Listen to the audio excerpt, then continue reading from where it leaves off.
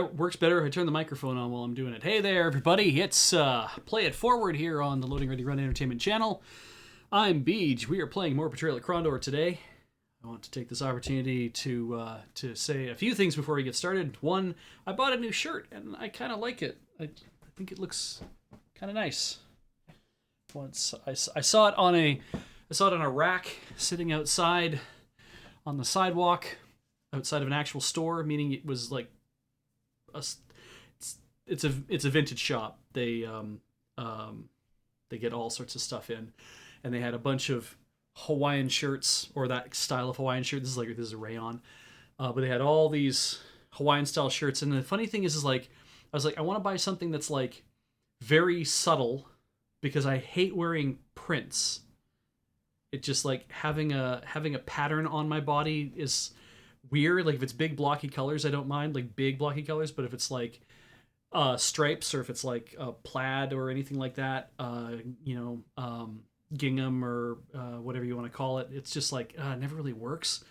So this was like, this is light blue and dark blue kind of. To you guys, it's probably coming out a little stronger. This is a little more steely blue. For whatever reason, the camera makes it look like this, and so I was like, yeah, I think I will pick this up. I like the way that this looks. It is a slightly different way of getting a pattern onto my body. It's not an obvious pattern. It's kind of a non-obvious thing. I really liked it. And I found it on this rack a couple weeks ago and was like, I should buy this shirt, maybe? I don't know. And then I didn't. And then I went by there the other day and I was like, not on the rack anymore. I'm like, of course, somebody bought the damn shirt. Well, maybe they have other shirts that are like it. And I went in there and I grabbed like 8 shirts off the rack. I grabbed even some golf shirts and stuff.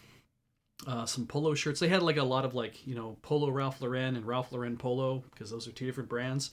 Both by the same company, Polo by Ralph Lauren Polo. Or wait, is it Ralph by Polo by Ralph Lauren Polo? Is that the thing? Anyway, the large majority of what is a Hawaiian shirt doesn't fit that kind of like bombastic bright colors and the shittiest rayon you've ever put on your body, right? Like that kind of thing. And I'm like, I can't do that. I can't do your classic Weird Al Yankovic Hawaiian shirt. It's too much. But I like wearing a nice bright color. And in fact, I was talking with Kathleen about it one time, and she says she used the term jewel tones. And I'm like, actually, yeah, I like that idea of that's the kind of I'm going to buy clothing. My pants can be whatever kind of neutral color, it's fine. But I want to have like strong jewel tones on my body. I want like strong amethyst purples and ruby reds and emerald greens. I want to do that kind of thing. And I'm like, like I want like a cobalt blue or a sapphire blue. Cobalt's not a jewel, but you get what I mean. I want those really strong, bright, like concentrated colors.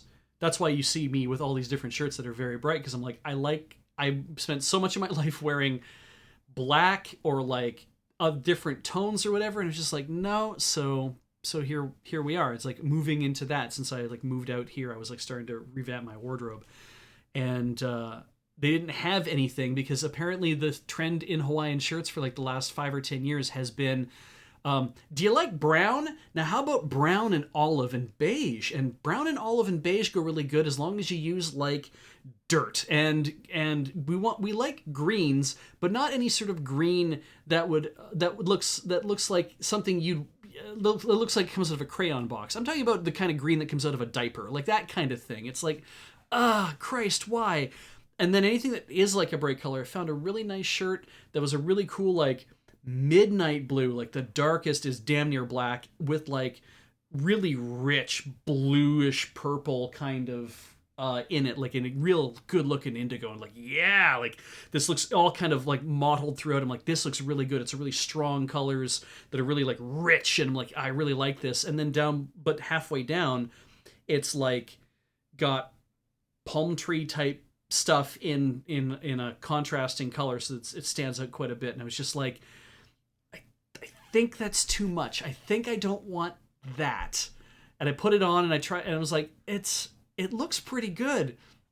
And then I like tested the yoke and the shoulders. I'm like, oh no, shit, that doesn't actually work, because it just when the yoke and the shoulder gets too long, the whole thing doesn't really hang on you properly. And I was like, I want it to fit. If I'm gonna buy a shirt, I want it to at least look like it fits. And I found some that were like, they're like, oh, isn't this nice? I'm like, a really nice shirt. And it's like, yeah, and the button is right there. That's the top button is right there, and the rest of it's like folded down and like creased. And I'm like, oh Christ, no, I don't want to show anyone my chest hair. You didn't pay for that.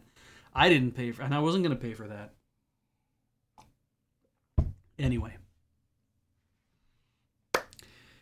Thank you for coming to play.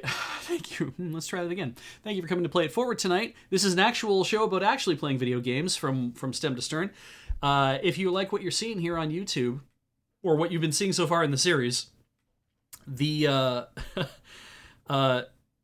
you can go to the main channel, youtube.com/loadingreadyrun, and you can subscribe there as well to see all like the funny stuff that we do on top of all the streaming stuff we do.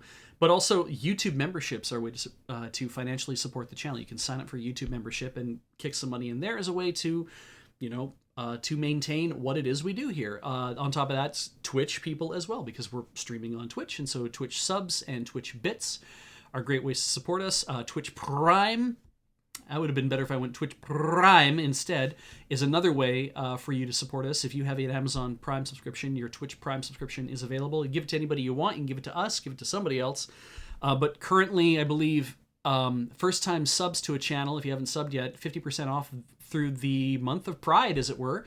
And I believe gift subs are even on discount as well. There's a whole thing about it. If you're a Prime member, I believe you just get to do that. And what else? I think that's the Twitch stuff. And that then brings me to the Patreon, patreon.com/loadingreadyrun. A great way to support us, to join 2,500 other people who are all supporting us through Patreon. And you look at the number that we're making there, and it's like, man, that's a lot of money you guys seem to be making. Do you really need mine? It's like, well, we spread it around. Like, a lot of people are paying their rent out of this kind of money, and they're putting food on their tables. And, the Moonbase has electricity and an alarm system and, air conditioning. Yes, it does have air conditioning. Sometimes I wonder, because of the fact that you guys are making that happen for us. And we really do appreciate any which way you can in supporting us, because that's what's important. If you want to also get a little bit back from that, of course, there is also every single way that you can support us has a way to come back. The more direct way of getting something back is the store.loadingreadyrun.com. Somebody just went to the store, in fact, and bought something. My watch just told me so. So if you're feeling like, hey, I want to get myself some stuff, well, Pride shirts are available. lrr.cc/pride will take you right there, but store.loadingreadyrun.com will show you everything we've got. But we have the Pride shirt, which more will be back in stock this month. We got those in the system, and damn it, we're going to get them through as fast as we can. And what else? We've got mugs. If you need and not like this kind of mug, like a little bit smaller than this. But we also have the Coffee with Surge Keep Cups, which are super cool. I'm going to get more RoadQuest bottles in, I think, at this point. If you're interested in one, please put your name in for that, so I can order those. And what else is on the store? You know what? I never mentioned the dice vaults and the rolling dice trays that we made in conjunction with Wormwood. If you're interested in getting yourself a beautiful Wenge dice vault with inlaid turquoise, we have those on the site, I believe, still. And if you're thinking about getting a maybe like a big rolling dice tray, the Dice Friends dice trays are really nice. We still have lots left in cherry, and we might have some left, I think, in black walnut as well. And yes, Quixotic Scrivener says this is a Stein. This is a Stein. This is 500 milliliters of decaffeinated Earl Grey tea, sweetened with stevia and topped with skim milk. It's good. I like it. Let's get on with the game. Oh, Kaku Epsilon says, I think my Alert Pride shirt is the best feeling shirt in my entire wardrobe, or in your wardrobe anyway. Thank you for that. I'm really pleased with how those came out. I've been, whenever we're making new shirts, it's always kind of like, I need to find something. You're going to find people who make shirts and it's going to be like, so we printed this on this like cheap ass Hanes whatever shirts they give out at cons generally come out this way, right? Where it's like you get a shirt for free at a convention. It's gonna be printed on some like really thin Hanes or Fruit of the Loom. Sometimes even some of the rougher Gildan stuff. It's like really heavy wearing Gildan shirts. We have some actually really heavy wearing Gildan shirts for certain sizes in our inventory because that's the only shirt that is actually blanks. They're made in that size.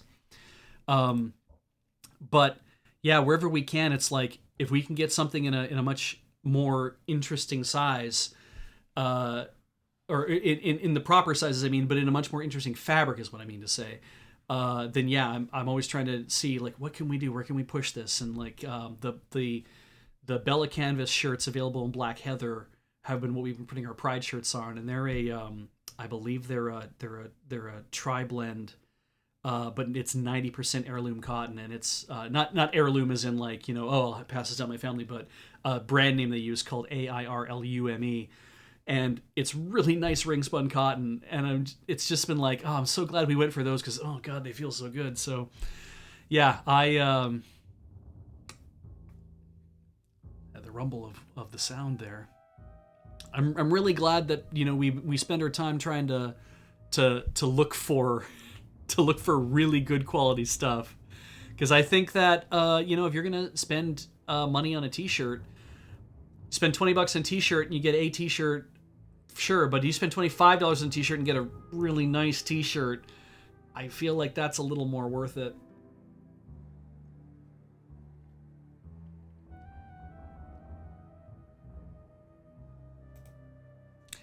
I would like to move north to look up there a bit.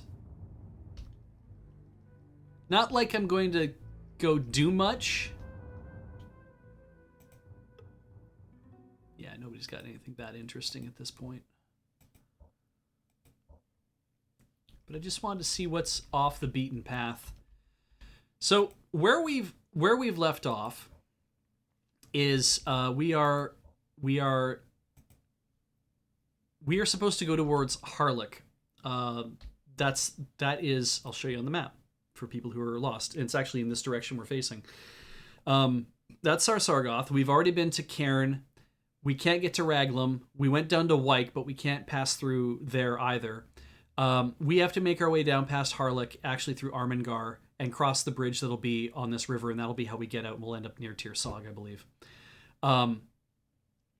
But the way we were supposed to do it is we have to avoid Harlech, because if we go to Harlech, we are probably going to get rumbled. And, game over easily there.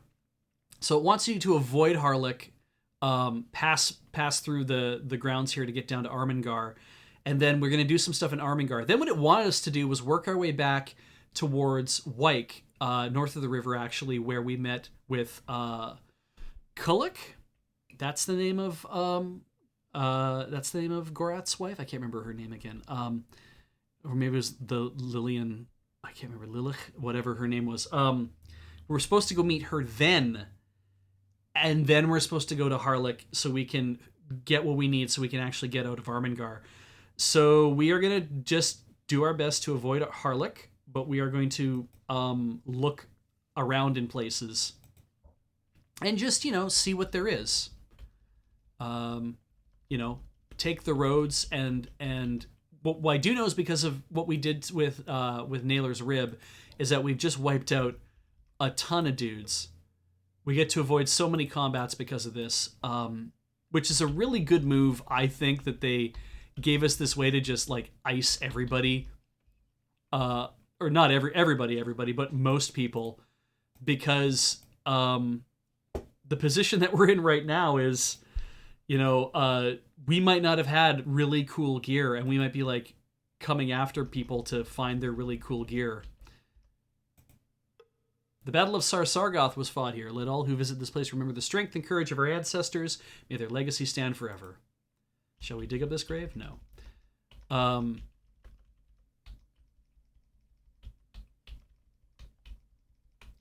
So we've wiped out like 98 enemies over the course of several combats, which is great. Nothing in there. We got to ensure that we don't end up too near to Harlech, because I don't want to end up triggering events that we're not supposed to trigger.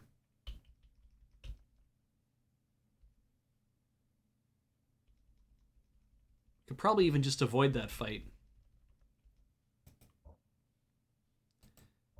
He said, wondering why we would avoid any fights whatsoever.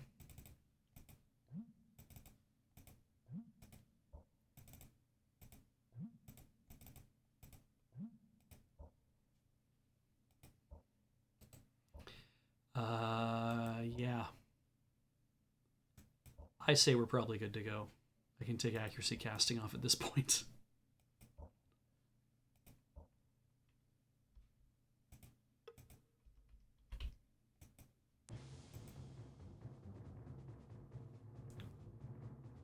Ah.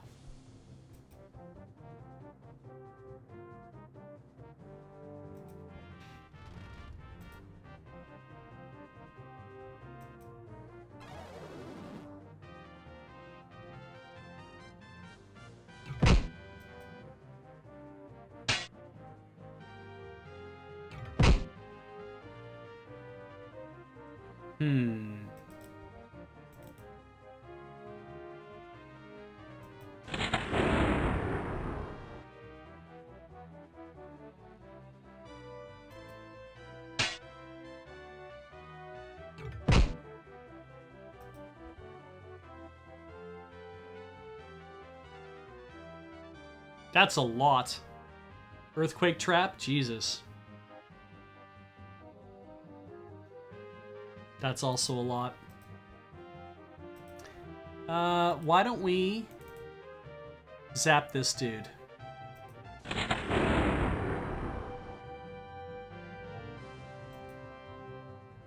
That's good. Gorath's just taking a beating. All right, one more of these. That didn't seem to work. That worked. All right, let's blind some of these giants. He blinded all the giants. He blinded all the giants!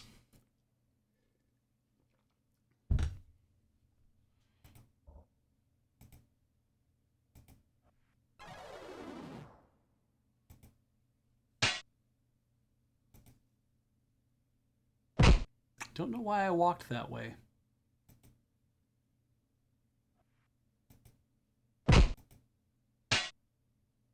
No.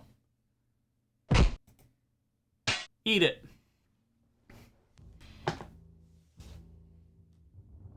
Lightning staff only works if they're carrying metal. Oh, that's cool.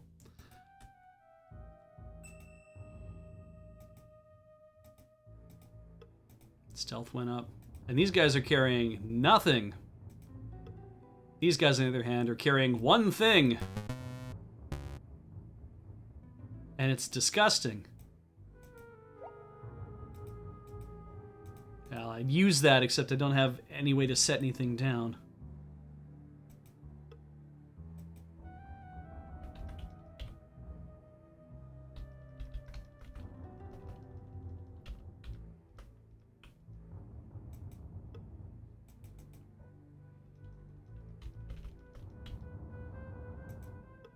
There we go. And a tuning fork. And we have a tuning fork. And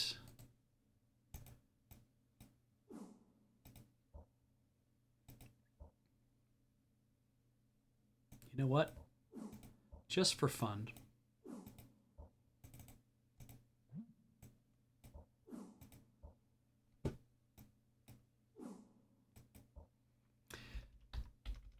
They are kind of Torg-looking dudes, aren't they?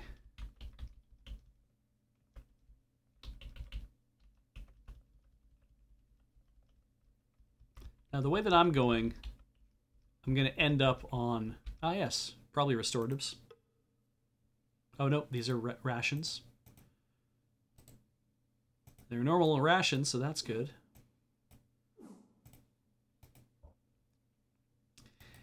How close are we now? Oh, that's probably Harlech down there. Oh, maybe not yet.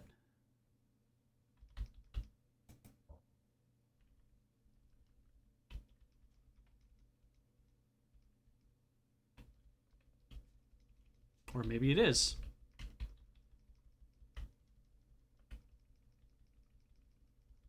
Well, let's see here.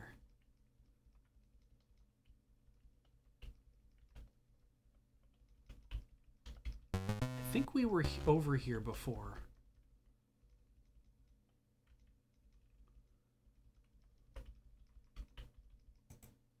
Yeah, no one's lived there for some time. There's a bunch of dudes on the side of the road. Camp until healed. Should have done that initially so I could have just taken more rations. Pop into frame, I dare you. This can't be Harlech. It isn't. It's just something else. It's just a big fight with a bunch of guys. And a tent. Gorath approached the tent cautiously. Owen, following carefully behind, whispered, "Isn't it kind of strange that there is a well-traveled path leading to this tent?" Standing before it, Owen realized the tent had been erected in the middle of a house long since fallen. Only a few scraps of rotting wood and a square patch of earth around the perimeter of the tent gave notice of its former life. Owen peeled back the flap of the tent and went inside. Owen followed closely behind. "A powerful spellcaster lived here once, long ago," said Gorath. "My brothers still come here on occasion." Silently they left the tent and returned to the road.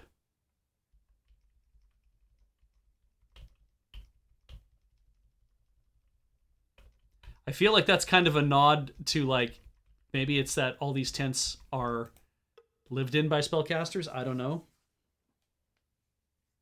Oh, wait, is this the magical well? Standing before the well made Owen feel very strange, like 1,000 eyes were watching him, staring at him, burning into his soul. He shivered uncontrollably. "This well is said to have special properties, though few have ever been able to drink from it," Gorath said. "Why is that?" asked Owen, still shivering. Gorath turned slowly and looked down at Owen. "Because it's very dangerous, and because only practitioners of magic can survive its powers. The decision is yours. The decision is yours, my young friend. Do you wish to drink from the well, Owen?" "Yes." Owen took a sip of the magical water. At first there was no effect, save the powerful beating of his heart, which had actually begun even before the water touched his lips. Then slowly, colors began to swirl in front of him. A rainbow with wings that dipped and soared, creating beautiful patterns of light and color in the air. Faster, faster, blending, crashing together until, at last, an image began to form. Owen refused to blink, for fear it would go away if he closed his eyes for even an instant. Then it spoke, not in words, but in impressions and images that invaded Owen's mind. They swarmed inside his head like bees in a hive until he thought he could stand it no longer. Then they were gone. "We have to go to the magician's house," he said, looking up at Gorath. Ah, so this is probably the...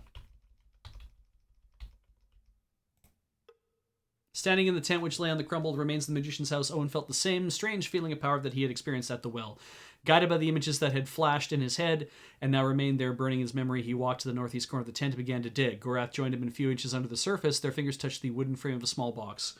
Pulling the box from its earthly grave, Owen looked inside. A single magical scroll inhabited the box, and he took it hastily. Then they left. Now, of course, we have too much stuff, so it's going to pause and give us an opportunity to see, do we want to carry this copy of Unfortunate Flux with us? That's where the Flux copy was.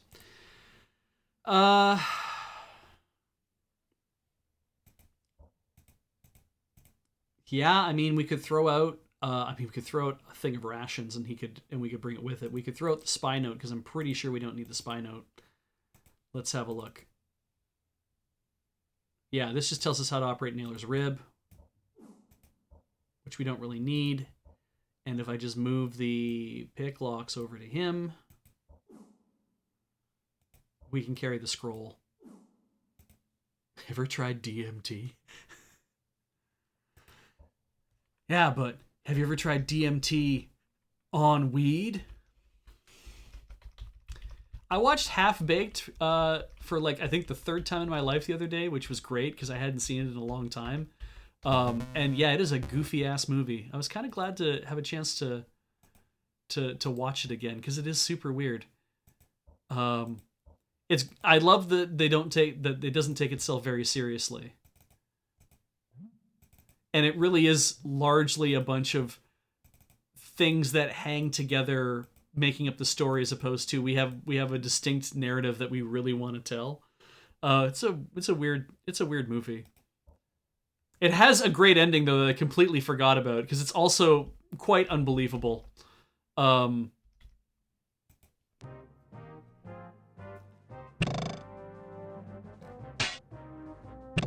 Oh, well, not like this. Okay.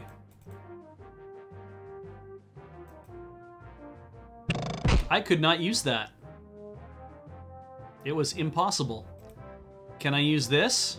Oh, yeah.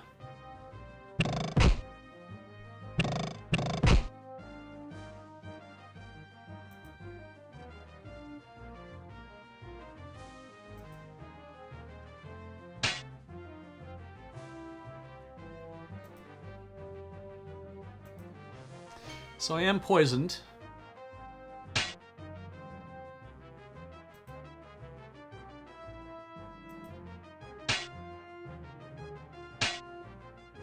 Ugh.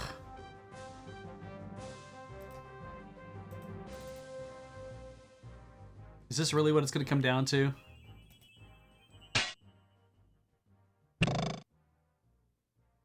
Owen's going to move away. Gorath's going to hit this guy. Owen's going to sucker this guy back. Because at this point he's like, you know what? Nobody...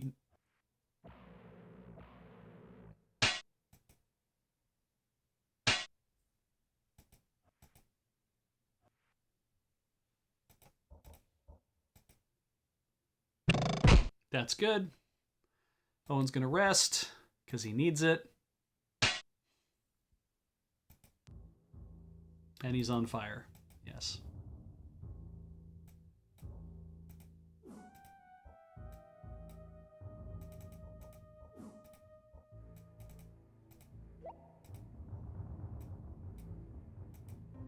I'm going to let...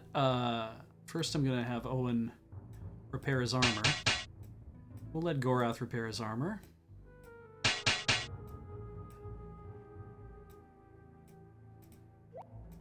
We'll fix that too while we're at it. That's nice. And he can have his Weed Walkers back.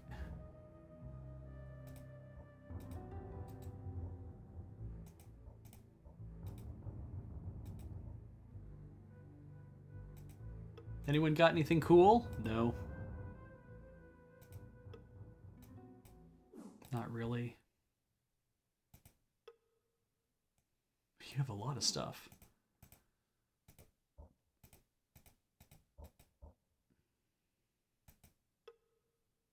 You also have a lot of stuff. And some rations. Some restoratives. Might need your rations here in a second. Camp until healed.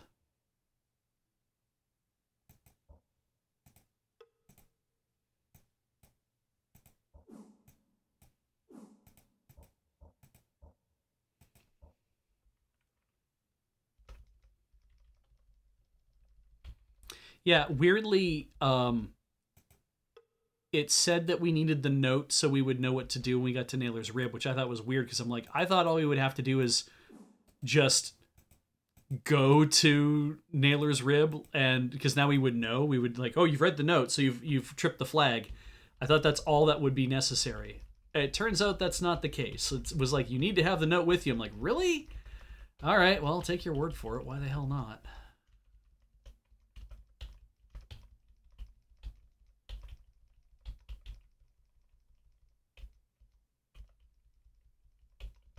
Let's drop a thing. Are we in Harlech now? Oh, kind of. Oh, dear. Well, I saved. Right, we drop a bookmark. Okay. Yeah, we probably don't want to be here if that's Harlech. We probably want to get the hell out of here. Avoid any potential issue by just staying east of the road.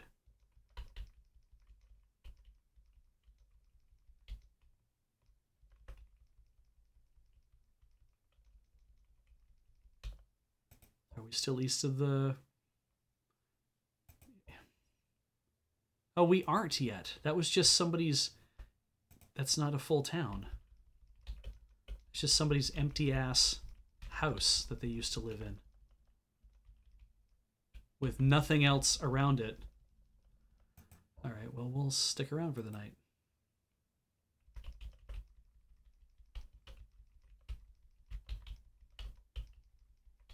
That looks like a town.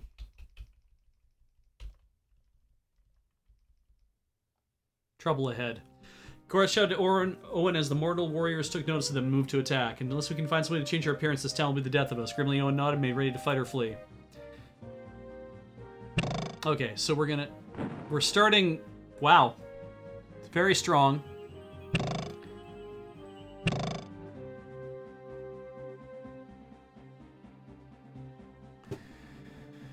Ha ha ha ha ha.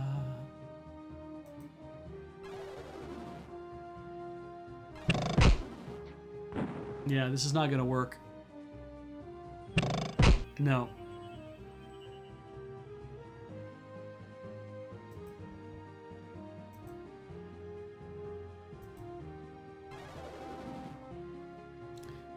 We're gonna die here.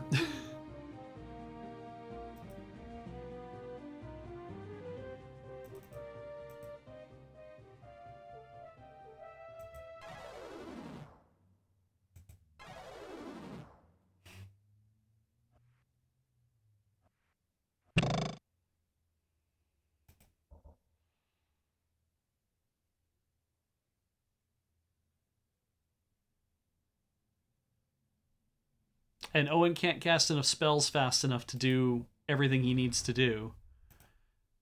I wonder if I can give Gorath some...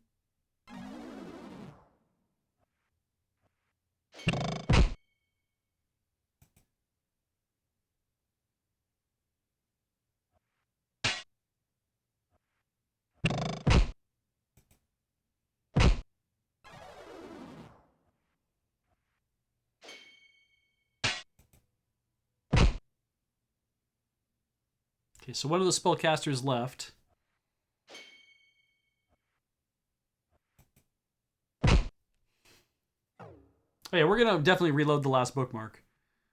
I wonder what auto battle will do at this point.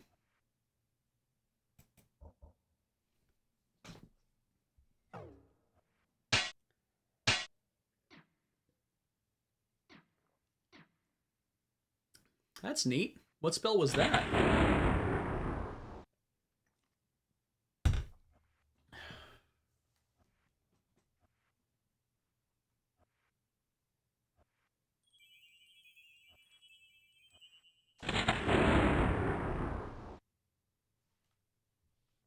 We won. I used a few charges of that, but that's probably fine.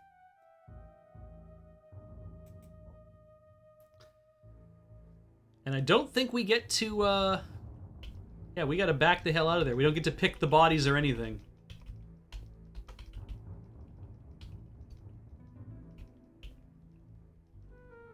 So let's head east. To the woods to grandmother's house. Camp until healed.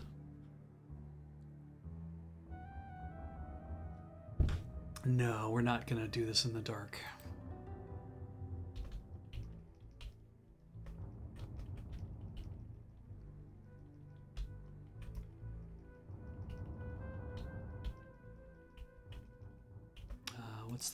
What's the area look like?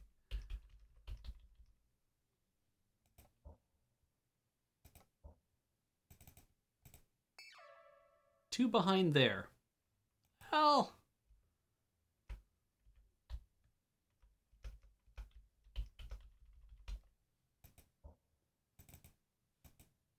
Oh, missed it. Turn around and go south.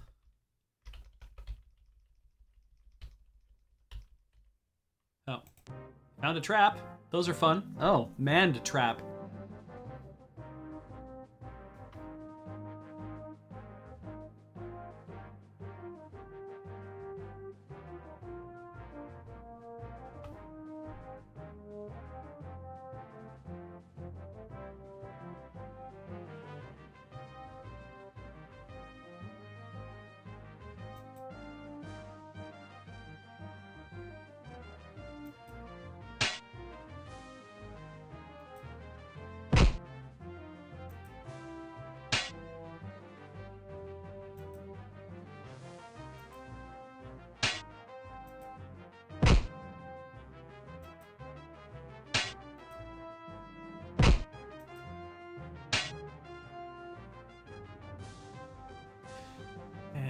Wait until my mouse responds. There we go.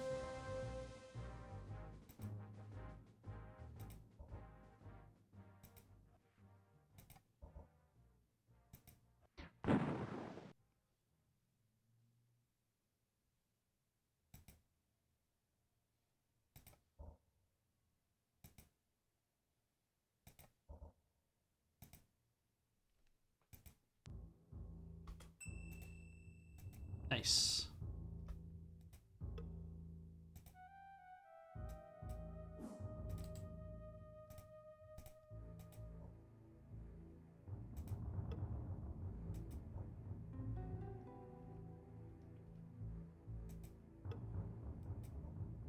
What about on this side?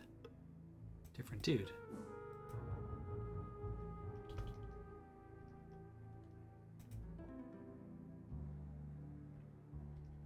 There's supposed to be some stuff here. Aha. Hardly worth it. Get our rope supply back up again. There's the other one. How good's that ruby? 31?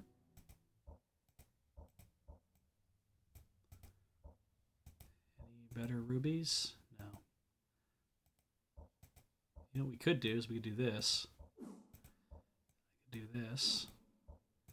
And we have an extra string now to restring with if we want to. Or I could just spend it right now.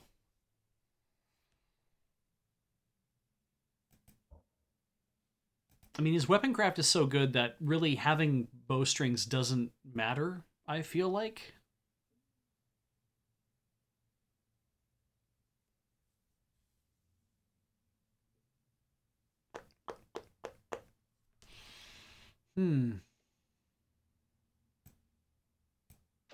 Yeah, just why not take the extra ruby?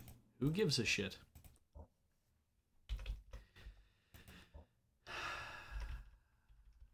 This way. Use the spyglass. Nothing that interesting. Go this way. Stay away from the road.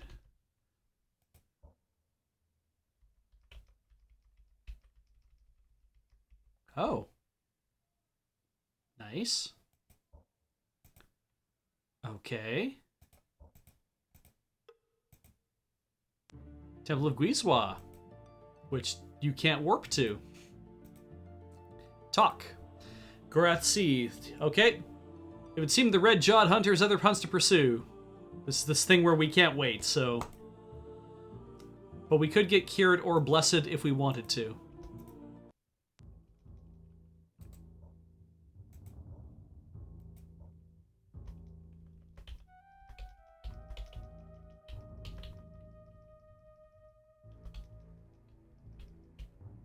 Oh. Okay, all normal-ass fighters.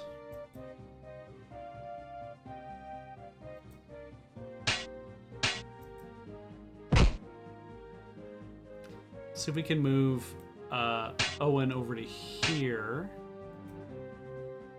Okay, somebody is going to want to interfere. There we go.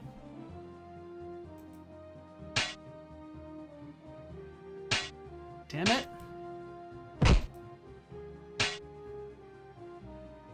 You know what? Fine.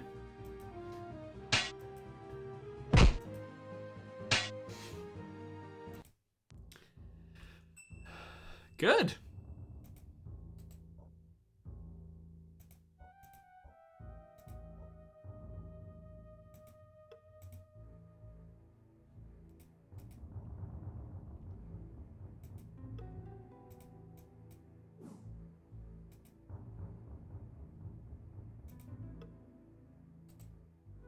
Heavy crossbow. Rations.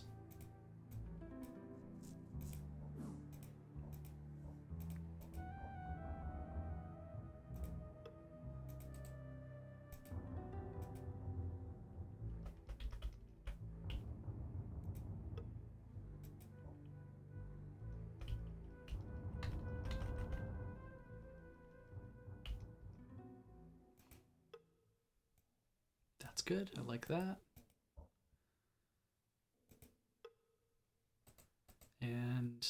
Lots more rations.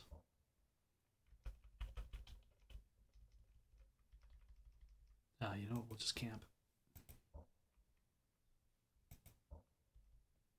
I'll go back for those rations. Why not? At least for some of them.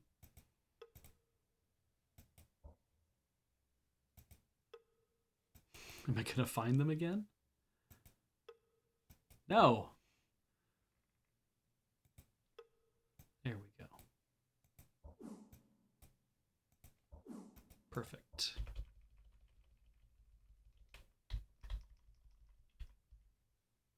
Where are we? Passing through the thin thing, and there's something over there, and there's two things over there. Well, let's turn up and go that way.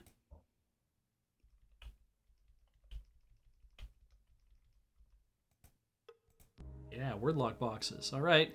If you have the guide, don't yell out the answers. Well, please only guess. Once alive, but now twisted round, it is used by mortal and men to punish their own kind.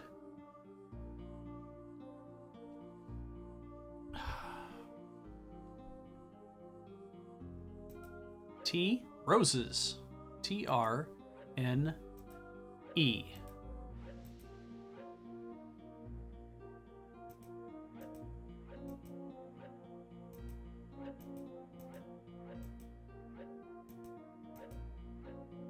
Noose it is.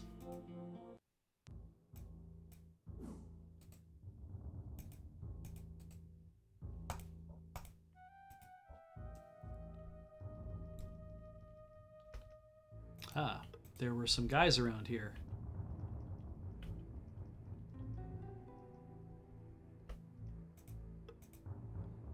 Should be a couple of holes in this space. There's the other one. More pick locks. Does Gorath have them now? Yes. It's just kind of amazing. It's like, we've been burning through pick locks, and yet, also we haven't. There's a couple things over there and one over there. Okay. Aha.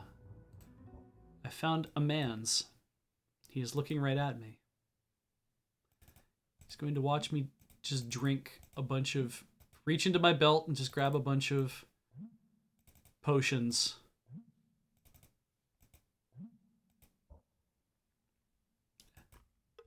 And then point at him and then take a step forward.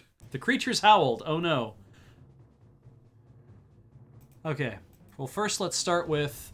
blind that guy. And then let's... I don't know. Let's actually start by...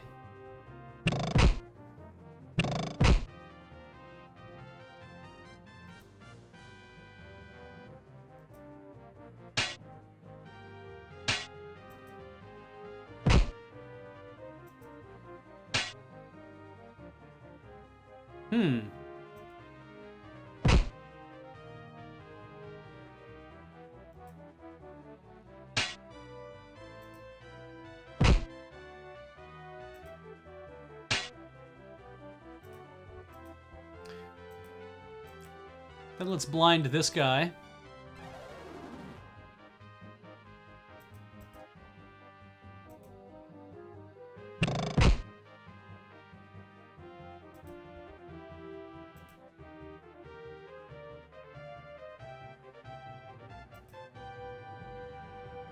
Damn. Oh well.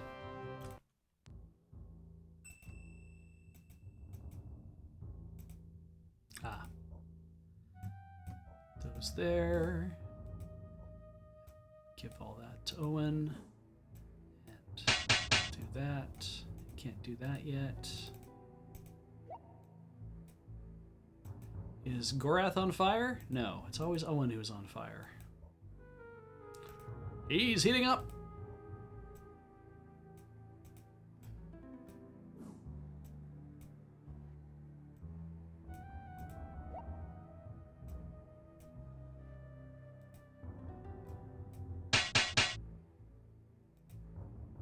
Now we need to give something to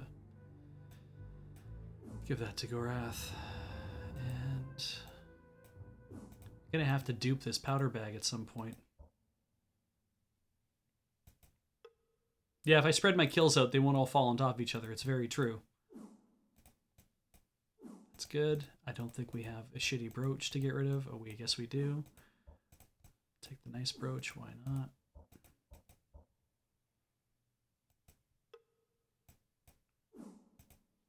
Nope, not worth that. He also had some money.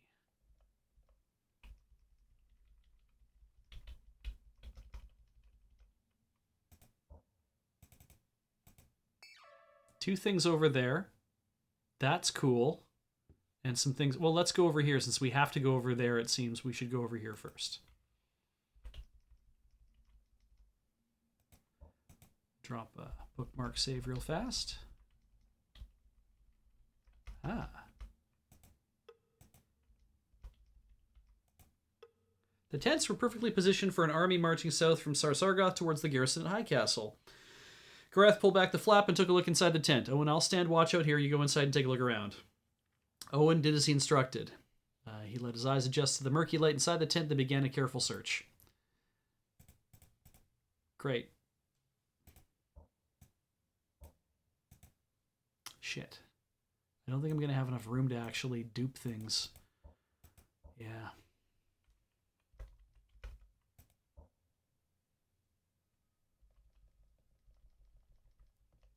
I wonder what's down here. How far can I get? Get quite far, actually.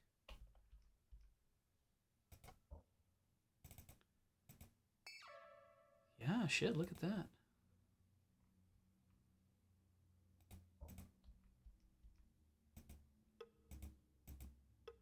Moving great stealth.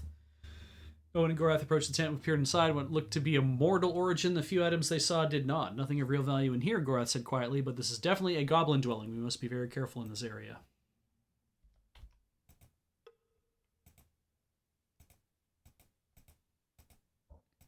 No, our that's way better. And again, anytime there's things, can't deal with it. I do not drink Diet Coke. I largely have sworn off a lot of pop as a regular drink. I have instead, that is more of a whenever I feel like having fun, I will definitely, it's like now it is time to drink pop because that is a fun drink to have. And that's also like, I'll have that when I'm out at, trap. I'll have it when I'm out at like a,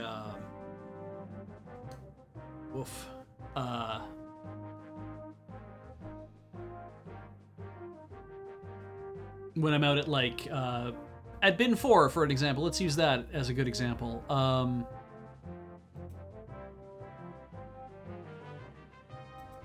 Because Bin 4 has this deal where after 9 o'clock, burgers are half price if you order a drink. Well, they don't restrict that to alcoholic drinks only, and I don't drink alcohol. So I have, I have the option of ordering pop, and I will have pop. And they do mixed pops, so they'll do like citrus mint cooler is one of the things they make. They'll do neat. And that citrus mint cooler is like what is it again? It's like ginger ale and mint and orange juice, I think is what they kind of work off of. They do like, and like Shirley Temples and stuff like that too. And I'm like, perfect, that's what I will have. I'll have that instead. Drop that bookmark. There were shuffling sounds coming from inside the tent. Gorath approached cautiously and was about to whisper something to Owen when suddenly he stopped, his furrowed brows revealing a deep concern. Without warning, a large goblin lunged out of the tent, grabbing Gorath. Their violent struggle carried them back inside. Then, before Owen could make a move to help, the conflict came to an end with a loud crunching snap. Rushing inside, Owen found Gorath holding a lifeless goblin, his head twisted to the side at a very unnatural angle. The body dropped to the dirt floor with a dull thud.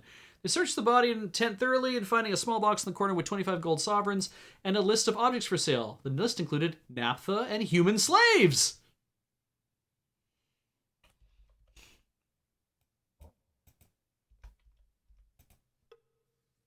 Nobody's been in that one. A figure lurched from the mine. Startled Owen drew in a breath, but next to him, Garth remained unfazed, his gaze filled with sharp defiance at the mercenary's sudden appearance, as if he had anticipated the arrival. The man had black hair cropped short over his expansive forehead, revealing a dark birthmark which curled from his hairline to just below his left eye. Looking them over, he nodded to Gorath. Delicon hasn't killed you yet? Impressive. Venutrier of Lan. What business do you have here, mortal? This is my private stake. Your claim was unknown to us. We saw the cave and assumed it might be a good place to bed down for the night. You know of the claim now, and I advise you not to forget that Venutrier of Land runs things here. Now push off. Of course, good day to you.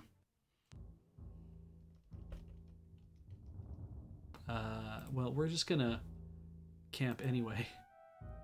So I largely don't give a shit about what you have to say. I also don't know if I'm stealing your money or not, but I probably am. And don't care about that either.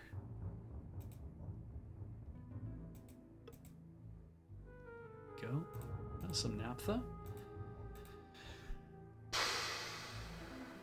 For 5 naphtha, what would I drop on the ground?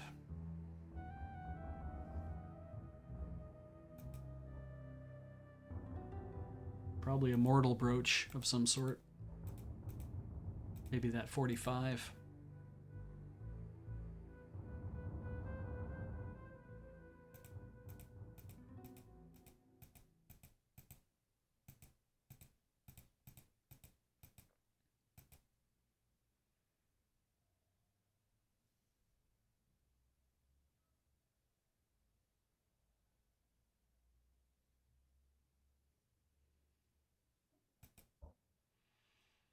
And I can't drag anything into that box. But I could definitely use this box to drag stuff into if I wanted to. Let's get rid of the... Let's get rid of this mortal brooch. We basically traded like a bunch of sovereigns for a brooch. And that brooch is worth more money than the sovereigns. Which means that guy's going to come back and be like, holy shit, what happened? Like, I found this chest where if you put a little bit of money into it, it turns into something that's worth way more. Like, oh yeah? Cool. Now the duping trick could work here, except you can't drag extra things into a box. Oh, you can. Oh, okay. We could have just done it from here to begin with.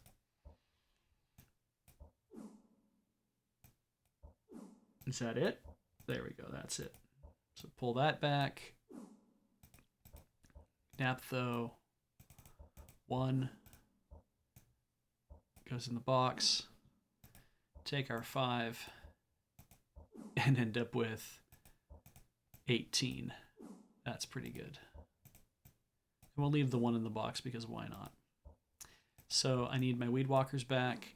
And he needs, I'll take that emerald back, and we'll take that rope back.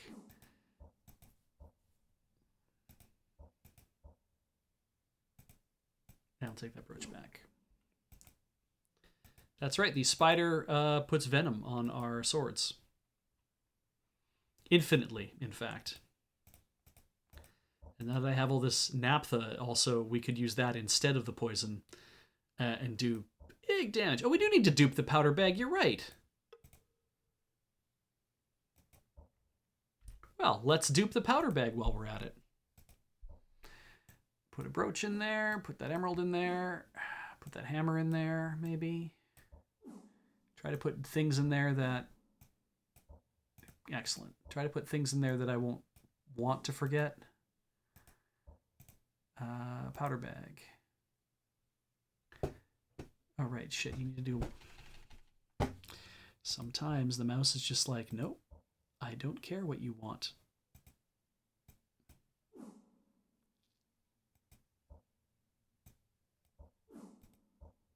Let's take that back. Okay. So, powder bag. Give 1 to Gorath. Put it in the box. Put that in the box. Take 11 out of there. Give it back. Give it back. Give it back. Give it back. How did we end up with... Oh, because we have 1 powder charge left. Give that back. Great. We have a full one of those again. I'm not even. I think this is a one-use item. Like it's like not charges. It's like you can't. Once I'm out of that, it's out of all of that.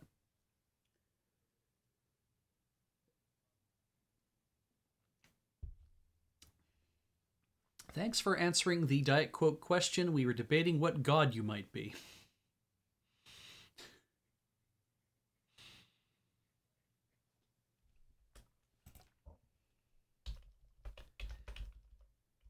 I'm not even. Yeah, you know what? I'm not going to bother asking more about what that might possibly mean. Take some royals.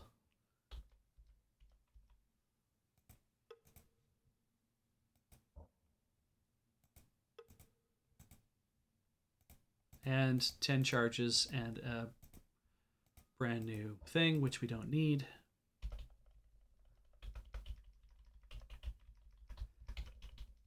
So I apparently can't go into the mine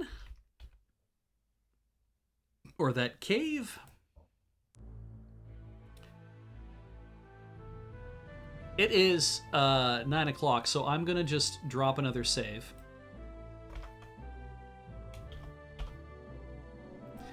We're going to take a quick break so I can come back to continue along. Let's just leave this music playing because it's cool. But stick around. In about 3 minutes, I'll be back again. And it'll probably be pretty quick. I don't think I need to take too long of a break as a result. But yeah, we'll see you soon.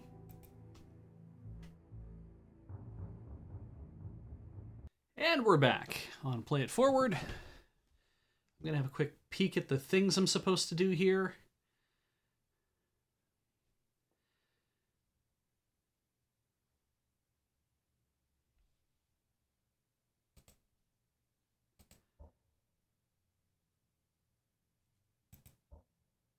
Excellent. Excellent.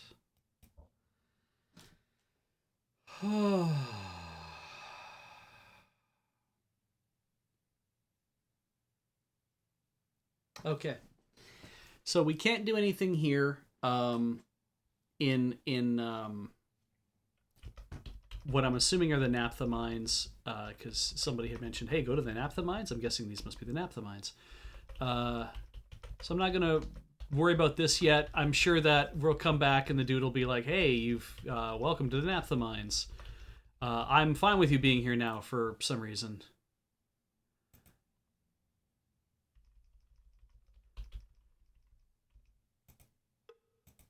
That's more rations, which we could probably use. Good. I know that it won't let you stack your... If you had spoiled and poisoned and normal rations, I know it won't let you just stack them all together into a mix and then poison all of them or spoil all of them. So that's nice at least. We fought these guys. Sure did. Don't have any more room for any more of their bullshit. We know that over here to the west is something else to click on. In that one there, and there's a couple things over there too. So continue west.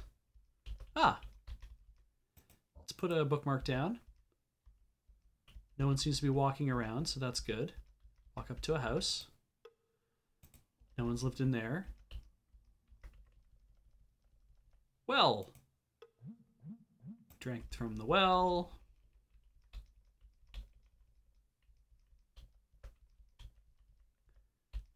Continue west.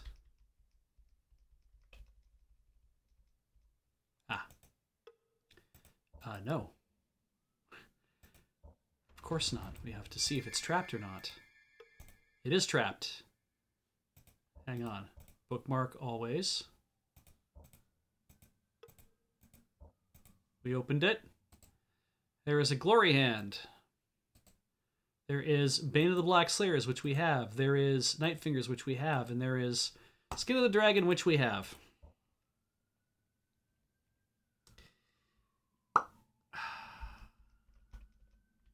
And there's a tree stump with some sovereigns in it. Nice.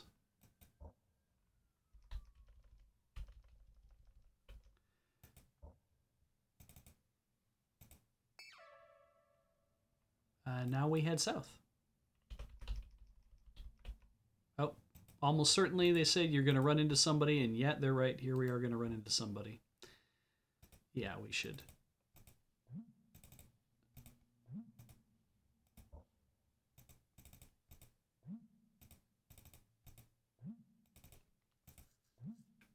What are we at? 5336.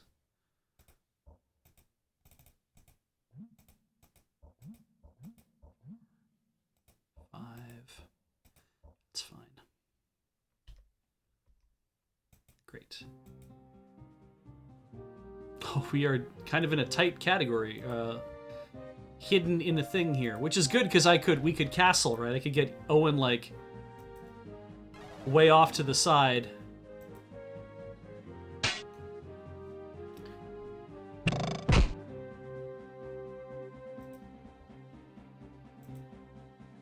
Didn't get there. That's okay. But Gorath can beat this guy up. Owen's poisoned.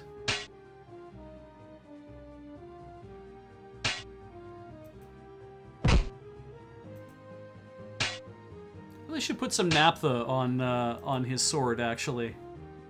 We could be one-shotting these dudes, no problem.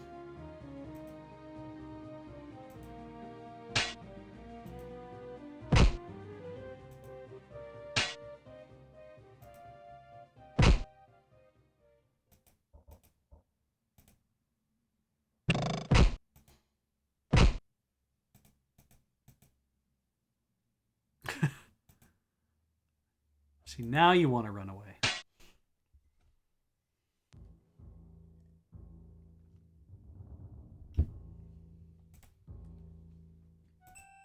I'm pretty sure I can't poison my enchanted arrows, right? That is not a thing I can do.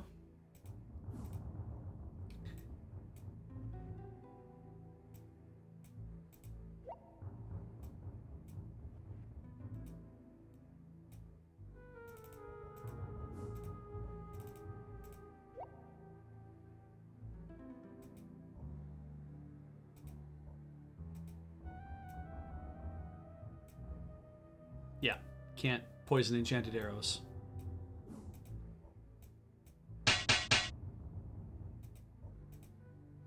Nothing in the bag. Presto! Take your key. I'll take that key.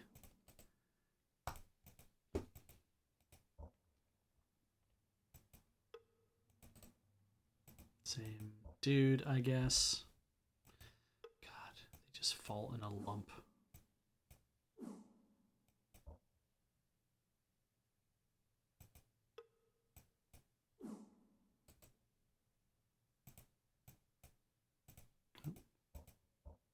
Well, we should probably camp at this point, actually. No. Stay overnight. Click this dude again. Take one of his really nice rations.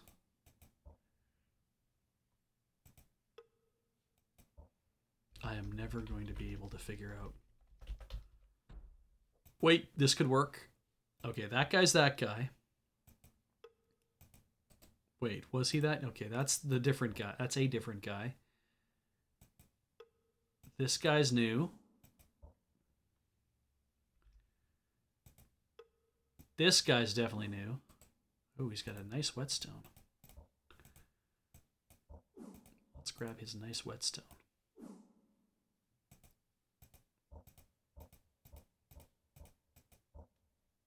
And this guy? Also new. Don't need any of his stuff, though.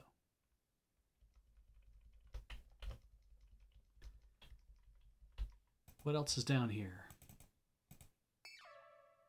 We did those things up there. Now we just head south, I think. Oh. More restoratives. That's good. Because we could actually just fill up.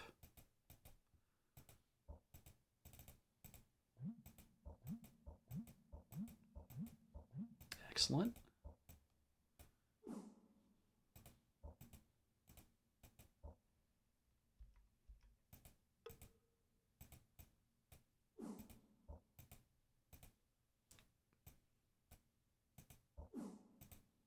think that's pretty good.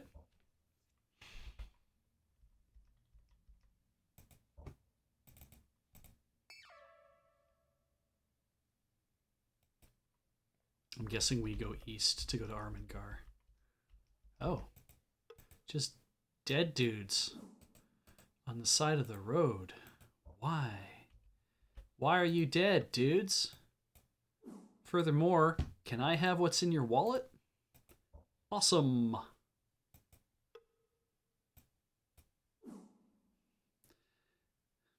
Grungy Rory says that whenever you replayed it, this game, you would always spend hours in Chapter 1 just exploring as much of the map as possible. That is literally what I did this time. If you want to see how I did it, the first 9 episodes of me playing this is like that. Yeah. That's got to be Armengar.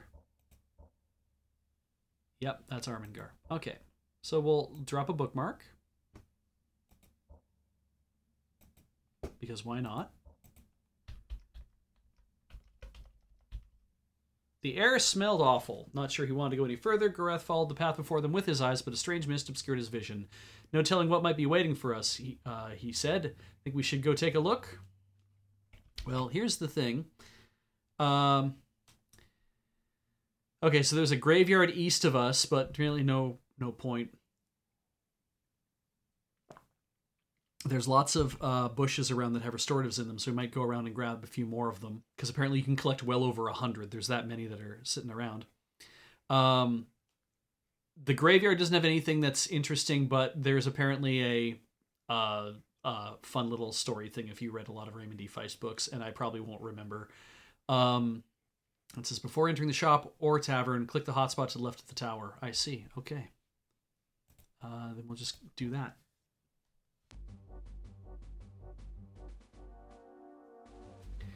A funereal pall hung over the broken stone walls of Armengar as a thick, oily smoke rose from dark cracks in ground. Scavengers thrived in the ruins, living on the artifacts they found like mushrooms supping on the decayed bones of some old dead thing. Slowly the mortal would reclaim their city and restore its ancient name, Sar Isbandia. Enter, shop, tavern, exit. It does tell us we should enter, so we're going to do that first. Gorath investigated. Peering into the smoke-filled hole, he was unable to see anything, although he was certain he smelled something like the burning of oil. For a long moment, he stared into the darkness before returning to his companion. The fires still burn underground here, he said, though, and 10 years ago past. 10 years ago past. 10 years ago in the future. When this fortress was attacked by Myrmindamus, the man who held this ancient mortal city, set it ablaze rather than see the mortal take it again. Do you hate him for it? Owen asked, seeing Gorath's pained expression. The mortal shook his head. No, as much as we should have done when Delicon first raided in our villages. The Naphtha Caverns. Gorath coughed, nearly passing out from the intense fumes within the cavern. He was only able to take a few steps inside before the light was completely obscured by oily smoke. Still, there seemed to be a small hole dug in the wall of the cavern next to the entrance, which he thought he could just reach. Curiosity won him over. Pushing rubble out of the way, Gorath groped in the hole, hoping that someone might have left something valuable behind. Naphtha, Gorath coughed, feeling the sticky black substance adhering to his fingers as he grabbed a greasy bottleneck. Feeling that the fumes were beginning to get to him, he stumbled away from the hole. Gorath squinted. Between the poor natural lighting and the fact that his eyes had not completely adjusted to darkness, he was uncertain what might or might not have been inside. More naphtha. I mean, we have a lot of naphtha.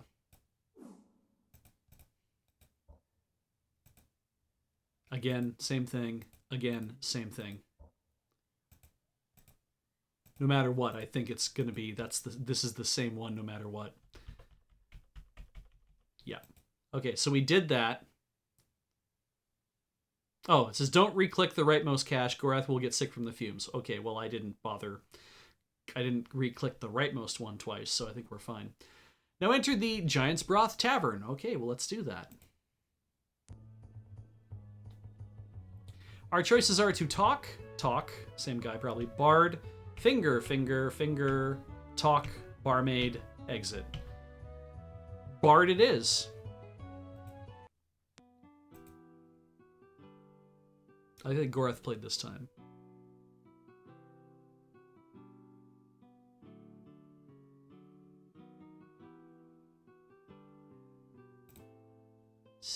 37 sovereigns.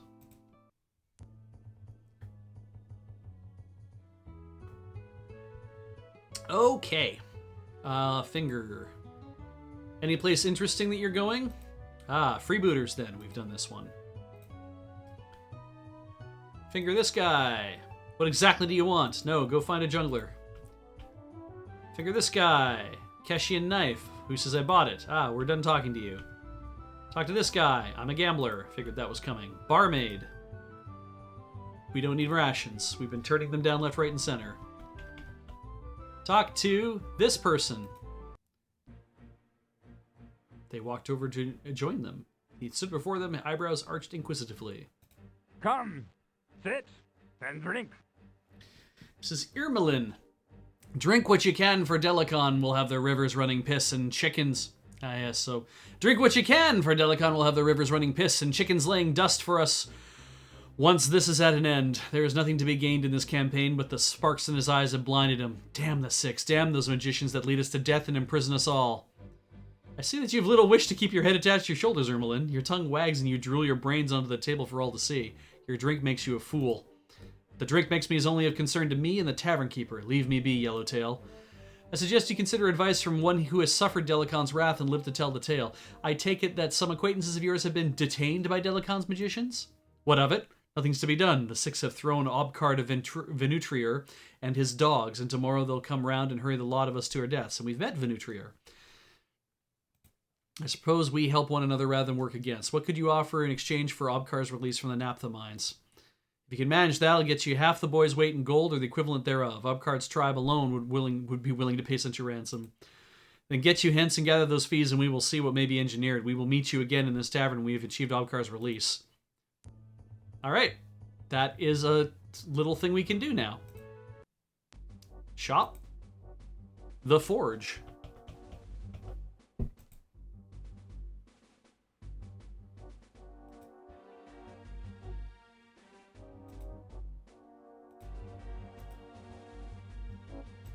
So we can probably dump off some of these brooches, because I don't think I'm going to need any of these on hand.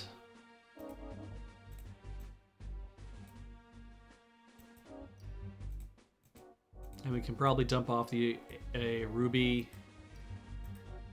I have 3 emeralds on me now. Let's put all the emeralds together. Let's see here. Emerald, emerald, emerald. I made you out of clay. I mean, we can probably dump the... Just to make a little more room in our inventory, we'll dump this emerald. Sure.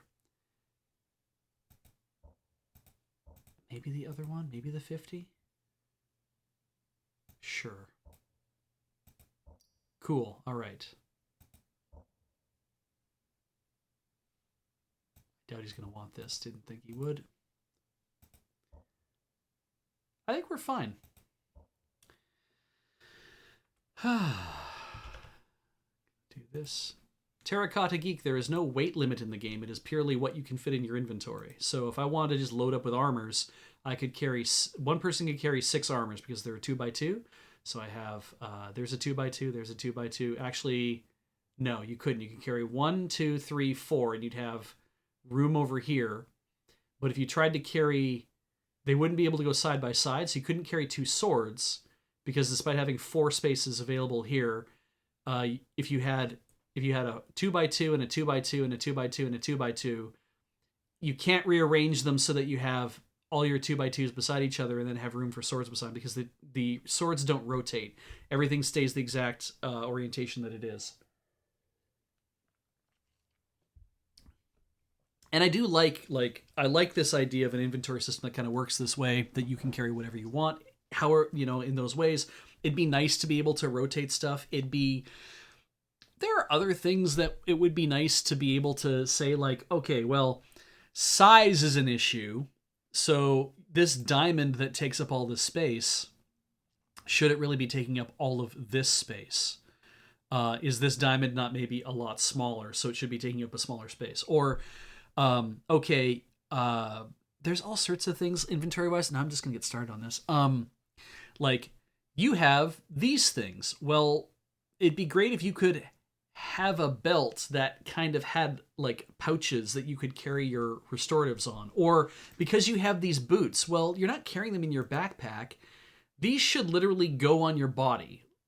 So there should be a place for you to put your weed walkers to be like, okay, you're wearing these, they're on your body. Because our keys are nowhere to be found. We can't sell keys. Keys are like a separate thing. And it'd be really nice to say, well, if you have like the naphtha bottle is quite large, like for having 18 charges, but it only takes up the same space as like a diamond. I'm like, that doesn't make any sense. The diamond would be a lot smaller, I would assume. And this should be a lot larger, but I mean, you're gaining something back for having this be the same size as some other stuff, like like 9 bunches of berries, right? It'd be kind of nice to have like better ways to manage things. Weight has always been kind of an interesting idea. My sword is already naphtha. It has, you can see it has the blue flame on it. It would be really cool to have like some better ways to manage things, like 14 days worth of rations fitting in the same space as this tiny spider. Those two things don't make much sense. Or the size of a single whetstone.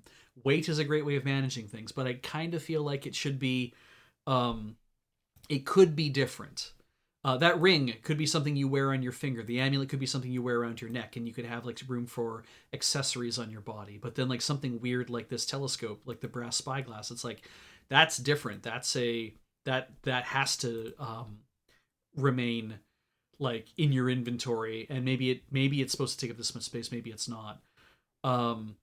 There's a lot of really cool my RPG Arclight, if I was to make one, would largely just be inventory management, which is my understanding there's already a couple out there that are like Tarkov or whatever, which is very much based on carrying stuff around. So but what I also like, I think about Animal Crossing, you can build tools in Animal Crossing, and what I think would be really cool in Animal Crossing is they live in your inventory, which I hate.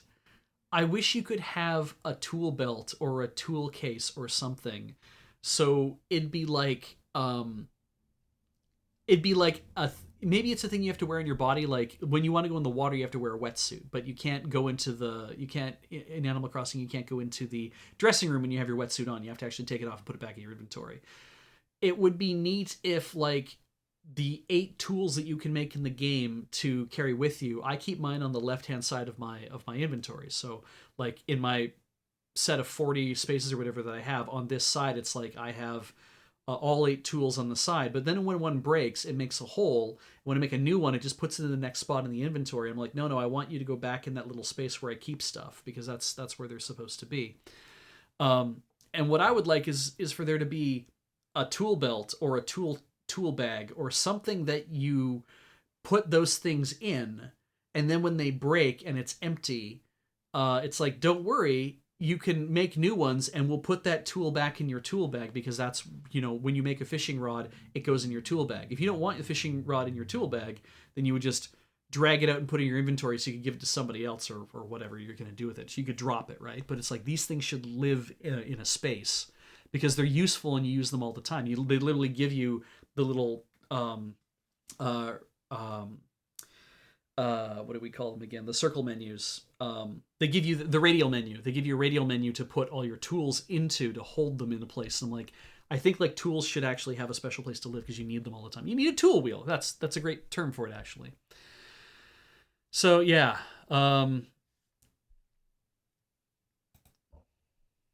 Anyway, that's that. We have taverned, we have entered, we have shopped, and now we're leaving. Oh, no.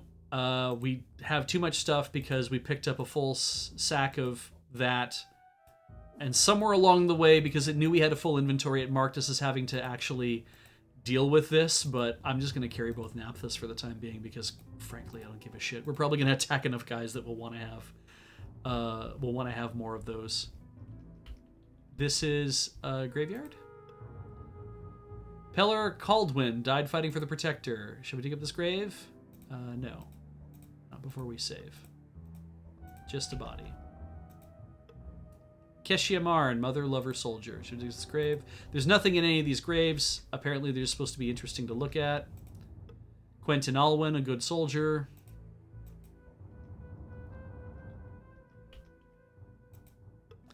Braddock Alwyn died for the Protector. Walton Danis fought valiantly at the Battle of Armengar. Larston Alwyn, the death of the city consumed him. Oliver Caldwin, his victories surpassed his years. Delian Malpress died at the Battle of Armengar. Delin, I guess maybe it is. Bronwyn Alpress, my first love.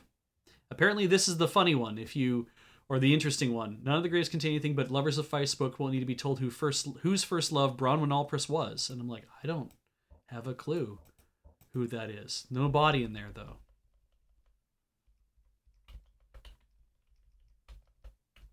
So we want to go back this way. Let's take a look here. Yep. Oh, that was Locklear's first girlfriend. So she should be there, but she's not there. There's no body there. So that might have just been a successful ruse. Oh. If my nose does not mislead, we must be nearing the Naphtha caves of which Ermelin spoke. It will be critical for you to cooperate with all that I say for her to get Obkar out of those caves alive. Why are we even doing this? Why don't we simply head south? Obkar is a name familiar to me, and I believe he may serve a purpose with his freedom. Kin to me in irritation, he has pricked Delicon's ire times enough that we may depend he will avenge himself upon his captor. You're hoping that he's as much a bother to Delicon as Narab, then, so what will we need to do? Venutrier of Lan operates in this locale and is known as a trader of slaves. I will offer you into slavery. Hang on. You're going to what? Do not alarm yourself over much. Venutrier would have no need of a scrawny young boy in his Naphtha caves and will undoubtedly insist I see his operations, reassurance he will not be ill-treated. And when we have entered his caves, undoubtedly the both of us will be taken captive. This is your brilliant plan? We just got away from Delicon and Sarsargoth and you want us to get taken captive again? We have a way out, however, as you may detect by the stench of this river that runs hard by. The Naphtha mixes with it from an underground river, which runs through the caves. It has since the day Gita Bastira torched Armengar. I know this because I have had words with others once held. Okay, so the underground river mixes with this, as Guy did whatever. I've had words with others once held captive by Venutrier. Once we are ready to leave, we dive in the underground river and we'll merge somewhere downstream. No one has ever died doing this. I've met none that have.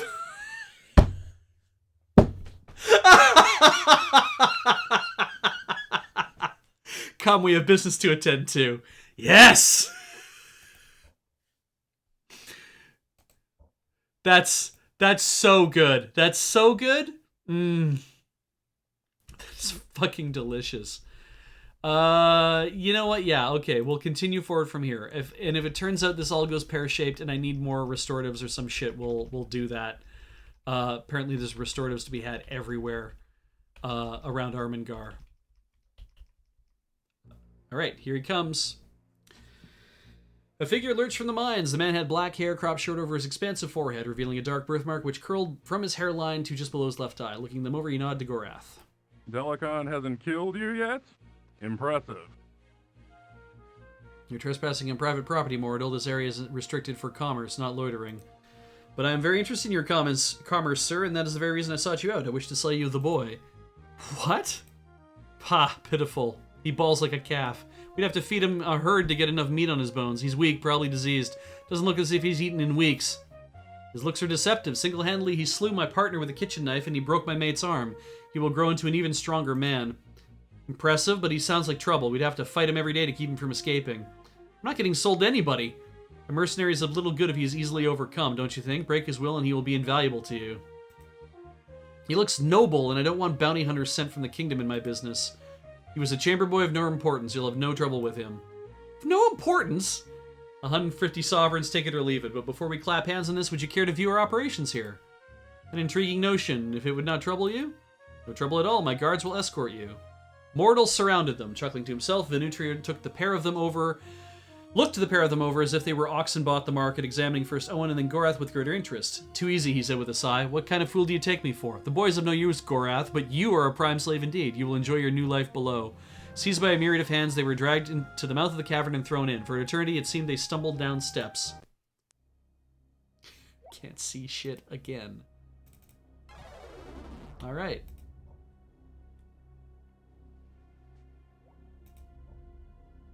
How large is this? That could be pretty large.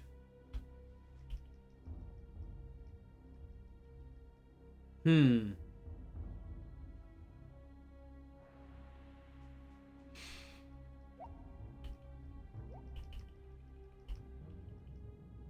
Oh. Wait, we're gonna just... Hang on. I'm a little not clear on what the story is here. We went into the naphtha mines. You're gonna make us fight a bunch of dudes? Because I don't know why I'm being made to fight a bunch of dudes.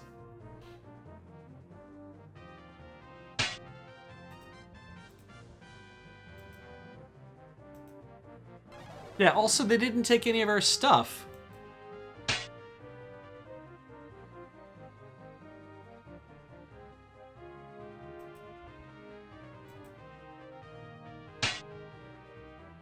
Yeah, I guess this is the escaping part. I mean, they didn't make it clear in the text, so...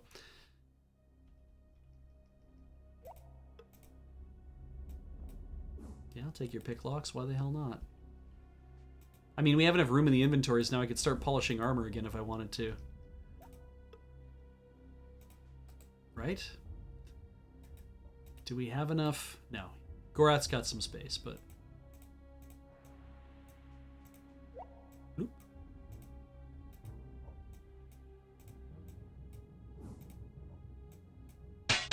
Excellent.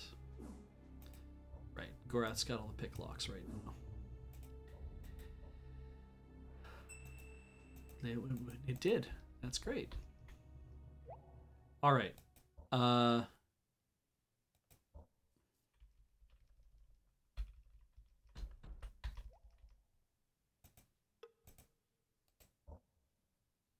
think we're going to be fine largely with what we've got happening here. So I'm not going to concern myself too heavily with juicing up before every fight, because it seems like it might just be a bunch of these kind of fights.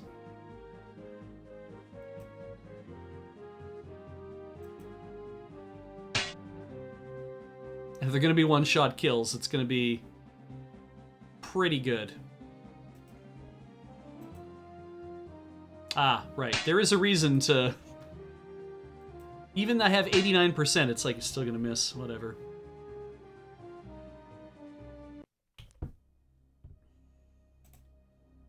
And go into Gorath.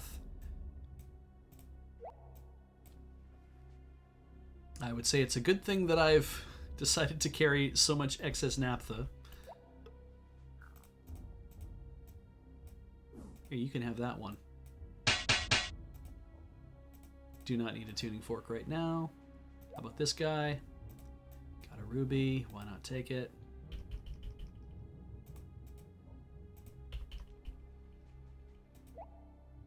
Can we sleep now? We can sleep now. Okay, good.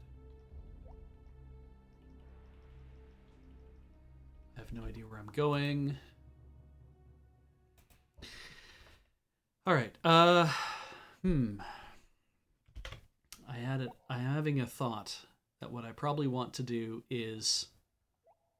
Oh, cool. The air in the mines is thick with naphtha fumes, so don't light a torch. If you do, the whole place will explode. That's great. Whoever it was that had Mike's RPG Center stuff handy, can you pull up a map of the naphtha mine so I can decide what's the most optimum way to explore this entire place? At least I know this is going to last for a while. Please, he asks, instead of being just a shit and being like, hey, can you in the chat do this for me? There we go. Thank you, Arclight. Drag that over to here. Okay. Entrance. Do not light a torch. Use a ring of Krondor or magic instead.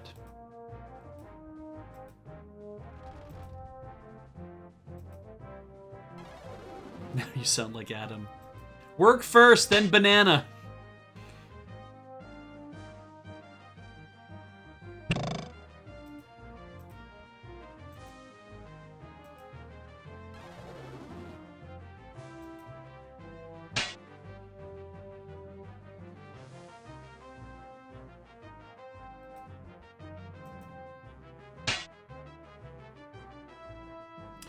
We can also turn the combat music off if this is really getting to people.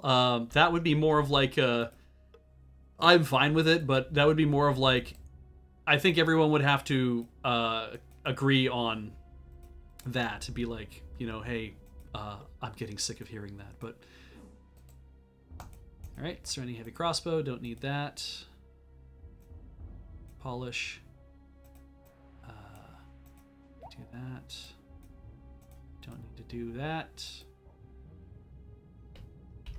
I knew there were 3 guys along here somewhere.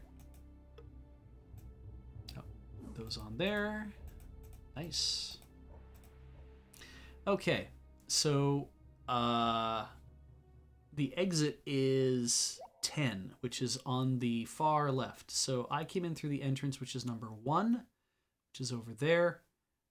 I immediately picked the correct directions every single time. That means we're practically to the end of the thing, which I did not want to do yet. Crap, do I just turn around and kind of boogie through the rest of it? Let's see here. Okay, we're going to turn around and go back so I can explore the rest of this place. And at least on the plus side, why did you do that? No. There we go. Ah. Oh, shit. I would like to see what that looked like. An oily stench filled the air. A hatchling wyvern stood puffing before them, craning its olive-scaled neck. It regarded Gorath with serpentine eyes and turned its penetrating stare on Owen. Though not the terror of the larger dragon-like cousins, a single bulldrake was capable of slaying creatures twice its size. I have never seen one of these before. Is this gonna work? Sure seems like it.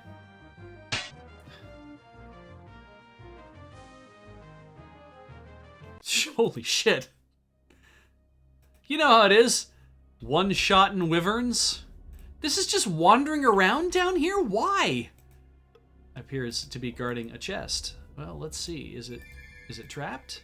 Yes, it is. Should I be worried? No. In fact, why not grab all sorts of crap? Well, because we're full up on crap now, aren't we?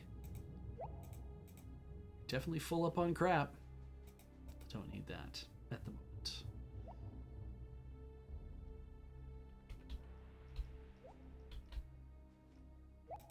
Let's put a save down.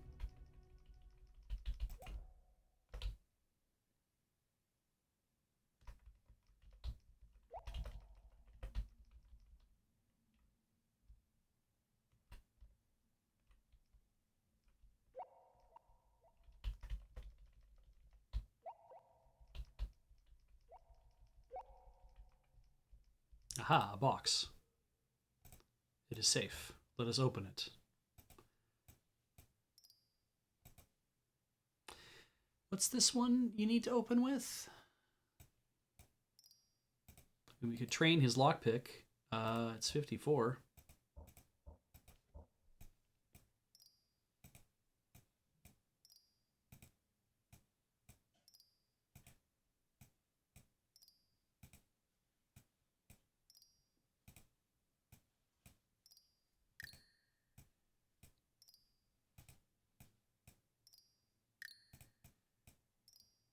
Gotta break some pick locks to make room for when we find more pick locks.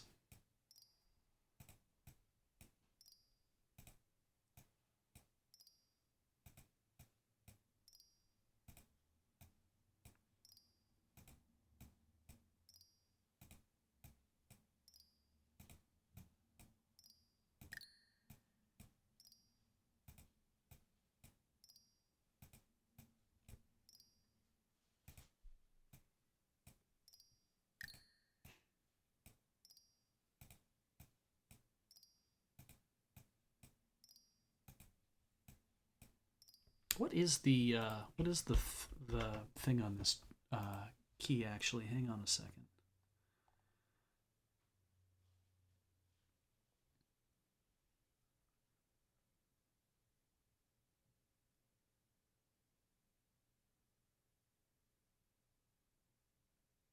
there is 71% or higher, I think, is on this one.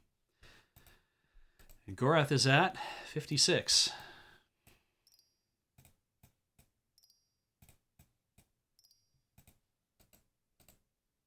57.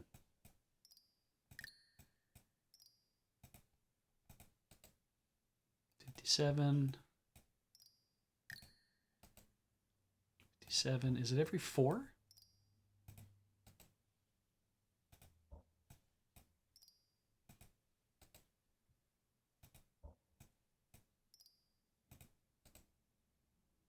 Maybe it's not. Maybe it's more than that.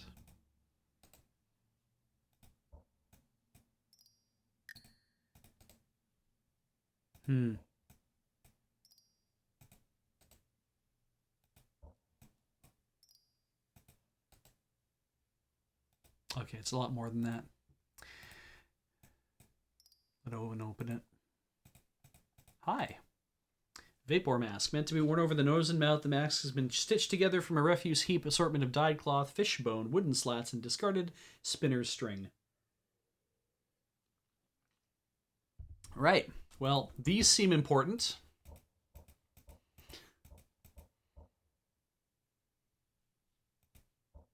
What are we carrying that isn't important? Well, I'm going to say a whole bunch of naphtha for one thing. Can I put it in here? Thank God. Put a couple masks in here. I think Owen's going to have to wear one, which means I have to drop something.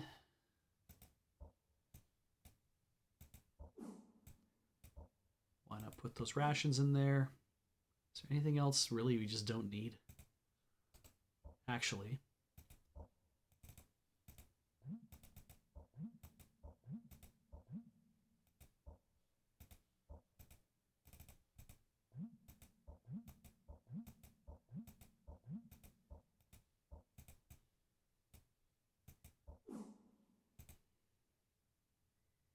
Yeah. Take the mask. Take that. Keep those on me, maybe? Sure, let's do that.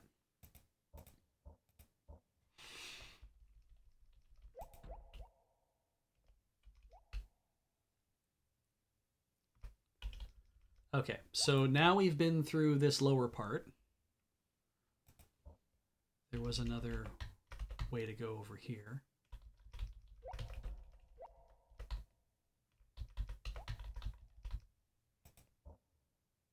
Yes.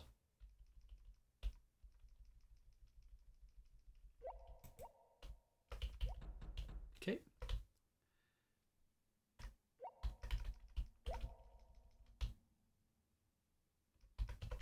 I gotta go up this way. And then... which way? We went south from here.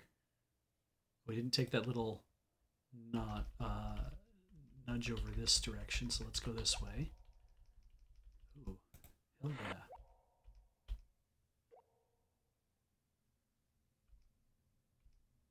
Oh, a lone witch hag stood before them, hands on hips. Their opponent seemed completely prepared for the attack, making Owen wonder if there were reinforcements close at hand. In any event, he guessed that the witch hag was well trained and even alone would give them quite a fight. The witch hag doesn't get to go first.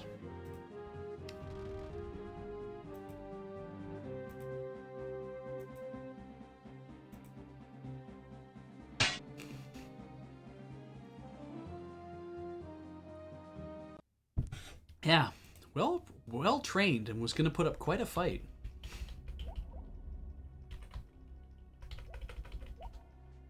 Ah, look at these chests.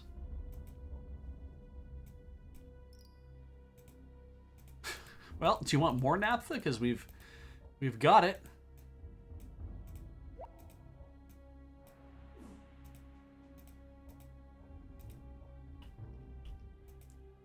Check. Oh, more powder bag. We have no need for that at the moment. Hit fine. Looks like a tiny chest. This one is trapped. Let's put down a bookmark just in case.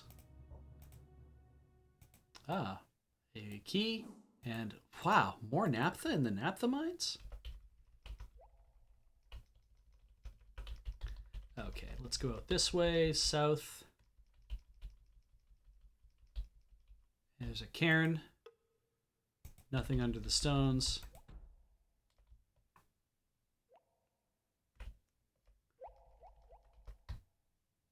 Nothing over here.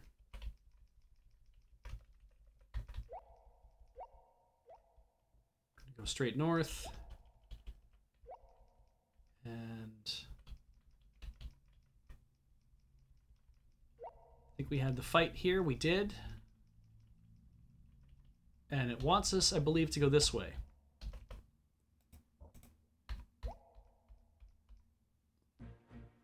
Gorath halted, staring at Owen intently. He waited for the boy to explain himself. You tapped me on the shoulder. You wish to speak to me? Gorath rumbled.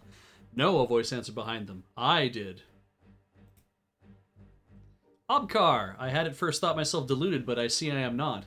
How is it that you are here? I heard that your head had been pitted on a stake outside Sargoth. You have the look of trouble. Not at all who live in the Northlands bend to Delacon's will. Providence would have it that he posted a guard outside my cell who was a close cousin and sympathetic to my situation. He bought time for my escape. So your cousin's head now hangs in your stead. You have a grave responsibility on your shoulders. All the more reason to see an end to Delacon's reign, Obkar. He shall pay his blood for mine, for each offense against my kin. I will redouble it against his flesh. I will allow him no quarter, give him no mercy, stay no blow against him for all he has done to our people. I should think you would agree, Obkar.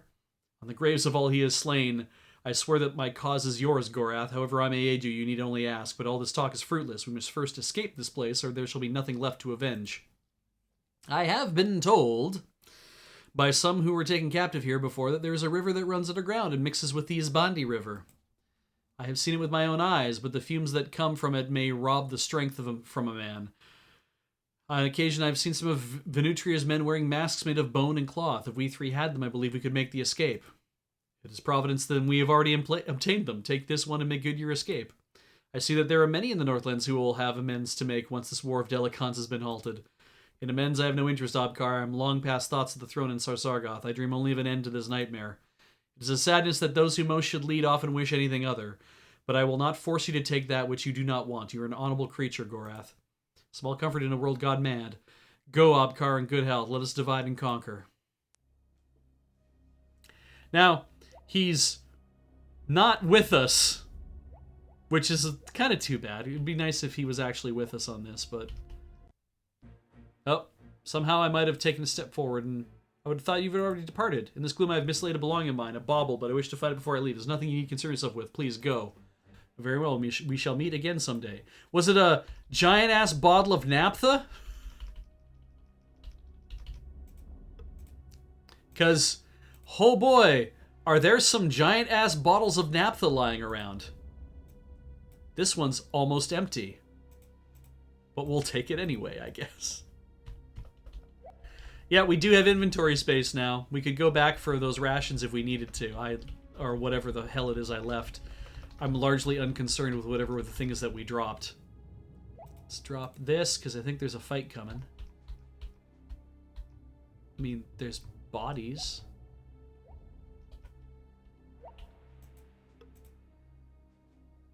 Oh, okay. And a heavy bowstring, which I'm not going to bother with. F it. Don't need that either.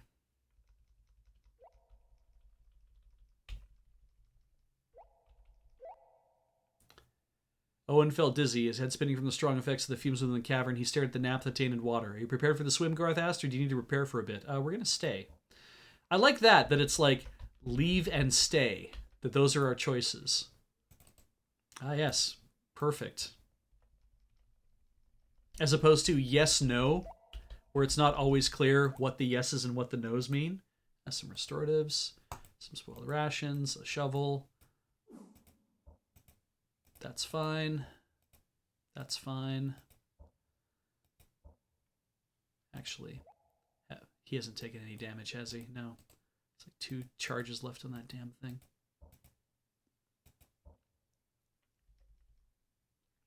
There's a body with some stuff on it. body, and body. There are 3 bodies in this room, and that's it.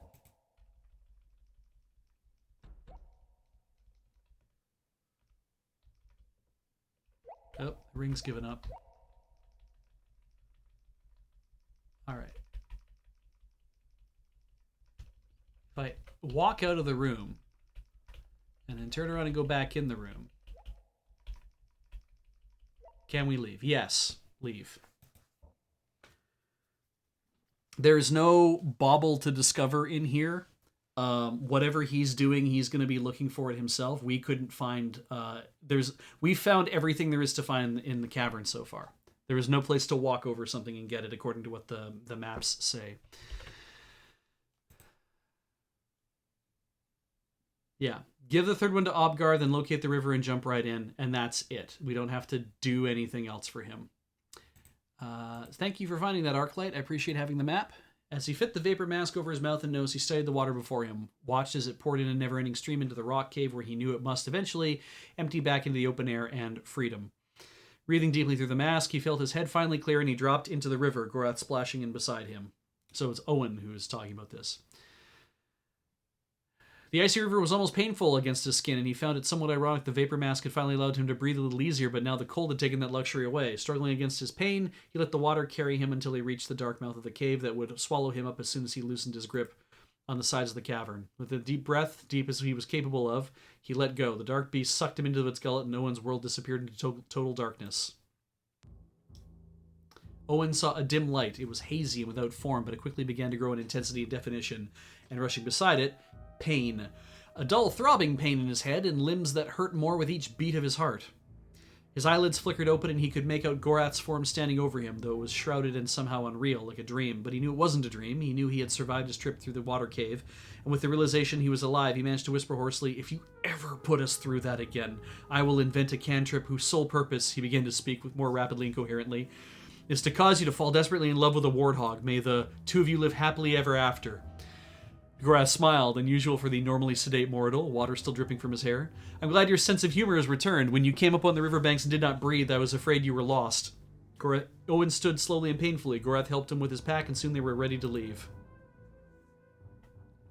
Facing southeast, which we don't want to do. Where are we exactly? We are... we're actually just outside of where you cross the bridge to go into the cave. And I want to look around. Yep, we are. "Ah, John, you drunk. Yar.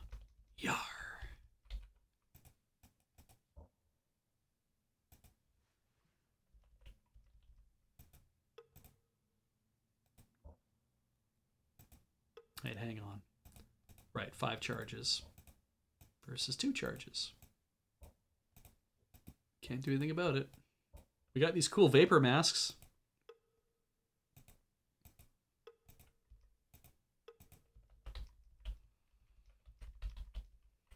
No idea if I need to hang on to them or not, so I guess I'll hang on to them.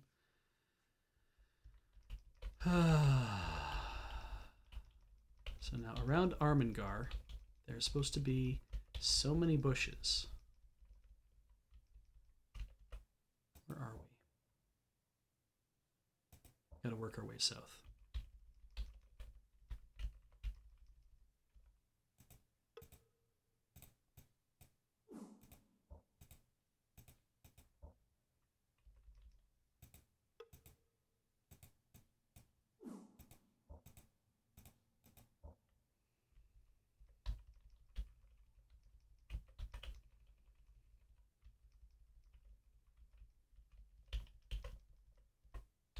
There are lots of graves. In Delmar and Myrmindamus killed him. No. Trell Dennis killed by a troll at the Battle of Armengar. No. A lot of these names really have a kingdom feel to them.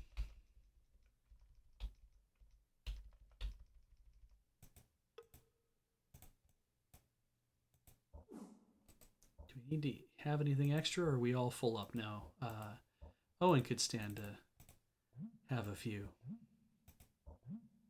Why would it keep going? Whatever. No reason to. All right. Slam down that bookmark. Let's go to Armengar. Anything in the shop? Actually, you want to buy a vapor mask? It's actually worth something. Interesting. The fact that it'll let you buy something that feels like a key item.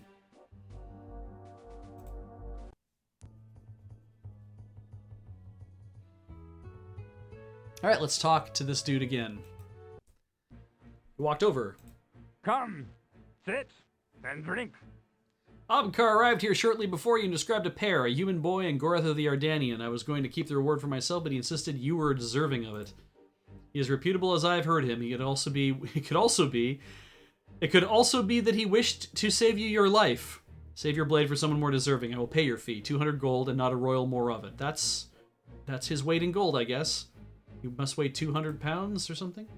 Food in our bellies and beds to rest on, an acceptable exchange for a man's life. Our business is at an end, Ermelin. Good fortune and health to you.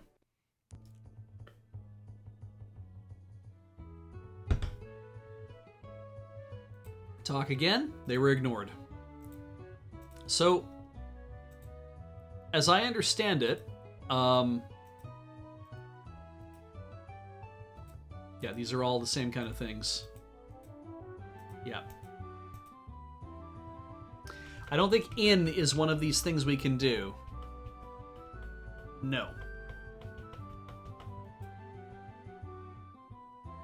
Oh, there's a second talk. The man waved him over. Gorath made no hurry of approaching the man, taking time to make note of several things, not the least of which was 3 different knife hilts protruded from under the man's leather belt. The man was a bounty hunter. We appear to be of mutual interest, Gorath said. You seem to be a little out of place, the man said, narrowing his gaze. You'll not be traitors because you didn't offer me a drink. It also seems likely you are mercenaries because you don't have their smell on you. So what is it then? Vagabonds? Beggars? Traitors? Gorath smiled dangerously. If you imagine a jingle in your pouch for claiming our heads, let me reassure you, you'll have only skulls for your efforts. There are no blood prices on us, Hunter. Blood prices upon us, Hunter. Of course, I wouldn't expect you to take us at our word. Of course not, the man replied, returning the smile. You won't mind that I ask a few of the other patrons here if they recognize your faces. Gorath motioned to the bar. Please, be our guest. So, that was 2 different talks out of where Ermelin was. It actually managed to make both of them happen, so that's kind of cool. We can't talk to him again. Nope. But yeah, we're done.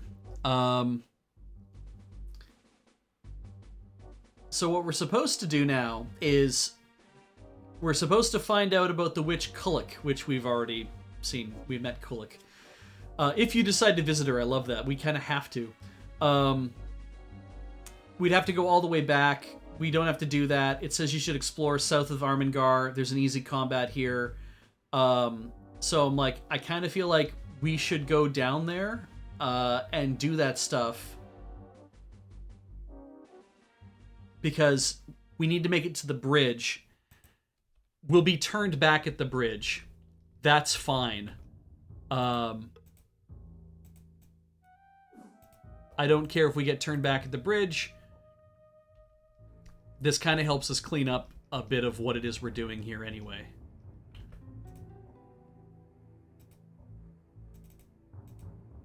Nothing going on there.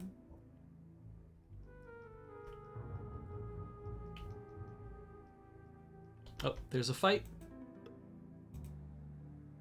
And just to be sure that we're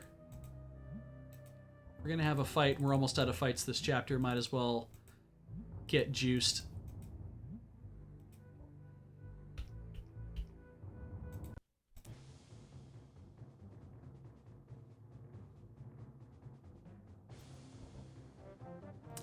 Now, given how spread out they are, yeah, I feel like we're going to have a lot more, I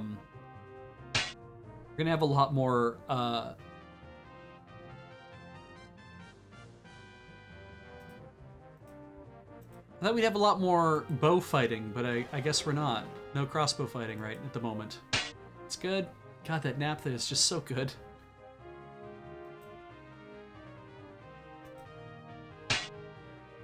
That guy should now want to do something. And he did.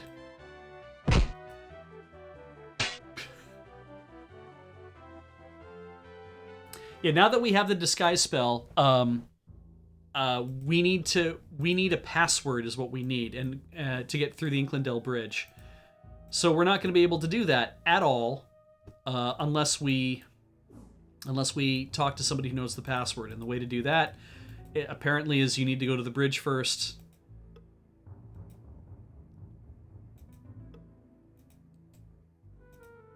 Don't need those. Don't need that. Oh, see, he had a bow. I guess it was a good thing I froze him. Good.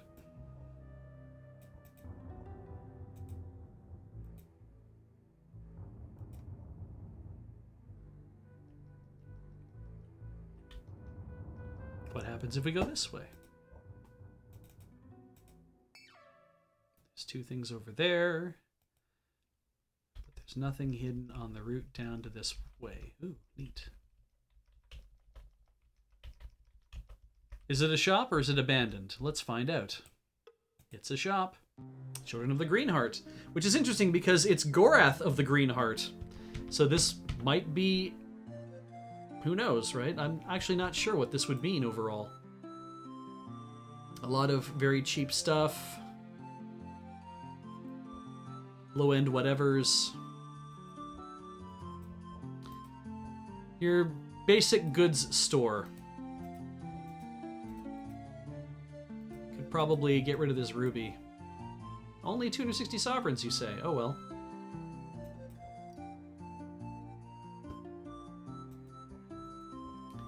$474 for it.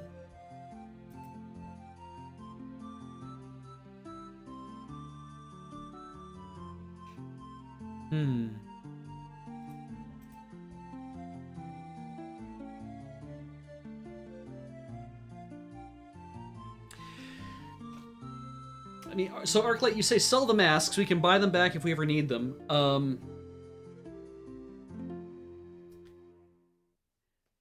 Yeah, because I kind of feel like the game, if we lose our masks, it's not going to be a huge deal. But we can't really come back to the north, I think, to buy them. So I think what I'll do is I'll sell a mask in the north, so we have a place to come buy them if we ever need to.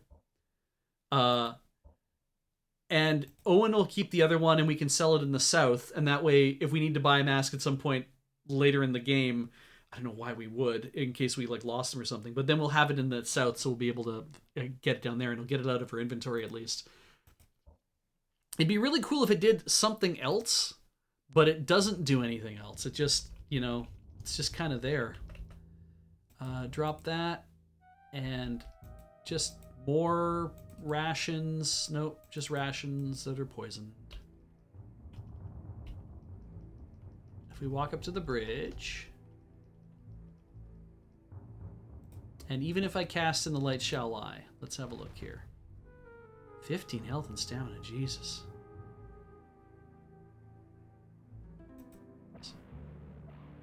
Owen didn't feel any different. All seemed normal, save the very faint glow that seemed to surround his body. He held up his hand and wiggled his finger while Gorath watched with bemused interest. I'm afraid your spell didn't work, he said. Perhaps you should try it again. But it did work. You can't see the effects because the spell is specifically designed for Morelf. Morelf. Let's go. So nobody else will get to do anything here. So let's see. Whew. Owen swallowed hard. The mortal moss troopers guarding the bridge greeted them with icy stares as they approached. No one shall pass this point without word from Morelf. Keep spelling Morelf in different ways. Threatened one of the guards. Do you know the password? No. Gorath shook his head. The guard eyed him suspiciously, then motioned Owen. Your mercenary friend is a bit lean, don't you think? He's only a stripling. Though dropping his gaze, Gorath replied, he is no mercenary, but a spy sent from the kingdom to steal secrets from the Six. He's told me where other soldiers are waiting in the hills. The Six told me I'm to go and find if the boy is telling the truth. The guard didn't even hesitate. The Six have no authority to tell you to do so. Only Morelf can authorize passage beyond across the span. I'll leave the both of you before we run you through. So, they won't kill us. We're going to have a fight anyway with some other dudes. Unfortunate flux.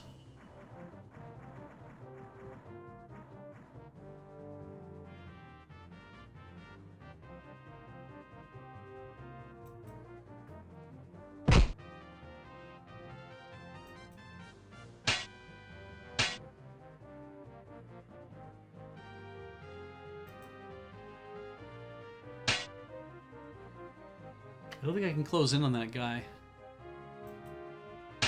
That's good. Also, we didn't re-nap the Gorath's sword, so if I die here...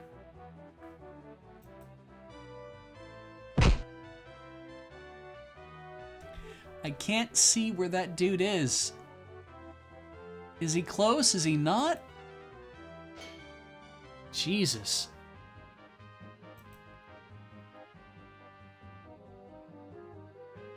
There he is. Okay, that's good. Aha! See, that was a bad move, dude. Because Gorath gonna get you.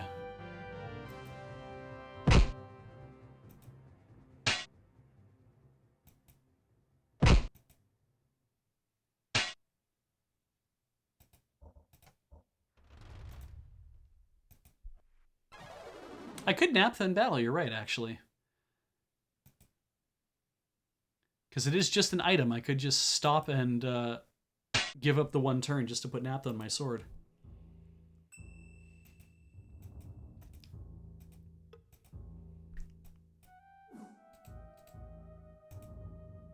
We are going to need those for sure.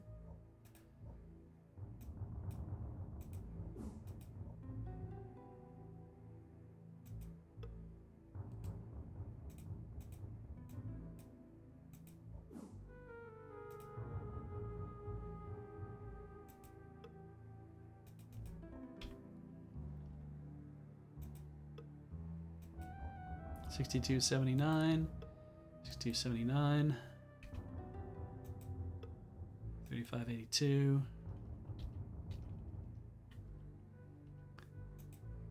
I like that the guys on the bridge just watch me kick the shit out of their colleagues.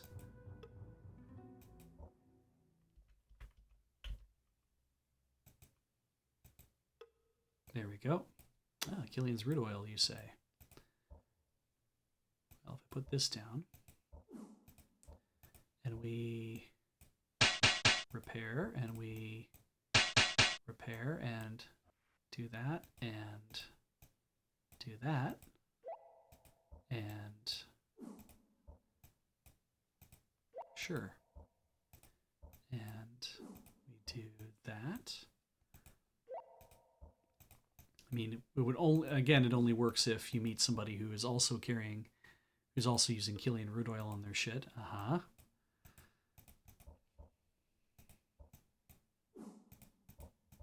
I think that's everybody.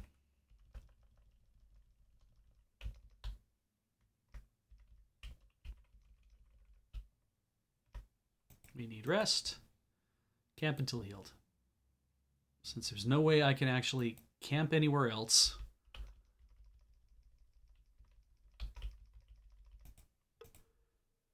Alright, let's sell one of those rubies. 89.78. What did they offer me for that? 15.18 for that diamond. It is a good diamond. Is that... Are these the best prices in the game? Can't be.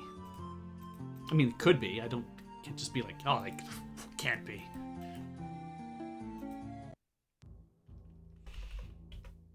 Are these all...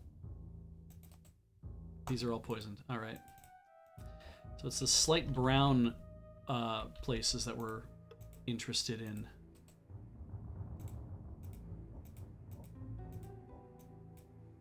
Sure. The slight brown bushes are the ones that have all the restoratives in them. The green ones have poisoned rations? Yeah. They don't always have poisoned rations, it's just that in this case, these are poison to us.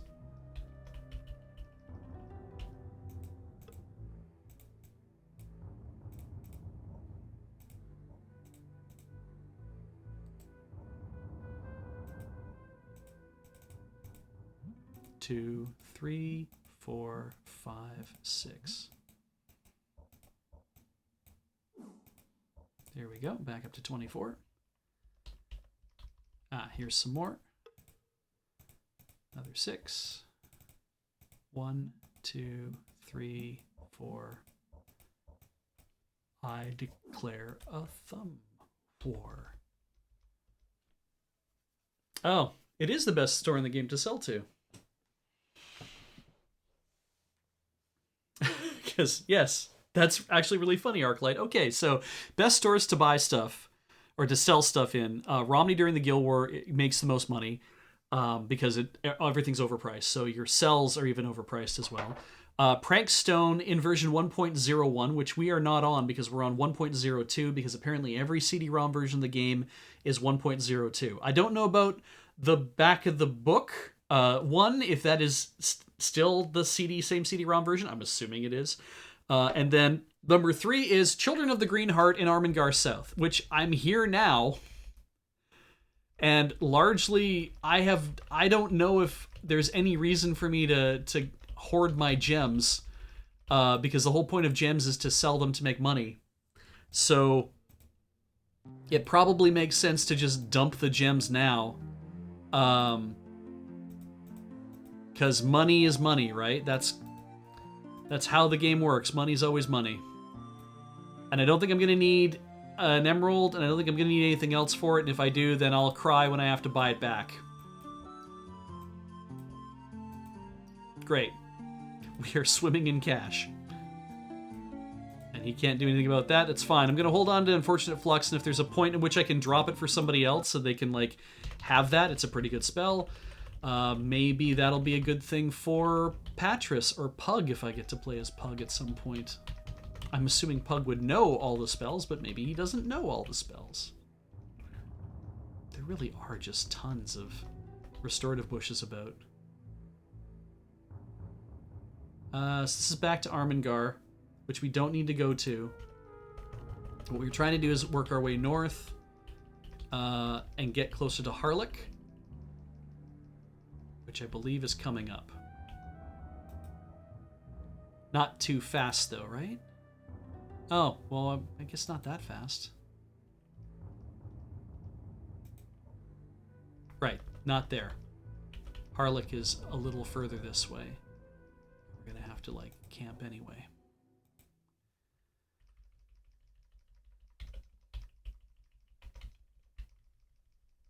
Just kind of follow the road.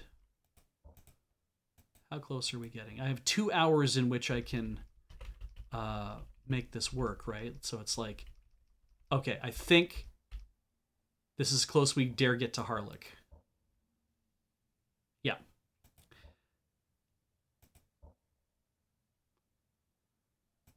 Drop a bookmark, and the light shall lie. I have 2 hours.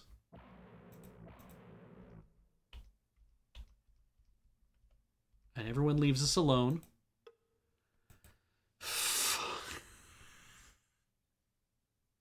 And I can't go in anywhere because I can't wait. All right, well, let's just do this. The house was silent. Whoever had been arguing inside the house before had evidently adjourned either to sleep or had found a means of leaving undetected. Though he had no evidence to support suspicion, he had a feeling he would not be meeting the house's residents anytime soon. Place is abandoned. Nope.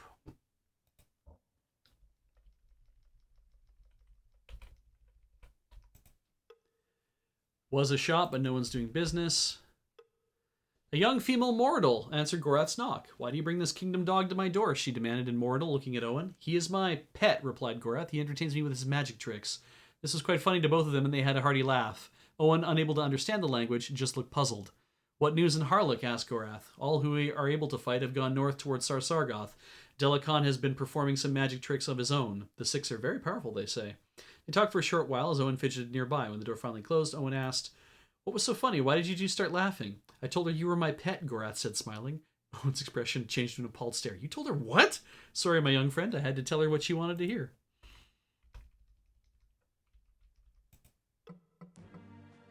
There we go. Gorath knocked on the wooden door. They were greeted by a uniformed mortal who stared at Owen for a moment before ushering them inside. Because, like, what the whatever. After leading them into a back room, the guard presented them to Morelf. Morelf. Report, soldier. What news? There have been other guys who look more interesting than him. This is not a bad outfit, I have to say, but I expected somebody, like, really imposing. Like Sumani or Delacan imposing, right? But whatever. What have you? Make it brief. Sarsargoth has been besieged. Lord Narab and an unknown number of confidants freed dissidents trapped in the dungeons and fled north. Delicon requests that you and the remaining members of the Six lend immediate assistance. Madness! I have my troops in position, ready to march on and our target is only a week's expedition from here. If we leave now, we'll not be in position when the time comes for the final strike. Surely Delicon doesn't intend to divert us into the snow plains to chase a handful of cowards. The intentions of your father are unknown to me. I merely bring his message. Further, he requests progress reports on your activities. If he were not my father, I would slit his impertinent throat. What does he wish to know? Well, the guards at the Inklandale Bridge have turned back goods stolen from the kingdom. We need the password for the day to authorize the movement of the goods across the bridge. Where do you go with them? With us, back to the mustering at Sarsargoth. The supplies are desperately needed there. Many hungry soldiers to feed. My soldiers are hungrier. You have new orders. You are to stop in Harlech with a shipment before proceeding north. We shall take what is needed. I don't believe Delicon will be too pleased. Delicon be damned. If he likes, he may come here and retrieve the goods himself, but I will take them. Tell the man at the bridge you are a serpent slayer. I shall expect the supplies immediately. Your father has expressed concern, we will take a break in a second here, has expressed concern that he has been inadequately informed about the activities of the Six. He demands an immediate report. Father knows as well as I how the Six conduct their business. They do not report to me anything beyond complaints their lodgings are too cold and that they do not care for the food. I do not trust their motives. They speak only to their leader, and he comes only when it suits them. If it were my decision to make, I would turn them all into the snow and let them freeze. But they are crucial to the attack on North Warden, are they not? North Warden is of little importance. It's the goal beyond that concerns me. What shall happen should we have Merman Damas back among our ranks? How would that be possible? Merman Damas is dead. I will answer my father's questions, messengers, but I am not here for your own curiosity. And that's it. We have a password now. We know a little bit about the Six. You've answered all we have been directed to discover. Enthralling. Now take leave of me and send my father my good wishes. Your will, Lord Morelf. I can probably click on this place. No one lives there. That's Harlech.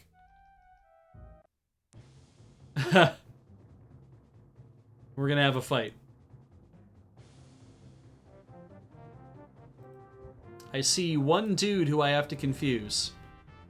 So we're gonna do that. I only see the one guy.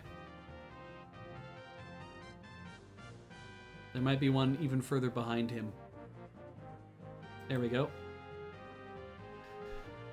Gorath shall engage. I forgot. Oh, we did naphtha his sword. That's good. Everyone's like, wait, no, hang on. That dude has a flaming sword. And our spellcaster is just like looking around like an idiot now. And it's like, yep.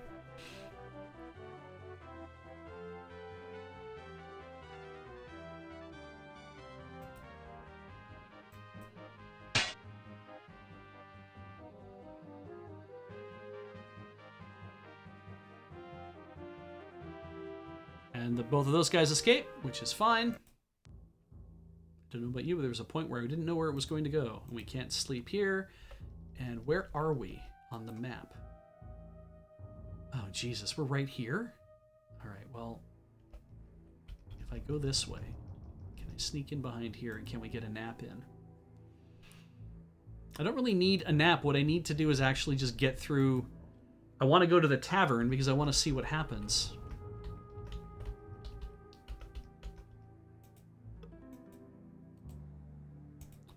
Rations.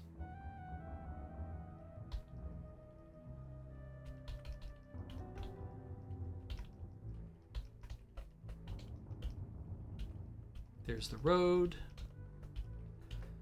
Where is it in association with everything else? Okay. I'm going to have to judge that we're at the right place for the right time. Cast And the Light Shall Lie one more time, because I want to go see. It lets us get past here. And now we can go inside the tavern. We're at the point. And we'll bard for 63 sovereigns. And what else we got? Finger, finger, finger, talk, barkeep. Finger. Failed love affair with a married woman. Find yourself a jongleur. Talk. Gambler is out. Tap the wooden shoulder. She does not want to talk to us. Barkeep. Nothing.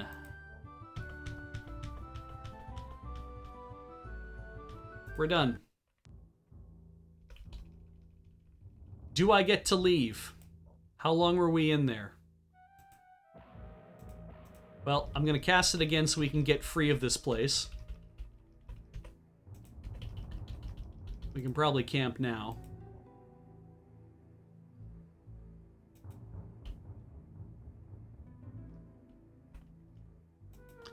And we'll just get on the road. Where are we going? Great, exactly where we need to go. Cool. I just saw it say northwest for a second. I'm like, wait, hang on. Did I F up? How badly did I F up? Owen's not feeling too whatever, so we'll just have him drink a whole bunch of these. 4 of those for him, and... Oh, Gorath's full. Never mind. And we'll give a whole bunch to Gorath. Why not?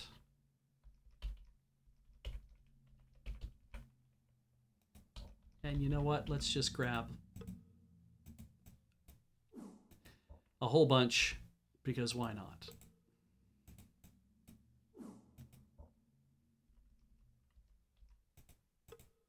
We're here. We can get them.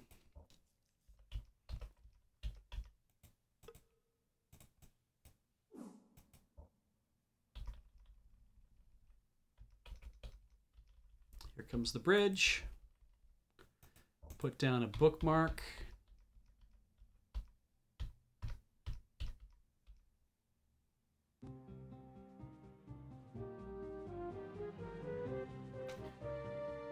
That's weird. Well, let's see here.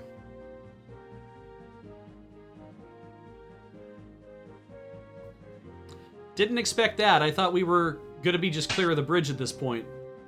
Maybe this isn't the bridge I thought it was. Can Owen even... Hang on. Owen can move back behind Gorath. Gorath can hit this guy. He did not put Naphtha on his whatevers. So now he's going to do that, I think. Well, let's see here. What's Owen going to do? Owen's going to try to get clear. Gorath is going to just pause to put stuff on his sword. And polish his sword. Oh, they're not going to let him polish his sword. That's fine. Give up a turn. Everyone tries to hit him. Everyone tries to hit Owen. Owen tries to get a little more free. I guess I could have bagged a dude. Let's see. Who do we want to... We'll off this dude first. That's good. I don't think we need the spell cast because, as it says, it only works for my elf. It doesn't seem to work for anybody else. Gorath, I need you to hit some dudes, please. I'm begging you.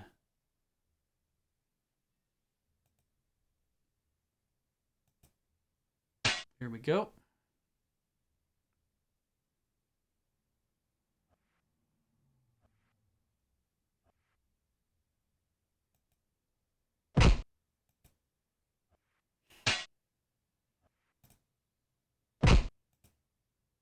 There we go.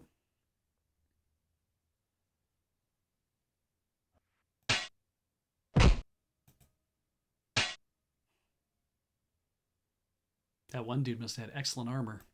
Oh, we're already at 10:30. I gotta pause after this.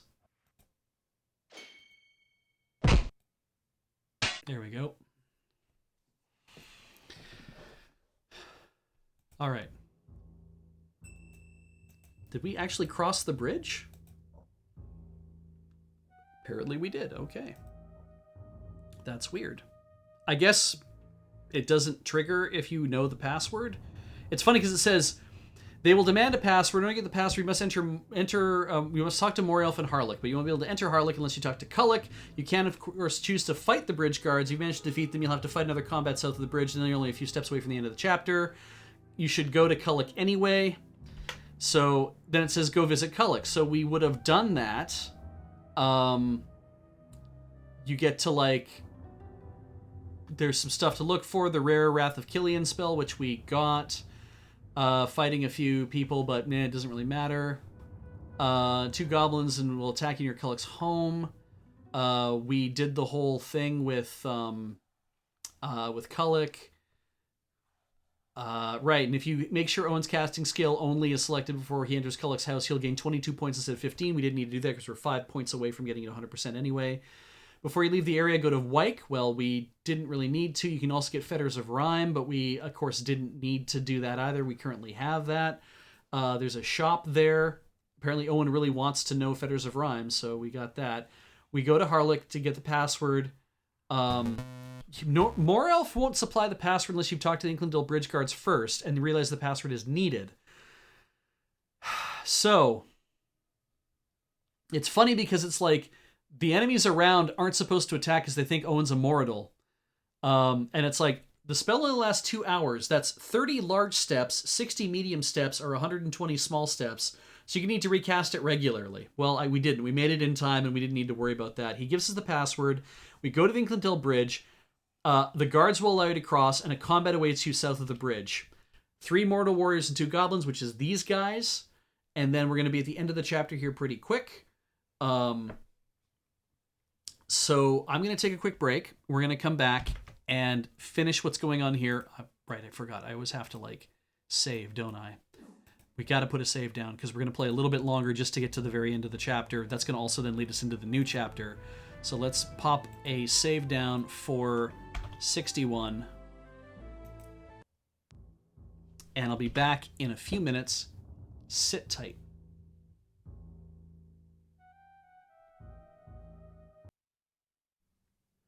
And we are back with what will be hopefully the rest of the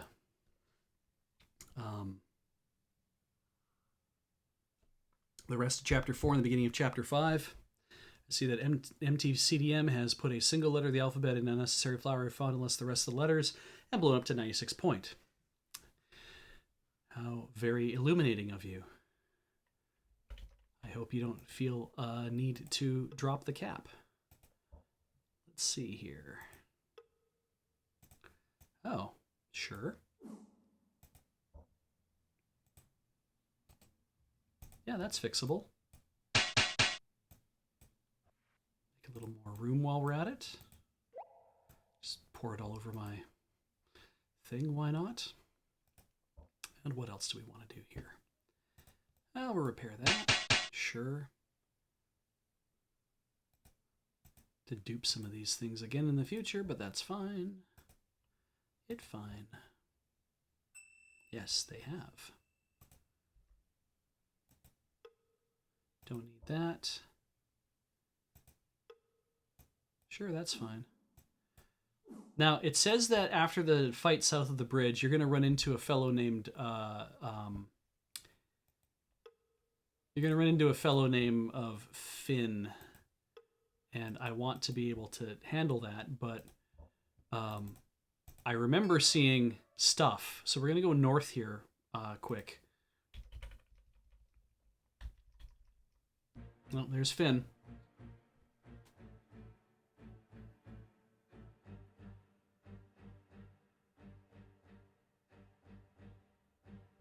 Apparently there are chests around as well.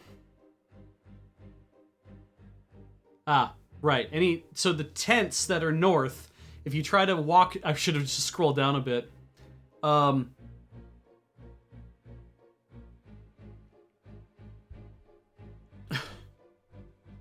It's so weird. Oh well. I guess we finished this. The 2 trap chests, I have no idea what's in them. I guess it's not that important because it doesn't say anything about what's actually in those chests, and largely don't care at this point. A man approached them, still breathing heavily from their fight. Owen barely managed to wave a greeting at the kingdom soldier who lumbered towards them. Boy, you're just about the luckiest horse son I've ever laid eyes on. If we hadn't diverted the commotion down the pass, I think those goblins would have been having noble stew about now. Nearly took out your friend here until I seen that he appeared to be fighting at your side. I don't know what you think you're doing in the Northlands with these Moradil. It is very important that you take us to Prince Arutha. What? The cold's gotten you, boy. What makes you think I'm going to take time off from my duties and trot your behind down to Krondor? Prince Arutha isn't in Krondor. He's likely still stationed. You got to be careful about what you tell people, my dude. He's likely still stationed with his Krondorian lancers just outside the Dimwood near Sethanon. We need you to escort us to his camp. Why would he be there? And why would he want to see a boy and a Moradil? The prince just sent us to spy on them, all right? They'd never suspect a scrawny 19-year-old boy and a Moradil, so that's why he sent us. We have information about a planned attack on the kingdom. It's vital we get this information to him. I don't know you're telling the truth. You don't, but if you don't take us in the mortal overrun Northward, and you really think you're going to be able to sleep with yourself? I have to give you one thing. If you're a gambler, you sure don't bid low. Come on, let's get moving. The Dimwood's hell and back from here. The prince won't want to be kept waiting. Let's move. Just get us the hell out of here, Lieutenant. The sooner the better. Gorath, evaded capture, and at last we were intercepted by your guards at the Inklindale Pass. The journey south to your camp here outside the Dimwood took many long days, but we moved with great haste as our message is vital. More of this. Ooh, neat. Arutha says, very interesting tale, but how do I know a word of it is true? How can I believe the scroll you have given me is the genuine article, not a forgery trumped up by Delicon? I was very explicit with you before, Gorath. I refuse to act until I have word from Senior James. He told us to give you a message, but it's odd, sire. What exactly did he say? He said to tell you there's a party at Mother's, and a good time will be had by all. Gods, Laurie and Jimmy used that phrase years ago. All's right then. James has just saved the pair of you your necks and me a good portion of grief. Now I must settle down to the matter of finding out what Delicon is thinking. If this report is correct, then the best force he could muster would number, at the most, 2,000 warriors, a pitiful spit in the eye for a castle assault. Yeah, Arclight, what was in the chest that I missed? I'd love to know that. You believe he has something else in mind? Undoubtedly, as James indicated in his brief note, it would take some spectacular strategy on Delicon's part to take the castle, and honestly, he has never displayed that kind of wit. We faced him before when he was still a field captain for Myrmendamus. You're right, there is nothing important in those chests. Thank you. Some emeralds, who cares? Money! Wherever he is going, he will no doubt hit fast and run for high ground. Now we have to establish where that high ground is. Shall we accompany you to Northwarden? Now I have a much more important task for you, though I doubt you will find it as exciting. I need you to return to Krondor immediately. Inform Master Magician Pug of the situation. Considering his tactics, I have a feeling Delicon may have a few surprises in store for us. If that bastard brings anything magical to bear, I want to know what it is and how to counteract it. You leave immediately. When Rivers Run Blood. Welcome to Chapter 5. We did it. We got to Chapter 5. So now we read out the rest of this. It'll bring us to the end of the stream, I have a feeling. James's breath emerged from his lips as a frosty white cloud. Below him, Senior Locklear negotiated scrub brush as he worked his way up the winding mountain path. He cursed expansively as a thorn bush caught in the chinks of his leg guards, and he paused to throw his friend an exasperated frown. James smiled and turned to look out over the snowy peaks that marked the boundary of mortal territory. 5 hours after arriving at Northwarden, Baron Gabot had called both he and Locklear into his meeting room. While he worried about James's story of Nighthawks, he was far more concerned that his magical advisor had not reported back from investigating possible mortal activity. With a large band of the Dark Brothers approaching his castle, he feared that the old magician might have fallen into enemy hands. And so, reluctantly, he'd asked the two seniors to finish Patris's job. Locklear arrived puffing, his face haloed by mist. I thought I was going to have to come down there and carry you up, James said, grinning. You shouldn't have stayed up all night with that serving girl. I didn't expect to have to get up at the crack of dawn, Locklear growled, yanking a twig from his chainmail. Mountain climbing and armor do not mix. Suddenly, the two seniors wheeled to the sound of a horrible mewling. This is page 202 from the looks of it. And if it weren't bad enough I had to chase you, you made me get rocks in my best shoes. I'm blistered. Know how mad I get when my feet hurt? I get river bottom mud-sucking badger whacked mad. Excuse us. Go away, I'm busy right now agitating this here mortal. Begging your pardon, but I'm Senior James, and this is Senior Locklear. We have been sent by the Baron Gabot to find you. You are his magical advisor, aren't you? Just Patris, please. I don't ken to titles much. Glad to meet you. I've just been out trying to get some information about these mortal. They've been getting too close to the castle, and it was making my tongue itch. Man can't respectably eat that-a-ways. Have you learned anything about the attack? Only that there's 6 companies of them out creeping in the woods somewhere, but I don't know exactly where yet. I think they got their own magicians, too. Here's what I don't understand. I can't cast this spell. This would be a fun spell to cast. I cannot cast it. Magicians? The Baron will be sorry to hear that, I'll wager. We need to return to the castle. Which way would be quickest? Northwarden. Well, it's that away. Jesus Christ.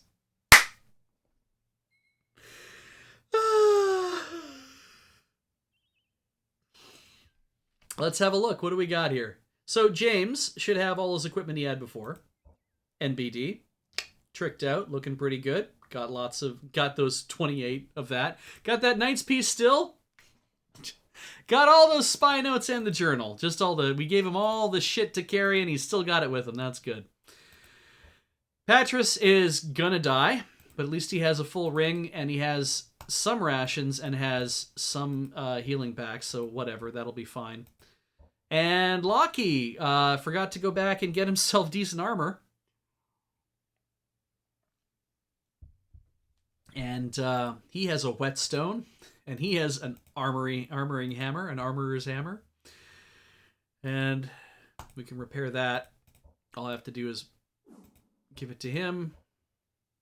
Oh, and while we were gone, some of his abilities have gone up, which is great. Let's see here. Patris is an old man, as you can see.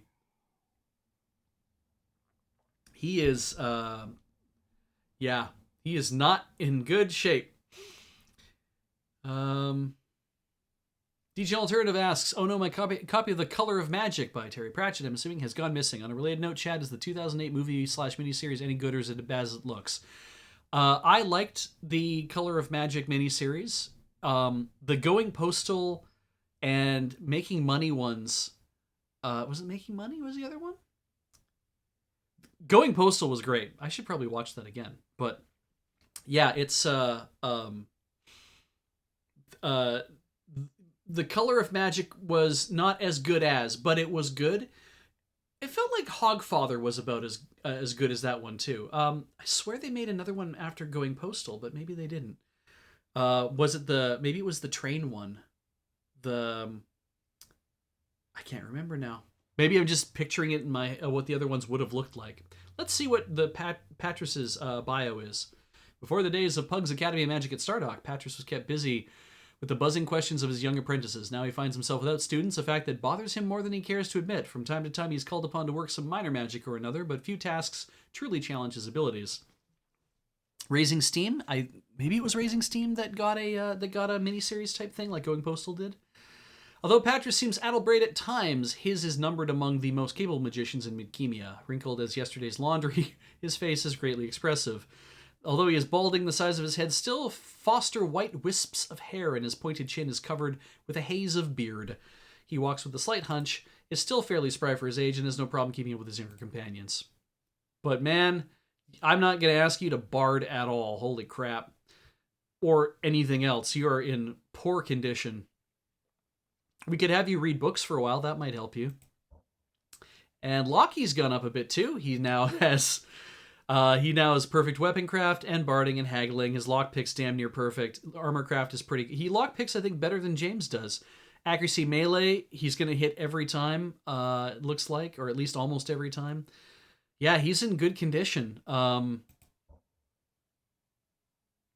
We're going to have to try to pick the rest of these guys. And of course, James is still at stealth of 108%.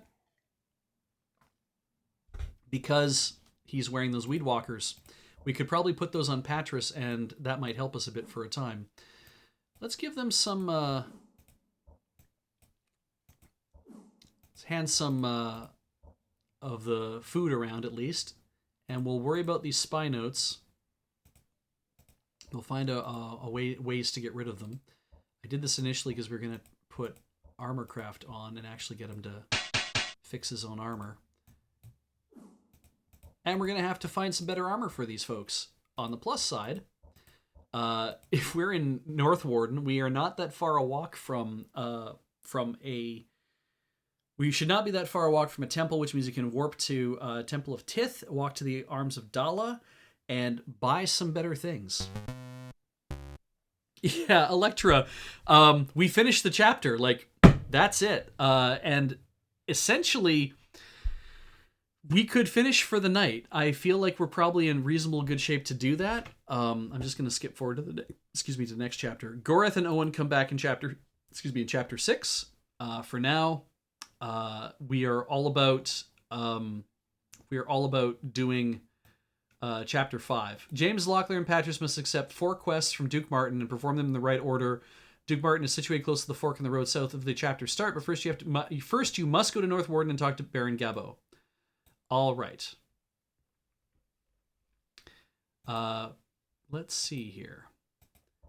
If I don't, I wonder if I get to, if I don't actually go to North Warden, I wonder if I actually get to do anything else.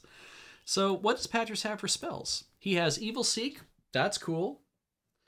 Fetters of Rhyme, Skyfire, Despair Thy Eyes, Invitation Steelfire, Gift of Sun, Candle Glow Union, Eyes of Iship, Scent of Sarag.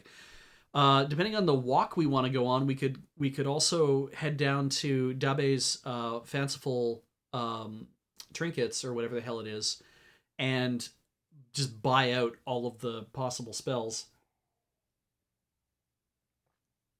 Really give him a lot to do.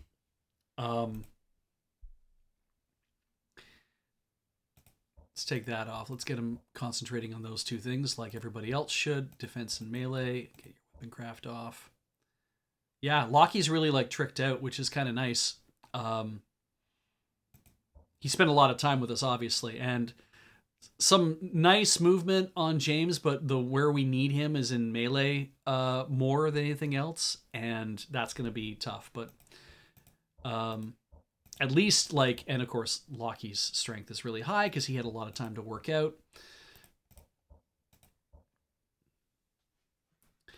So at this point, if we head south, we're not supposed to run into Duke Martin, I don't think yet. But I think what we need to do is go north into North Warden and start the whole thing to get set up to do quests and stuff.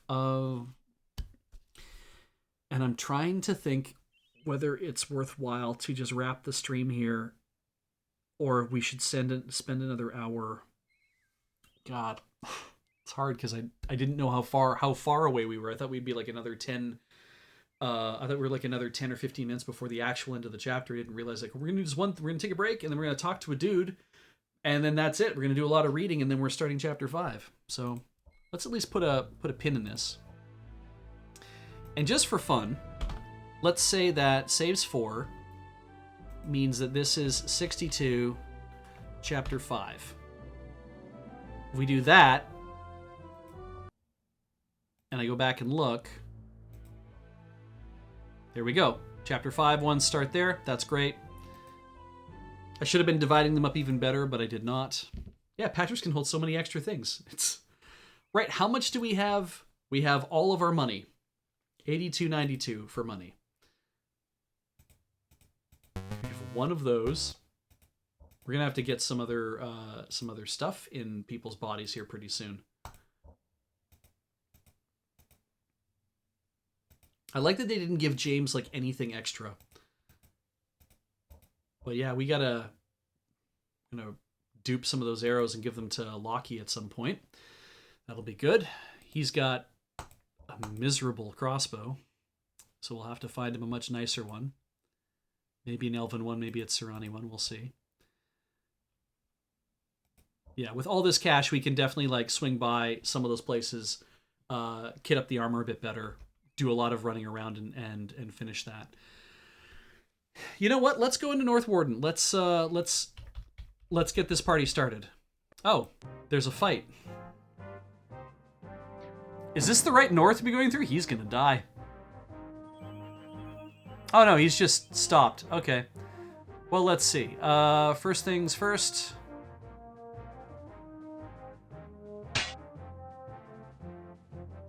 God. All right.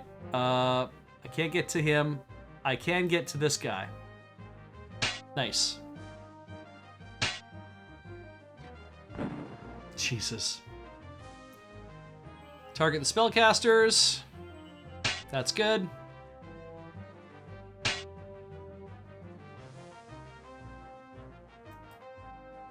James is probably gonna die. That's only 10 though. That's not as bad as I thought. Being able to drop a dude with a single shot actually sounds kind of cool. We haven't been doing a swing, so 97% to hit. This is XCOM numbers. There we go. No, no. Sorry, buddy. I probably can't hit you from here, can I? Oh, maybe. Yeah, that was good. Locklear's defense went up. No shit. How is Patras doing? He's almost dead. Are we going on the... Is this the road to North Warden? I don't think it is. This is... Oh, wait, it is. Okay, cool. This isn't the fork in the road, then. Sure. Money, money, money. You can have all of those. I don't give a shit. We'll put this on you for the time being, too. Did you need a better sword? No, I don't think you do. We might sell it. Who cares? We'll fix that up in a minute. That was the dude.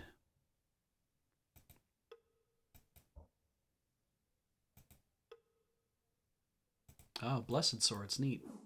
Let's put that on you. Here, you can carry that, Patras. Probably need... Who knows if I need things. It's like, basically, here's all the dudes you need to fight to get kitted out for the rest of the game. You'll need this. Oh, and you get a fancy new scroll. What is it? Black Nimbus.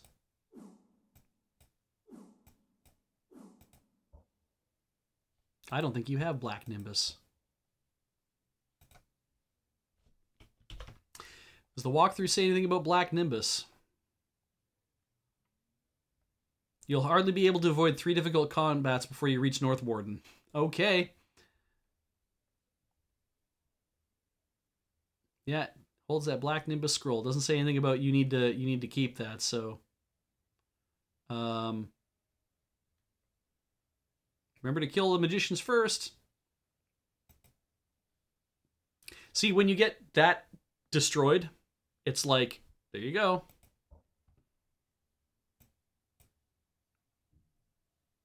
Yeah, this armor is better than... it's got a 25% armor mod versus this one, which has a 15% armor mod. And even though he's going to take a bit of a hit, 5%, because of the elf thing, it's like it's still technically better. So we'll just...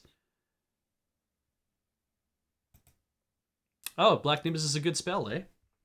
We can hold on to it, I guess. And sell it at Dabes if we're going to go to Dabes.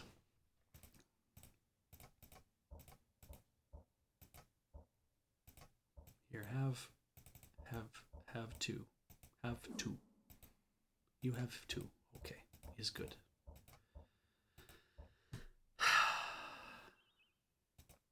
And camp until healed? Sure, let's see what happens. Good enough. Put down a bookmark. I think we stripped everything from all the bodies. We did not.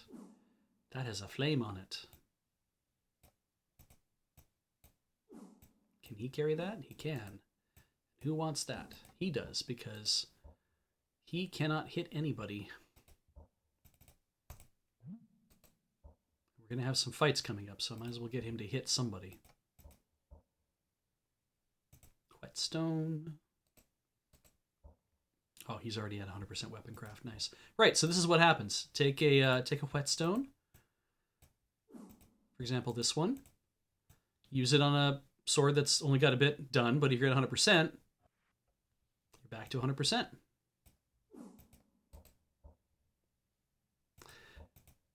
Yes, Arclight is right. Funny thing is that James is technically wearing Locklear's armor, but don't tell him that.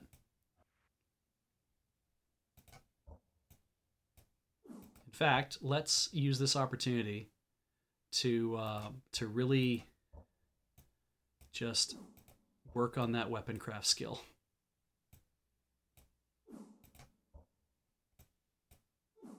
Goblin sticker. And the rapier. We're going to sell all these things. There we go.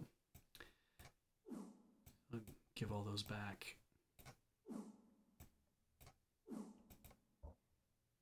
And he might as well carry that. Sure, why not? Oh yeah, I guess technically...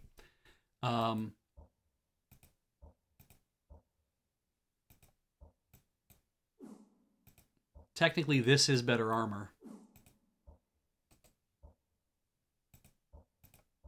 Let's turn that off. Turn that off. Let's have him repair that armor. And repair that armor. Great. Though funny, this is like Blessed 3. Like, hang on. 15 and 15. Do those add? Does that make that 30? Because if it is, this is technically better armor than the Elven armor.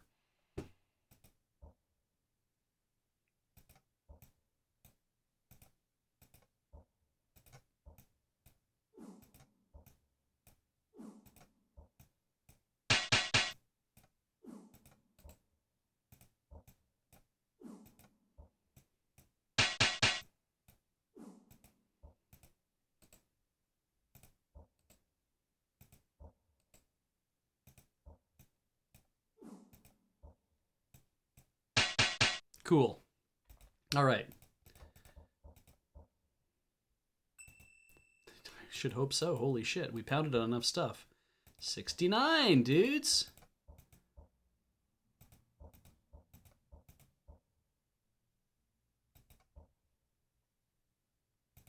That was the last thing. And did the spellcasters one. I think we got everybody else's stuff. Put down a bookmark. Walk forward.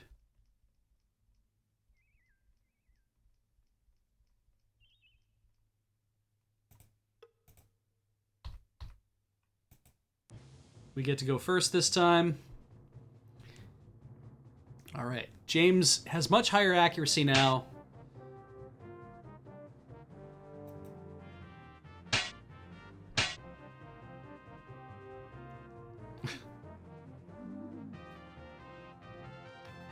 Patris moves Bactress. James just lays that dude out.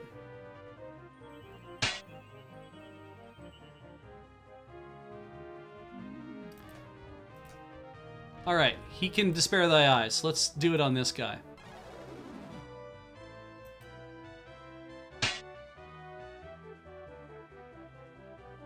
Beatrice does it on this guy. That's good.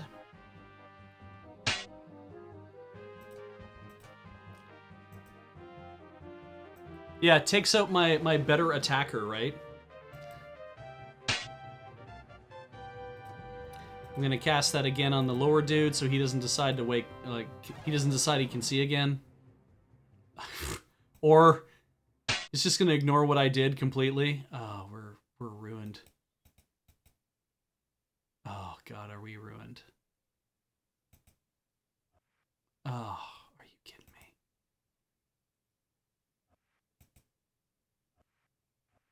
I am not happy about any of this. All right, James. James, are you dying?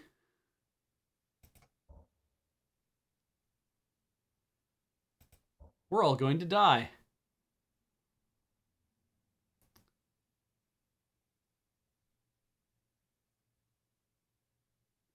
Patris does have a lightning staff. I missed that. I thought it was a normal-ass staff.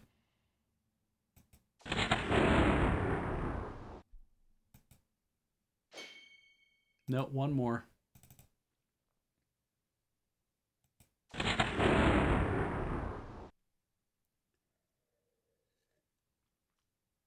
They were safe for the moment. Great! And Patris is on fire. Probably because of poison. Which means that he's going to need to have one of his bags. One of his special little bags he carries around. We're going to camp until here. And then we're going to camp until here. And we're going to look at his bag again. Okay, it's not so bad. Camp just a little bit longer. 79, that's not bad. Camp for a whole day, or half a day. And we're going to take another bag.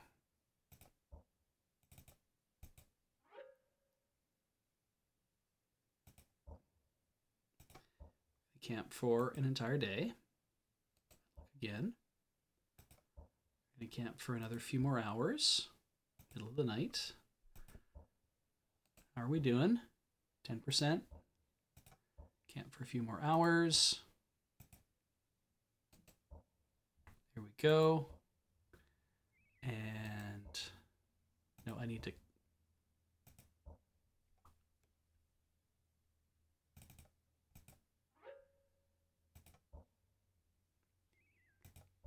Camps for another period of time. How's he doing? 19%. He might be able to actually get rid of that poison at this point. Oh, we're getting so close. He's normal again. Great. Camp until healed. That was only a few days. Fuck.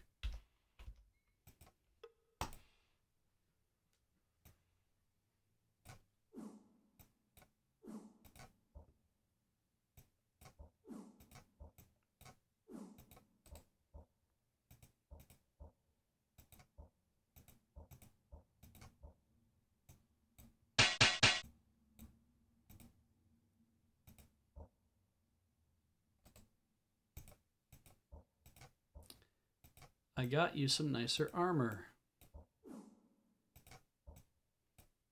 Barely. There's enough room for that? Oh.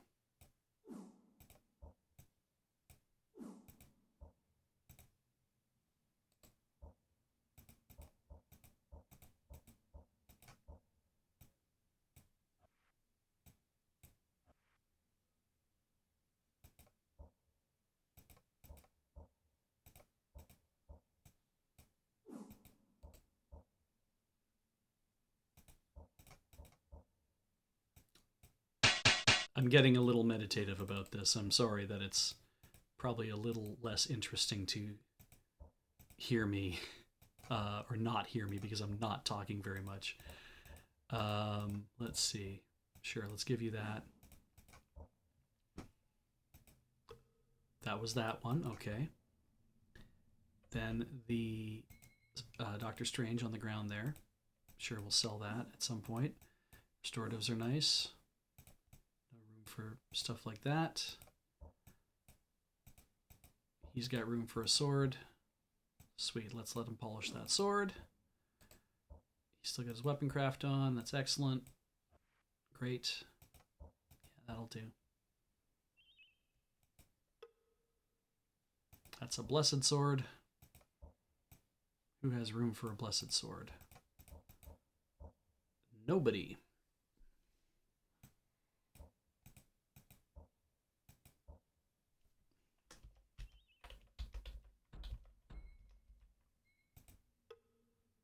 Ah, that's handy. It's a very nice sword. Okay, so let's drop this armor. So I can do that. So I can do this.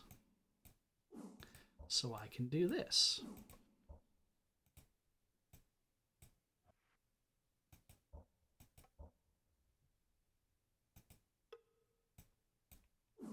Why not?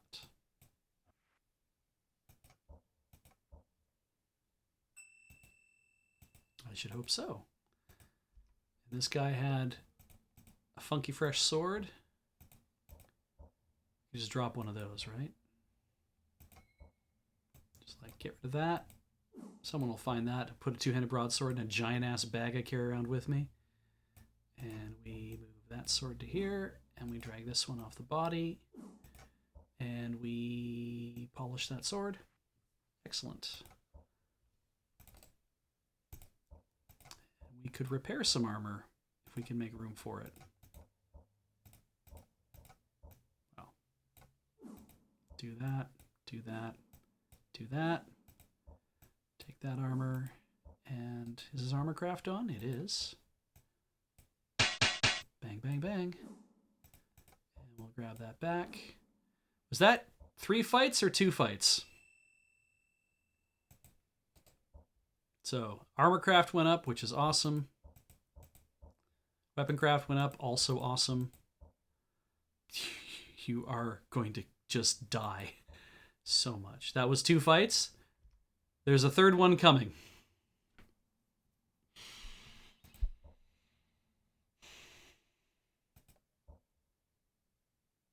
Can we do anything to make this go a little easier? Triceratops Bane. We have a lot of restoratives.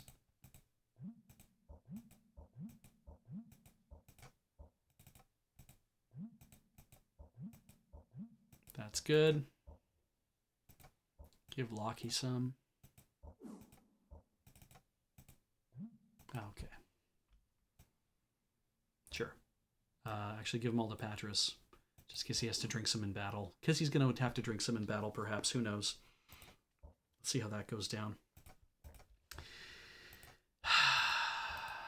All right.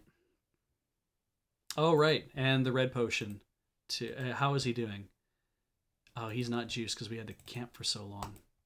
Great. 76%, that'll do. 97%, that's going to have to do.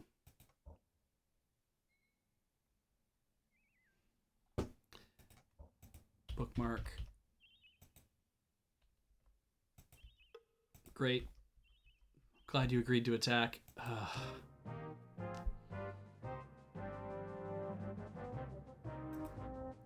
Can you hit these guys?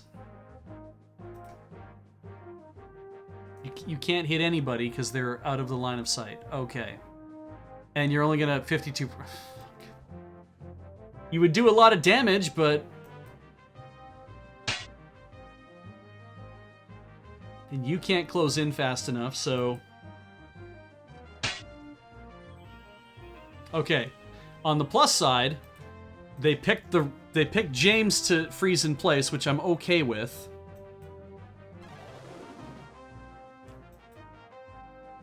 There we go.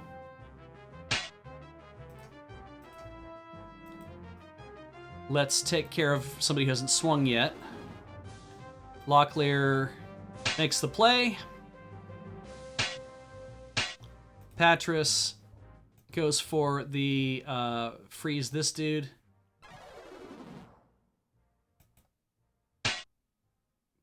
Patras, let's see, freezes this guy again, hopefully.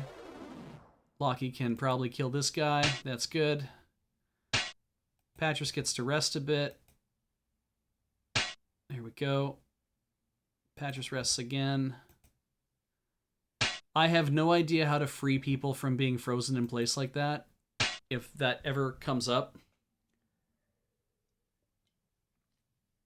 I would love to know how. Who's on fire? No one, thank God. Locklear's strength went up. There's a goblin sticker. Let's give that to him. Wait, no. We were having him polish things. Here, you hold that and hold that. Take the goblin sticker. Get your weapon craft. Because why not? Cool. Cool, cool, cool. Go to another body.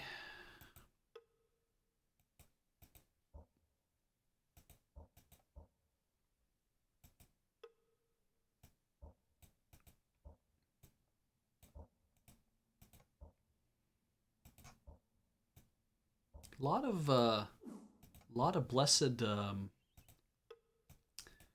swords just hanging out here. Wait a second. Is that the one? That's the one. Okay, let's do that. Stick with me here. I have a method in mind. Sure. Oh, right.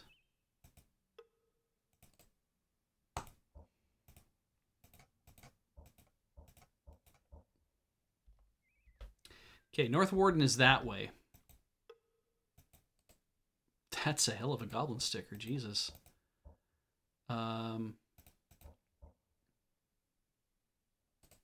This thing that has a 1%, that's a 2%. We could probably, if we could drop the 1%. If only we could drop the 1%.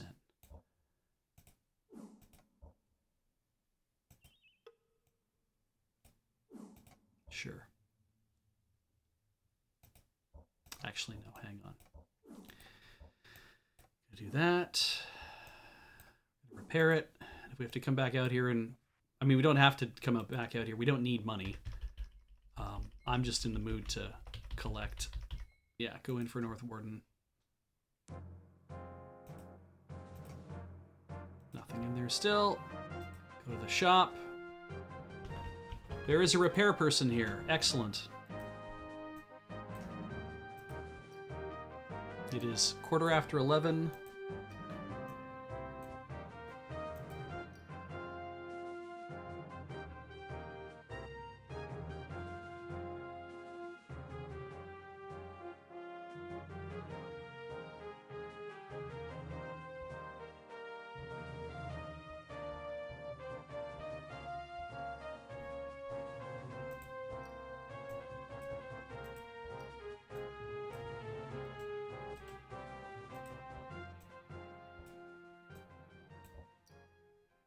Beowulf asks, is there a spell resistance thing to rub on armor then? That I don't know about. That's an interesting question. I don't know if there are things you can use to resist against spells in this game. I think you just have to get like your defense up.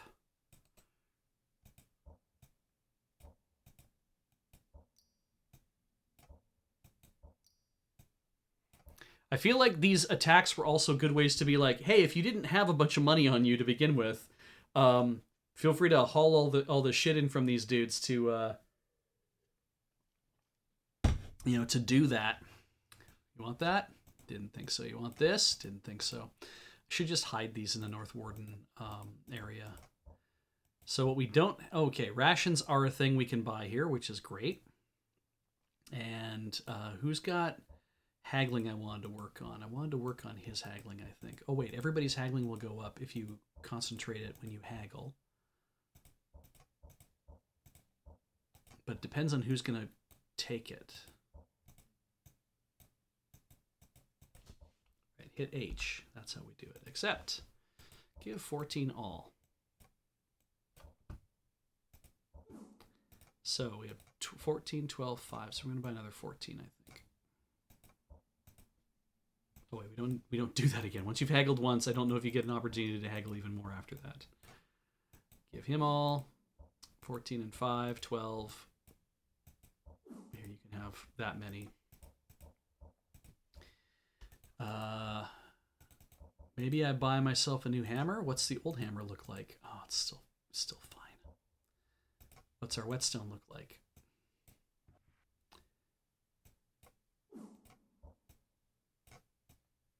Sell that whetstone. Get a new whetstone. Saved a royal on it. Buy one herbal pack. Some anti-venom is good if you end up with... if you end up poisoned, obviously, because that shit sucked. Let's grab a few of those. Accept, and we are how low on restoratives? Well, we have lots of restoratives, and we can do whatever we need to get more. And now we're looking at all the crud that we came through here before, plus there's all the new things. We're not going to buy them from here, even though it'd be really fast to do that. I'd rather spend some money. Fan clock. I don't think it's actually possible to let the trade war in Romney in Chapter 3 continue. I think, though I'm not sure, because that's like, in order to take care of that issue, you have to go talk to Arlie to get them to come to town. And if you don't go talk to Arlie, I don't know what happens if you just leave everything go. They might end up fixing the problem themselves, or might not be written into the rest of whatever.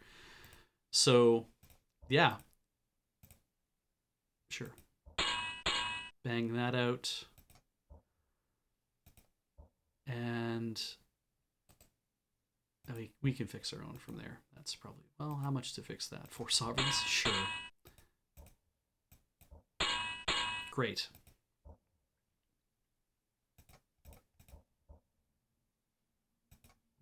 I do like that, of course, he's got a great sword. I'm not buying Dragonplate here. It's too much money. We're going to go to the palace. We're going to do the thing we need to do because we have to talk to the Baron. And then when we're done there, it's telling me if you don't have any Koltari poison, you might want to buy some. Okay, so that's something that's coming up, I guess. Sure. Well, that's all the haggling we'll want to do. Got that up to 69, which is nice. And because I guess Patras didn't actually offer to buy anything, he wouldn't be the one that receives it. I kind of thought it helped everybody, but I guess not. What I want to do is I want to go back to the book section and just kind of be like, I have come here with 60 odd of whatever, and we're going to have Patras read a whole bunch of shit, and you're going to kind of get him up a little bit more. And then kind of comb through the books a bit and be like, let's spend a few days here. Let's maybe spend a few months here, just him reading books until he's done, perhaps. We'll see. Palace. I gotta take a break here soon, but let's talk about this. Let's talk to the Baron and see where we go. I wished to speak to you. It seems our time for preparations is at an end. 2 of my field captains were found dead in areas through which a mortal strike force would likely come. That leaves me with 1 garrison company and 2 field companies operating under green commanders. That does not make for an advantage in a siege. What of Duke Martin? I know he's visiting here. He's already in the field with my rangers. I want you 2 to work with him to find ways to slow down or stop the oncoming enemy companies. Our scouts have estimated the mortal have fielded about 1,500 men. You have 300 men here in a castle. It's far more than you need to stop that many soldiers. If there are Nighthawks that have infiltrated my troops, we will likely lose more than field captains before this is all over. We have to assume for the moment that the mortal knows something that we don't. If we can stop even half their number, I imagine we can defuse whatever plan it is they have. So any questions before you begin? Duke Martin? Where can we find Duke Martin? Is he in the castle somewhere? No, he's out with the rangers, whatever. I asked him to stay relatively close to the castle so my guards could find him in the instance of emergency. You will have to search for him yourself. While you're at it, perhaps you can also find what's become of our minstrel, Tamni. Oh, good. He may have quit the castle. Minstrels are not noted for their staying power through great battles. It will work against the morale of the men should he remain absent. I want you to find him and use whatever means you have at your disposal to bring him back here, even if you bring him back in chains and a rucksack tied over his head. With the battle coming close to hand, I want nothing to divide the men. All right, I think we can probably handle our assignments. Excellent, I shall be glad to see you and Locklear in action. Patras, you stay with them and help them in any way you can. You're far more familiar with the area and as lucid at giving directions as any of the rest of my men. We're off then. We'll come back and report to you later if we find anything important or if Duke Martin sends us. That's it. That is what we're going to... that's all we can do in North Warden at this point. It is nighttime. We could camp until healed. Yeah, well, that worked. We camped and we were healed. And I think these guys don't have anything on them, right? That's correct. So let me... let's put a pin in the game and take a brief break, and I'll come back and, we'll finish out the rest of the hour, but we'll take a 3-minute break. So I'll be back in a few minutes. No music. You guys can just listen to the birdies tweet. That'll be fun. See you in a few.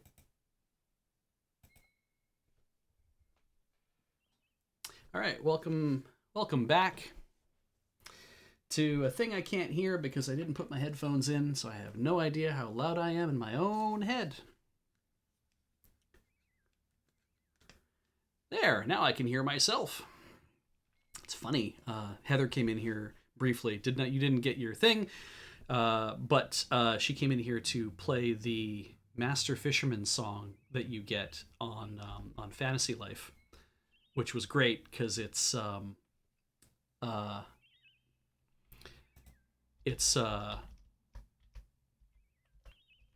Enka, so that was a lot of fun. Now, do I pick up everybody else's shit and sell it? No, because we have damn near 10,000 sovereigns, and we don't need any more than that, I think, to kind of get on with things. If we go west, that is not the right way. That will lead us up towards Raglan, and that's not where we're trying to go to.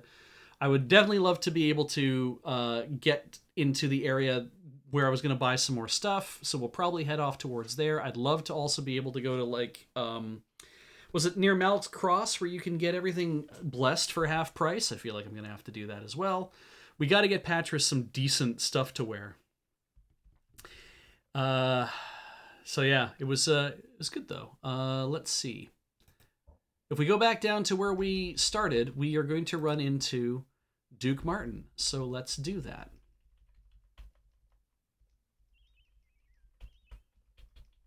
Let's walk over all these bodies. I don't think there's anything interesting on any of them. I'm sticking to the road just for the sake of... There we go. Patris's pulse quickened as he saw the lone figure approach. You're not being attacked. I was wondering where you two were. I knew when I saw Senior Locklear prowling about with Baron Gabot you couldn't be far behind. How's my princely brother Arutha? Fine, when I last saw him, he's outside of the Dimwood with a small force waiting for messengers to reach him. What are you doing so far from Cryde anyway? Brianna, have you hunting rabbits for the duckle stew? Ducal? Duckle? Ducal. I mean, we say decal instead of decal, so ducal? I don't know. No, but soon we four will be hunting far larger game than that. Seems the small wrinkle developing in the Northlands is about to become a kingdom problem, if what Locklear told me was correct. I'm just glad to have you two here to lend a hand. Is King Liam going to join the party? Doubtful. This engagement isn't serious enough to warrant bringing the king into it. He's got his hands full enough with the Keshian Empire. Seems one of our kingdom ships accidentally mistook one of her empress's imperial frigates as a pirate ship and sunk it with all hands on board. Naturally, Lord Hazra Khan is having a conniption. We'll have to fight out North Warden's battle on our own. What can Locklear and I do? I have most of Baron Gabot's rangers out checking up on the movements of the enemy, so I'll need you three to give me a hand with various missions. Hope you three are in the mood for a bit of running about. Absolutely. Crossbows? Prince Arutha has told me on several occasions you're about the finest archer he knows. Arutha was also going to tell sister Carleen that his father was going to rope her to the mainmast of Krondor's glory so the Quegians could have target practice when they passed her in the harbor. Doesn't mean it was true. And I wasn't Jimmy the Hand. You're being modest, Duke. So I might be handy with a bow. Why the interest? I was hoping you could give Lockie and I a few pointers. Shit, we could both stand learning more about how to use a crossbow more effectively. Most immortal don't seem to be charging down our throats this very minute. Suppose I might have to teach you a little bit. And he did. And we did not select the goddamn thing. So now I want to roll back. Which I'm going to do. Let's just get out of here. Say goodbye. I'm going to roll back so I can select the crossbow skill. Yes, I know it would. Stop. Stop. Restore game. There we go. Now we've been into North Warden. We know everything we were supposed to know. We need to set these guys crossbow only. I like that you can't select it at all, but that's fine. And we'll get on the path, and we'll walk the path. There we go. We've run into... I was wondering where you two were. We've found him. So, crossbows. Now we ask about crossbows. Now it will be awesome for us. Finest archer. I might be able to teach you a little bit. Martin sighted his crossbow and fired. Feathers drifted from above as the lifeless sparrow crashed through the branches to the ground, a crossbow quarrel neatly driven through its head. His head. It had been dead even before it touched the ground. That's incredible, James said. At that range, I would have thought it impossible. No, Martin said. His look somewhat enigmatic as he knelt to touch the bird at his feet. I've hit them at twice that distance, so it's merely difficult. Handing his crossbow over first to James and then to Locklear, he gave instructions as each attempted similar shots. You both have made some progress, Martin said. Just keep doing what you started doing today, and you'll both make fine marksmen. Baron Gabot. So Baron Gabot told us we were to report to you until the siege begins. Where do you want us? I was just planning a little fun. Patris, how's your Moradil? Which one are you talking about, Duke? The one I got's under my bed or the one what makes me breakfast in the morning? Amazing, Jimmy. Is it just me or does Patris remind you of a certain admiral we both know? I think he and Amos Trask would either love each other or hang one another from a gibbet. I think the Duke meant, how well do you speak Moradil, Patris? I knew perfect well what he was a-saying, you court rat. I can read it, but don't ask me to pronounce any of that dog-howling you-haw. That is how we will get into wordlock chests. You won't have to for what I have in mind. There are some boxes near here that have Moradil plates on them. I want you to crack the codes on them. Should be easy. I imagine those boxes will have supplies of rations for the Moradil once they begin the siege, but I doubt they'll suspect we've tampered with them. If there are any rations, find a way to poison them. Oh yeah, then replace them in the boxes. Come back and find me once you're done. Well, that at least answers a few questions. We'd best be back at getting this battle in order. Is there anything else you need at the moment? Just for you three to be careful. We can't afford to lose any more men. I think we can handle that order. You stay out of harm's way as well. Duke, Arutha wouldn't forgive me if you somehow got arrow shot by some goblin archer. Farewell. That is why we bought the Koltari poison, so that we could poison some rations. Now let's see here. That went up to 73, which is nice. 91, which is excellent. Turn that back on. You need to get better at everything, my dude.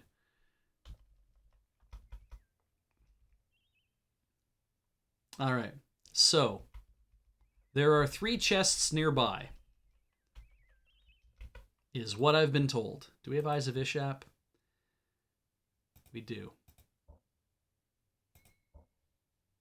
Union allows caster to read Mortal. Oh, Christ. Am I going to have to cast that every time? Ugh. Five. There they are, right behind us. Or right behind here. Look at that tree over there. Lower limbs all been hacked off. F. James' scouting went up. That's great. Even though it was Locklear who said all those things. We're about to get ambushed. Bookmark down. There are the 3 chests. Now, he can't read it immediately.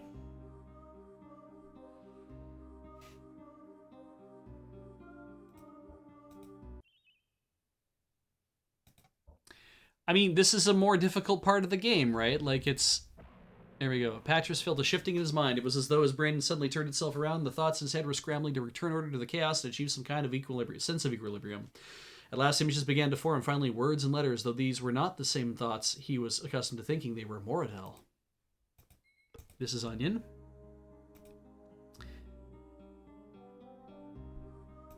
We have been here before. If I had known exactly how much I needed to turn everything, I would have just done it blind. So, this does say you only need to leave 1 ration in the chest.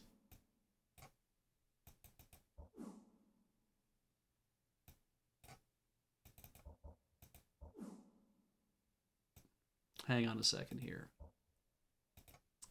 So, if I grab all of these, and we, I don't know, give 5. Who's got the Koltari poison? He does. Wait, no, I need to give it to him. This is now poisoned rations. Done. They'll never suspect a thing.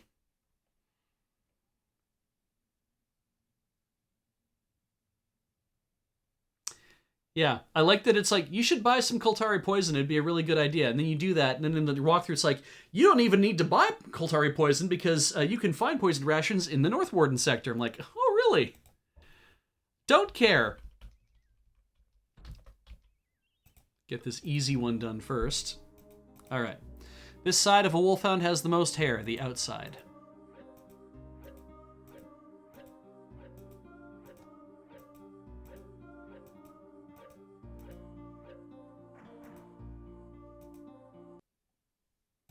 Nice.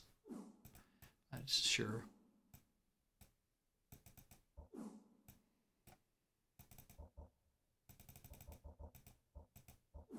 Can I actually apply it, like, in the chest? That would be neat. You can't. Okay.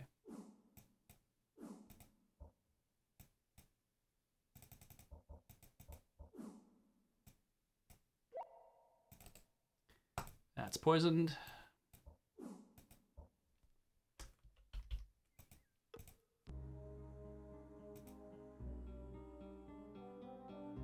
It ran out already?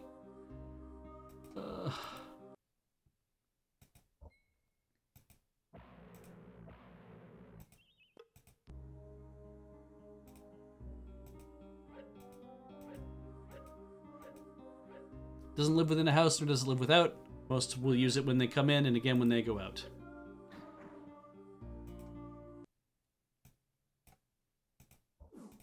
Let's see here. I need just 1, so...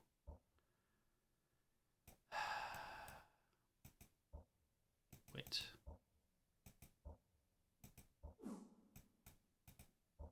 Do this. Sure.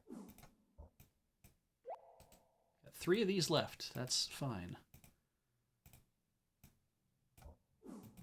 That should be a poison ration. Nice.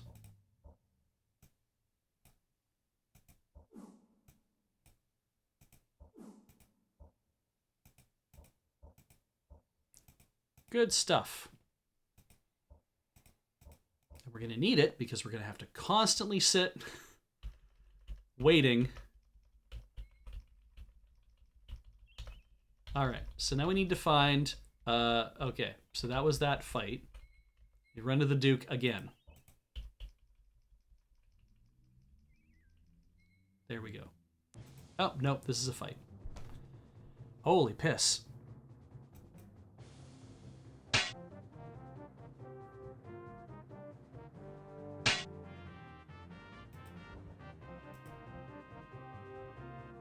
Oh, well.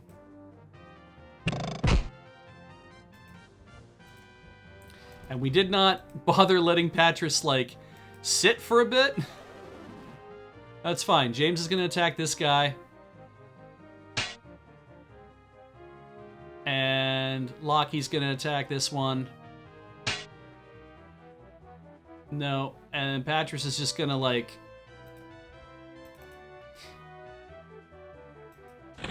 There we go. No, I want this guy dead. That's good. Locklear engages the dude who's talking to Patris. Oh, Patris took a huge hit. Probably needs to, like... Well, you know what?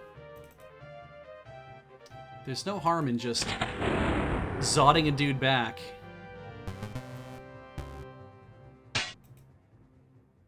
There we go. James's abilities have increased, you say. Nice. Well, we've got so many days worth of rations.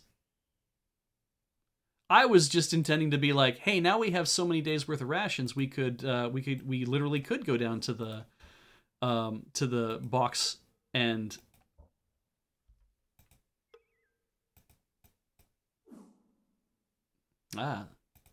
protected against Silverthorn, I see. Well, here, let's give you the armor. Let's give you the sword.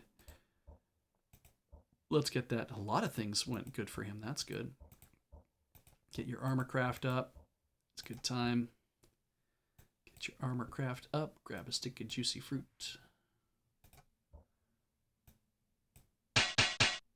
95, eh? You did take a hit. Why did I give you that? I guess we could turn Patris into our armor machine. That would be funny. I think I'd rather you wear that. And hang on. I don't actually need to keep all of this other shit. We don't need it for any reason. I keep forgetting I'm so rich. Who's got our torches anyway?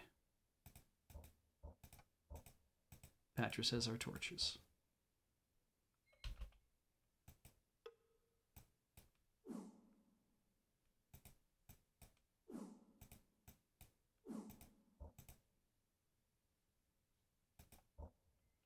Is that everybody? Seems like everybody. Seems like everybody. Cool. All right. Now, where is Duke Martin? Where did we find him initially? Up here, wasn't it?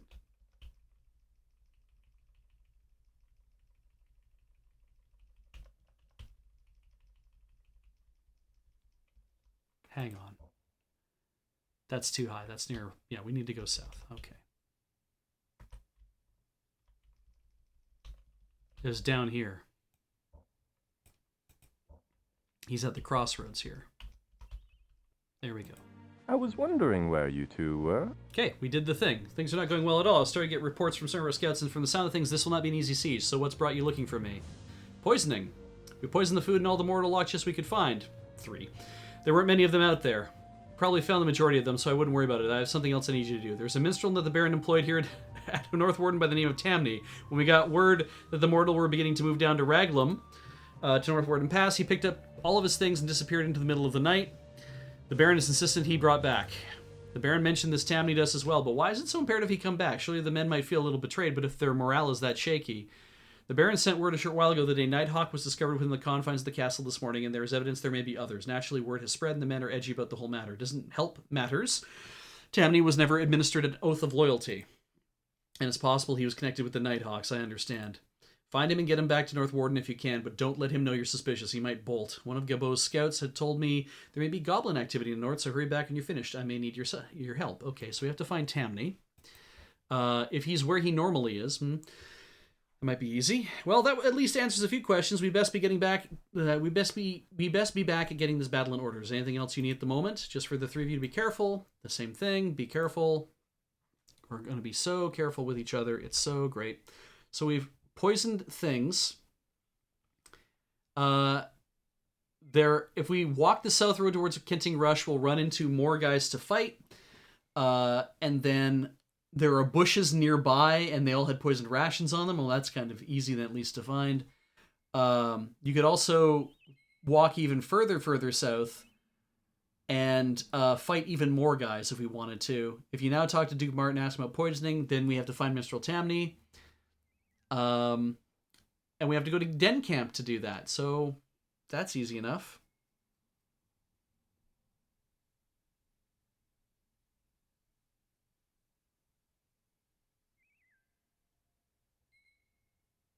Yeah, I think that's easy enough. Is it worth going south to pick up these 2 fights? Patches is going to get his ass kicked, but... I mean, because what I want to do is I want to head further past Den Camp and so we have to go to Den Camp anyway. I'm like, I wonder if I should just go further south for now. And because it's saying, hey, if you walk further south towards Kenting Rush, you'll meet 3. There's 2 more fights coming up. Maybe that's a good thing to do for now. It gets us a few more fights to do. Can I dupe in a bag? Let's find out. How much stuff can I put in a bag?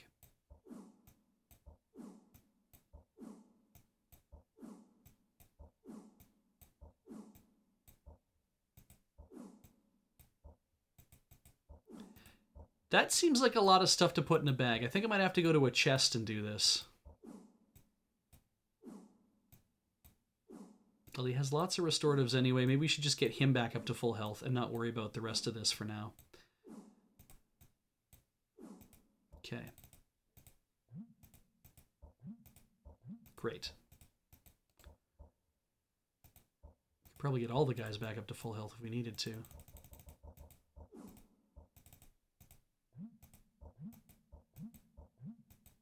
Excellent.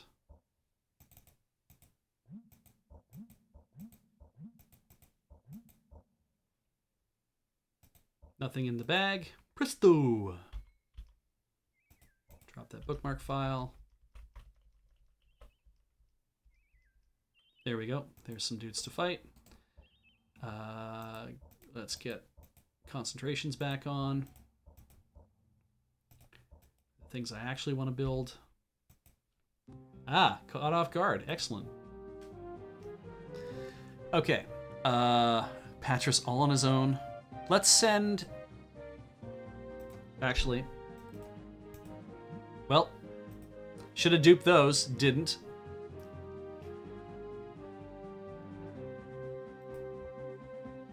Oh well. You can always buy more. That was the dude I was going to attack.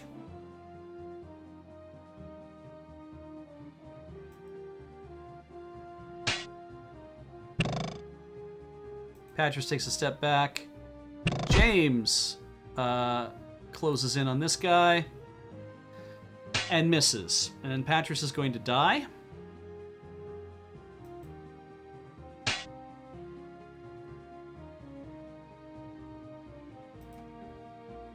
Guess he has to defend himself.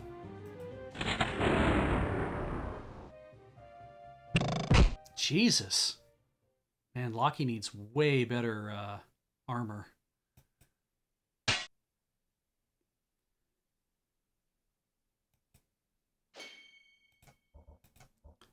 Alright, to spare thy eyes.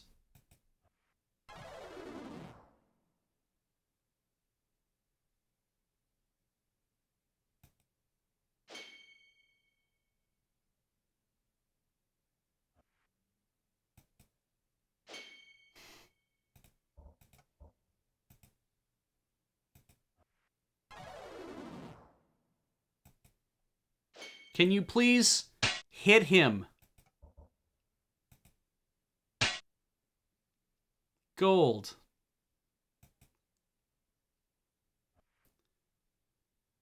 Patras moves over here.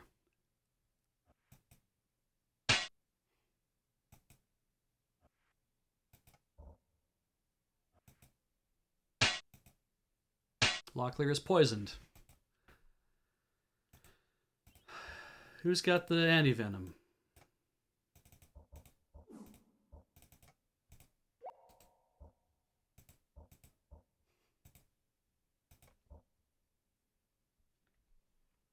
Yeah, I don't think Locklear. Well, Locklear was with us when we went through all the books, but we'll have Locklear read them at least once. But we will definitely stuff him full of other things. Hello, brave new faves. Nice to see a raid coming through at this time of night. We won't be playing for too much longer, just so you know. But we are going to be playing for a little bit more. So if you want to hang out, feel free. Nice to have you here. Let's see. That's good.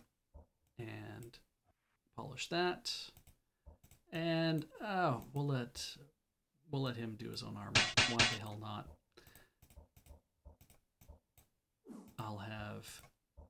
I'll have your bones for breakfast.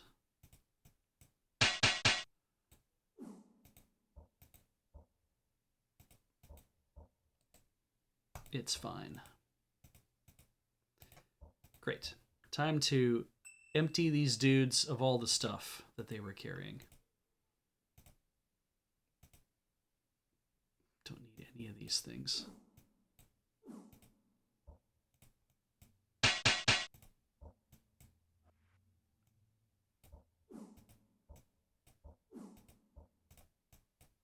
Sure, why not?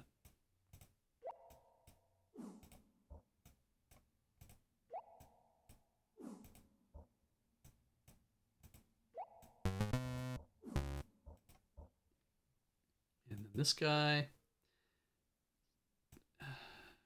Nothing of value was lost.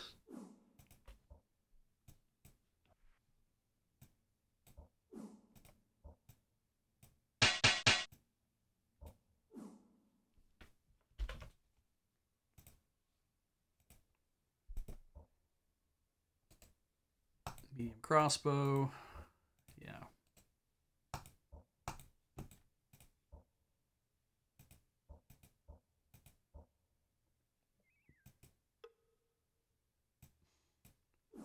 Ah.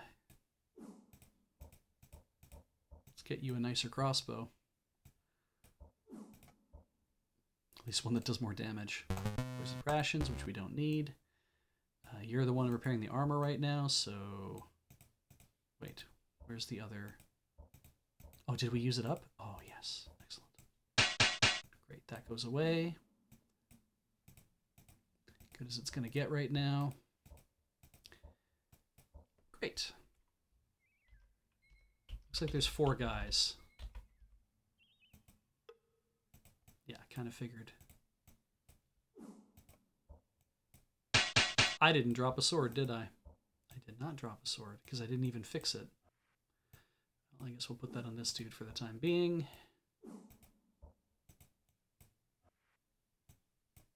It's fine. Drop that.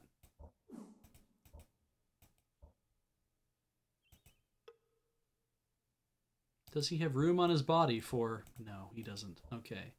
Does the other guy have room on his body for... No, he probably doesn't either. Shit. Well, put it in a bag then. Everybody else is fine, right? Everybody seems fine. Everyone's fine. Those are the poison ones. Aha, right. Camp until healed.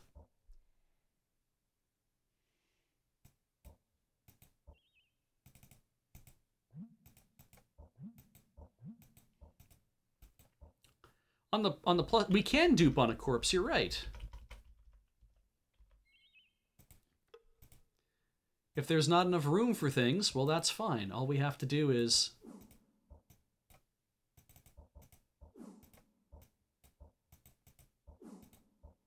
be sure we have enough room for something in the first place. The one on there. Give you one.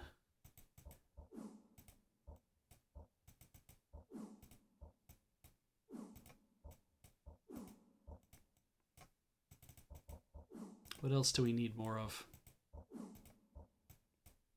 It's probably lots of restoratives for the time being. We have lots of rations. We're fine with that. Right.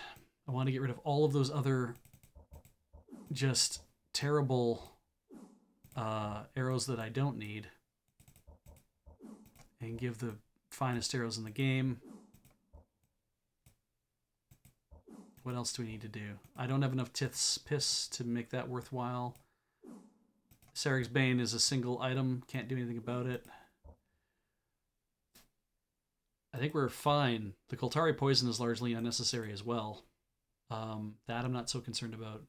That we need to have a full stack, but we might as well just do it. We're here duping. Here we go. Pull that back.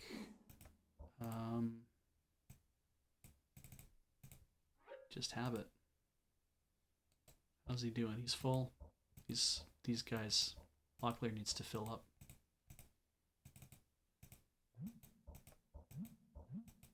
Great.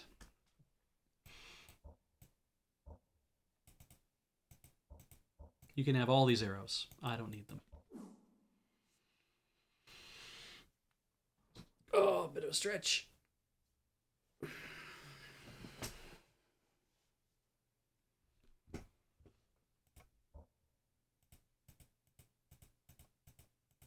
Oh, these. We should absolutely have way more of this. Oh.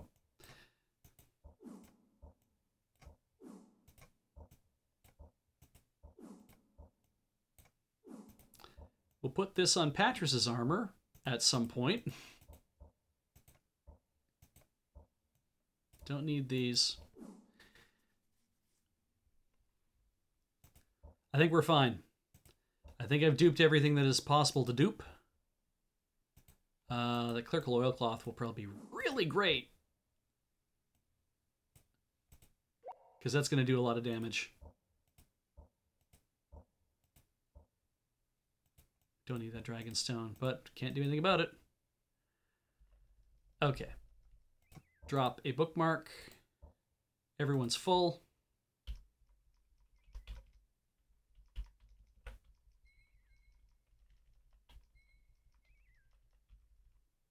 Ambush. Now, I learned something interesting.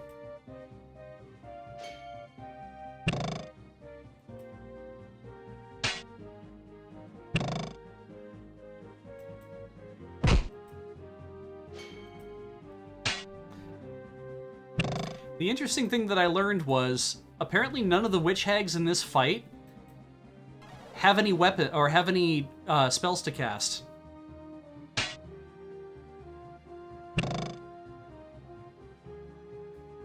So what you end up doing is blind the archers, take them out,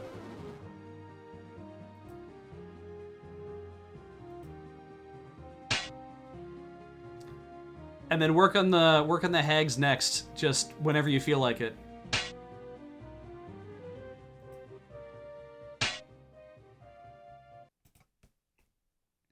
Yeah, they can't actually do anything.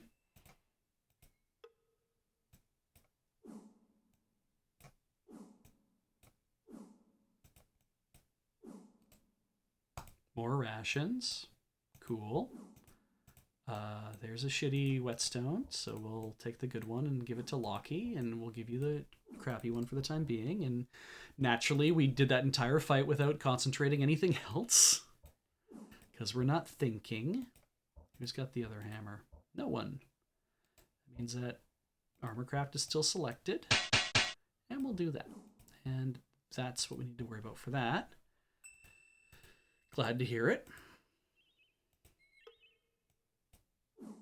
Our hammer doesn't matter, but whatever. Don't need any more healing whatevers. Oh, hello. You have a heavy crossbow. What did I get off of this guy? I got a heavy crossbow. This one appears to be in 1% better condition. It's a heavy crossbow, so without the concordant.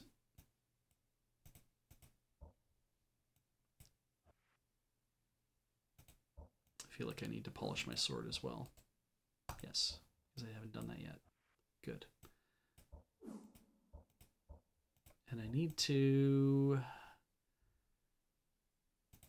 give that back. I need to do that so I can do... Oh, there's the other hammer. There it is. Fine. And the blue boy beyond. I can click on him. Excellent. Oops.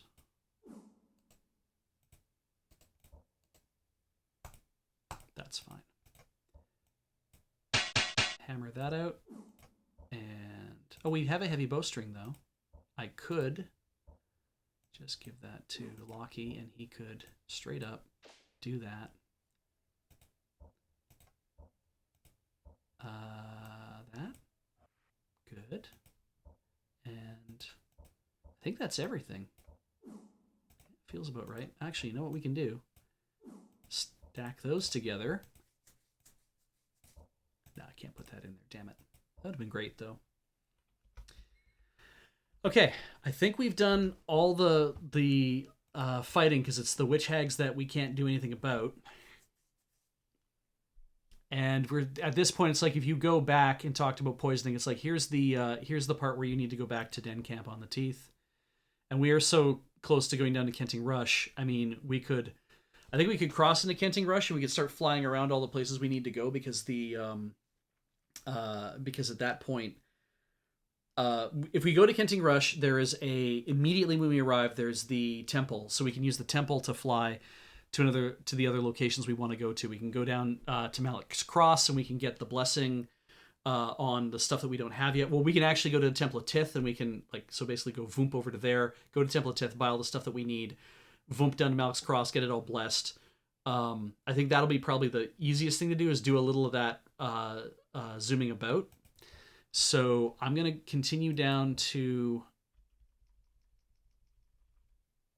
Oh, damn. We're wasting time. Anything that's going on this far south won't have any critical effect on the Battle of Northward. We need to head back. Shit.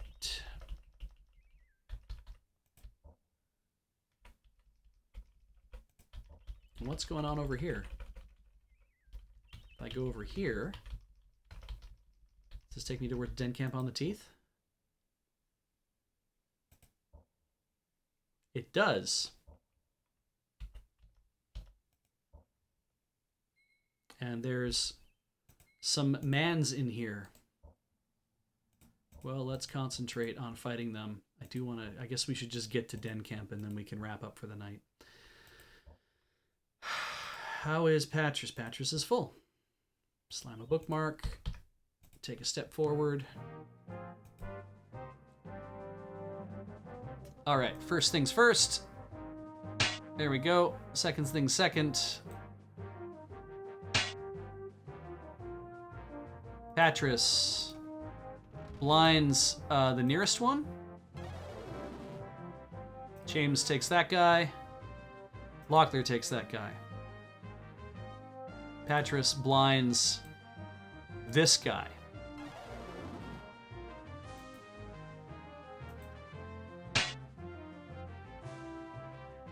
Patras waits. And again.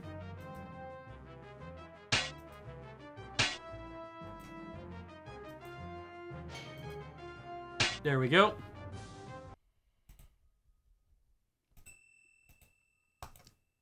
See, that's the thing about the misses, right? I talked about this last time. Missing feels awful because you're like, but surely I'm better than this, right?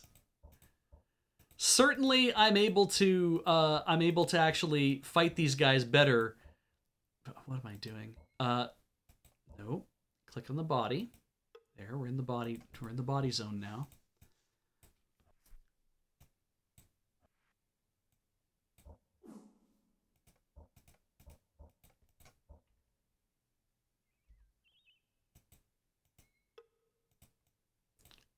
You might need that.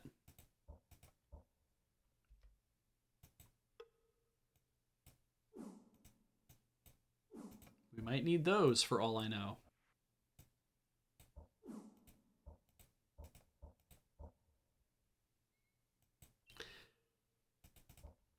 It has to do with the, when I was saying, boy, it certainly would be nice to have a, it would certainly be nice for it to, I don't know, make us feel a little bit more like, oh, you know, you're landing hits. You're just whiffing on them is like gonna happen. Is anybody getting hit? Nobody's getting hit. All right, well, Locklear's going to hold on to that briefly.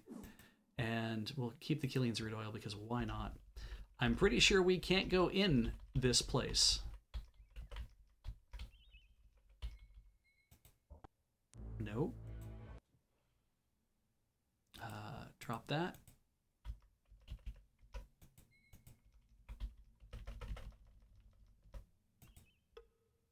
The door was unlocked. Cracking it open, James peered in the formless darkness of the shaft, and no one replied to a shout of greens to Locklear. No one down there. James said, might be interesting to take a look around. Feel like blundering around in the dark for a few minutes. Where is this? Have we been here? Oh, we have. Yes, we explored this area.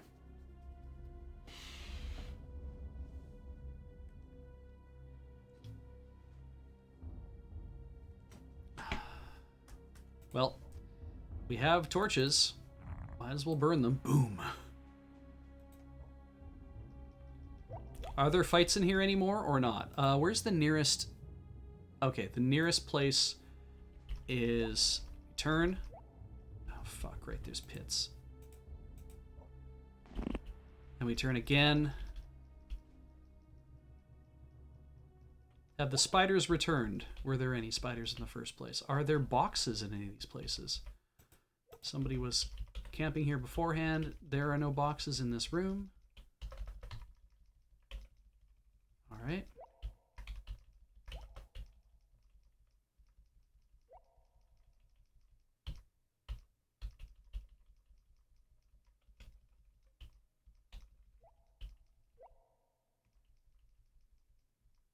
There are guys in here.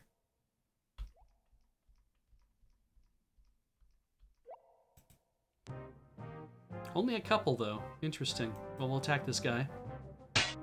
And I'll put Blocky over here, too. Wow.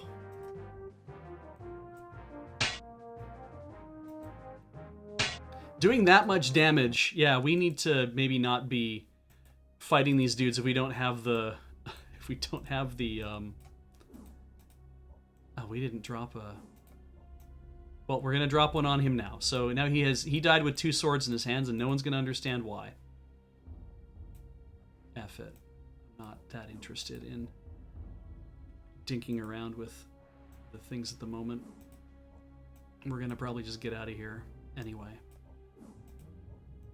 Don't need those. Those are nice rations, so we'll give those all to Patras. Okay. We go straight forward. I'll drop a bookmark.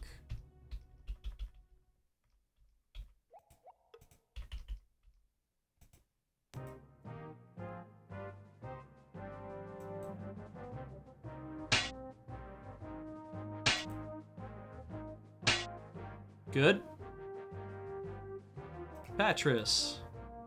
Blinds. The guy attacking Locklear because he has the worse armor. James. Patris. Blinds. The other guy. James. Patris. Rests a minute because he gets tired at his age. Patris moves over here just in case. Patris lines that guy one more time. Good.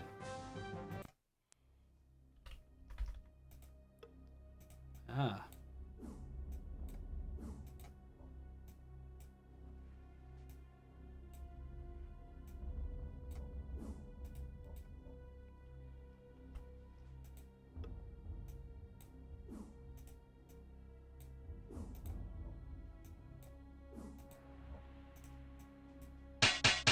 Cool.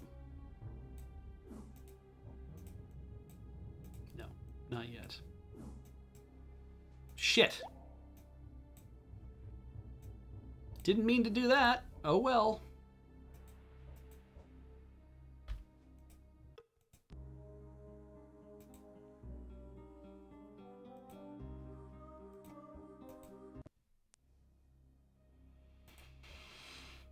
Union. Neck but no head, arms with no hands, waist but no legs.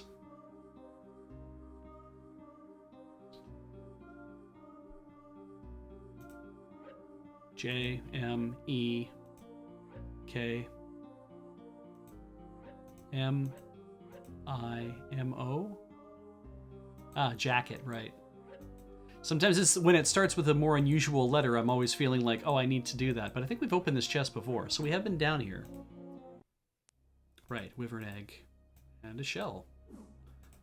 Why do I don't need a shell. F it. I'm just taking things. Like a dumbass. We did repair that, though. We don't need to be down here at all. Because we have been in this area before.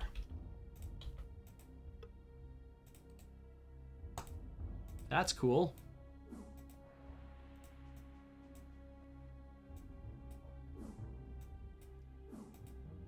Polish up my sword, why not?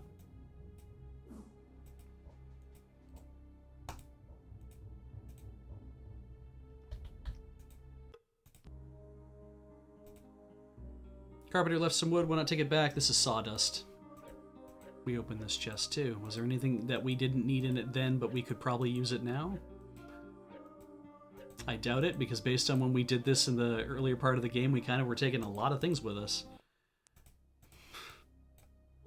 Rubies!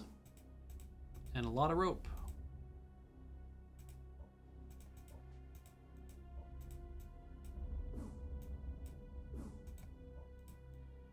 I like that you have to drag it onto yourself in order to sort it.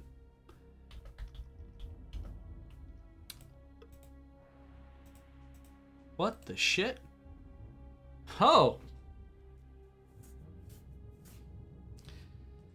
For a moment, Patris is beguiled by the patterns on the strange stones. Hues of red and ochre interlocked in an intricate web of fault lines and ridges pooled together in shallow depressions so complex were the shapes he could easily see why priests insisted they conveyed secret messages from the gods. This, I think, is part of a quest to do in this chapter. We'll grab that emerald while we're at it. So, yeah. We inadvertently discovered the geomancy stones that we're going to need for another quest later on. That's great. Drop a bookmark, because I'm going to fall into a pit. Most likely. You know how that is.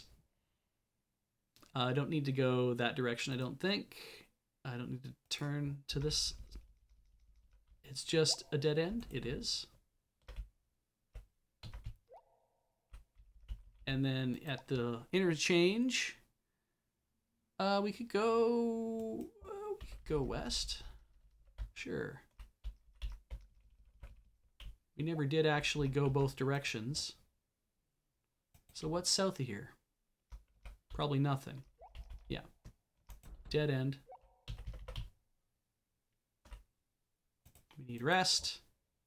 Or maybe we won't need rest ever again.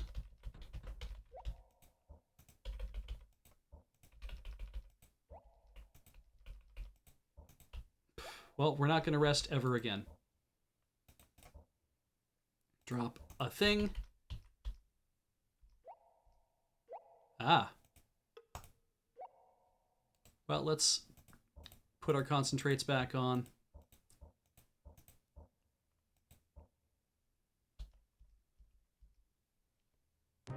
Ah, surprise advance was totally expected. He hoped the momentary advantage would be enough to shift the odds in their favor.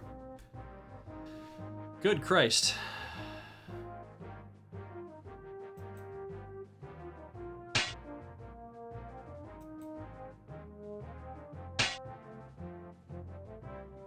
Patris retreats.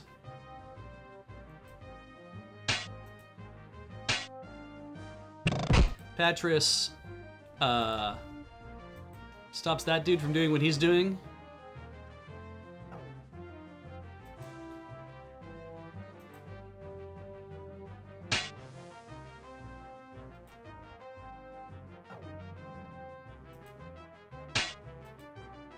These dogs are tough.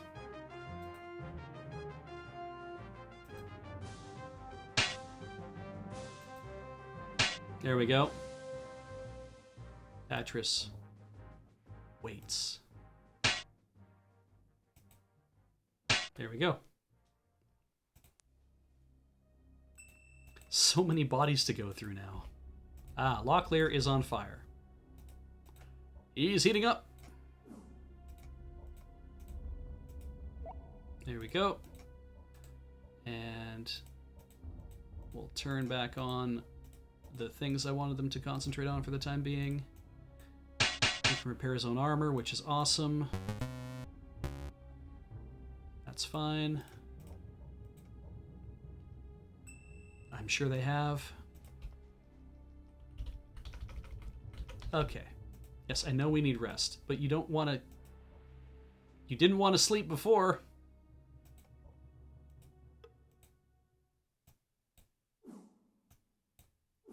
This man has so much. Sure.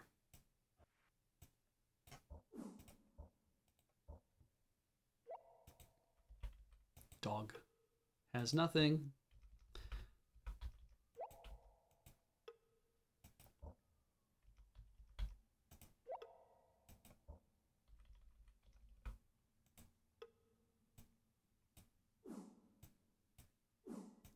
Do.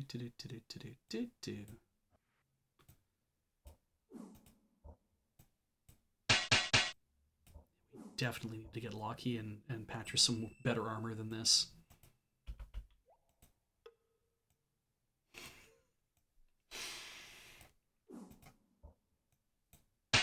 He said hoping shit was true. That is some good news. That is some great news.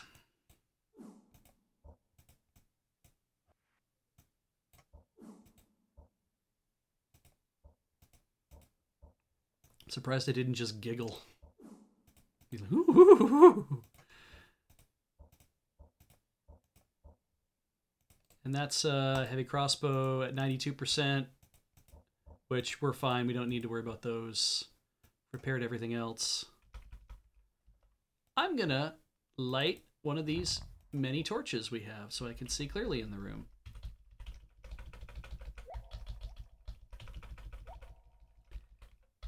There's a dead guy here. He has nothing on him. There's a dead guy there. There's a dead guy there. Oh, that was a dead dog. You know how it is. I just dog murderer me. Any pits? Let's put down a save. Maybe we should put down a save every time. What if I went straight through here? Oh, more dogs. Sure.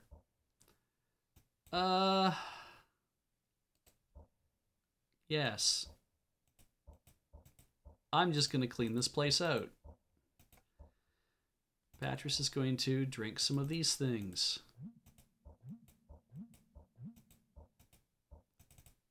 So is Locklear. So is James.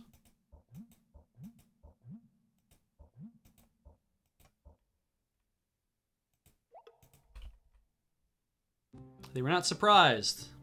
Patrick tried to swallow the lump, but suddenly seemed to be caught in his throat. Heart parting furiously, he forced himself to take a breath, remain calm, and think rationally. Trying to sound brave, he muttered under his breath, "This would have been a lot easier if our little Vicent hadn't been expected." Okay. Patris has got to get the hell out. Locklear's going to engage with that. Patris is going to retreat. That shouldn't be so hard. James is going to, I guess, get the dog. One at a time, guys. All right. Patris is going to... Cannot use that. Can use this. Seem to has worked.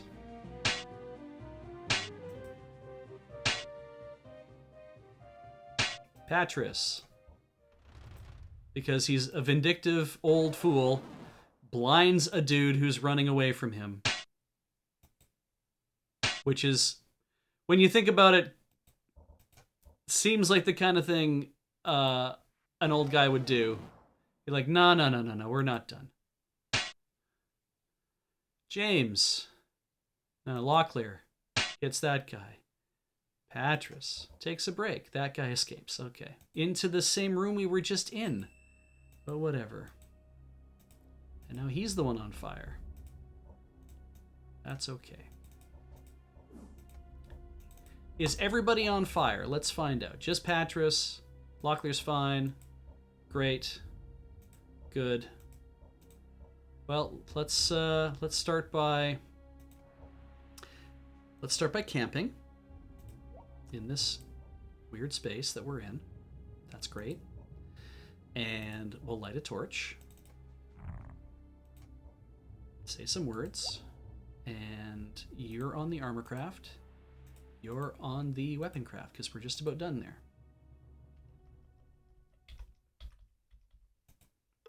The dogs have nothing of value. You know what I'm really happy with? That we don't, like, touch the dog, and it's like, ah, yes, rations, and be like, because he was carrying them, right? He was carrying rations.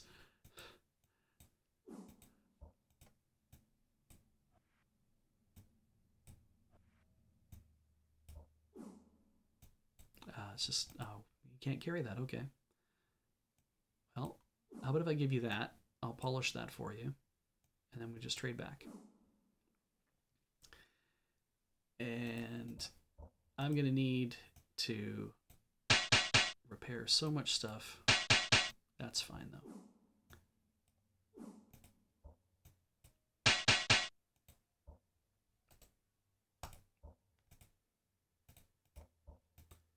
Did we get it all? I think we did. Okay, let's take that.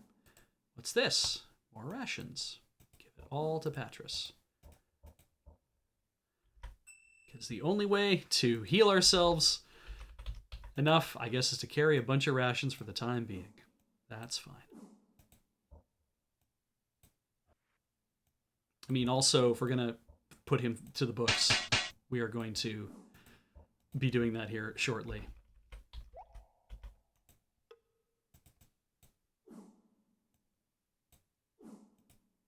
I fucked that up. You go here. Great. Thank you for telling me that. And that means that you go here. We'll give you that. Why not?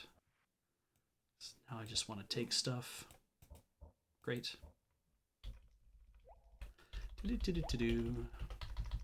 I think that's everything in this area.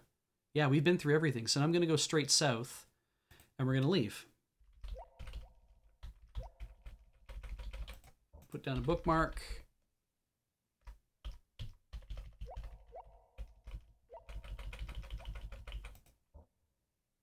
Yes, we need to cross that pit.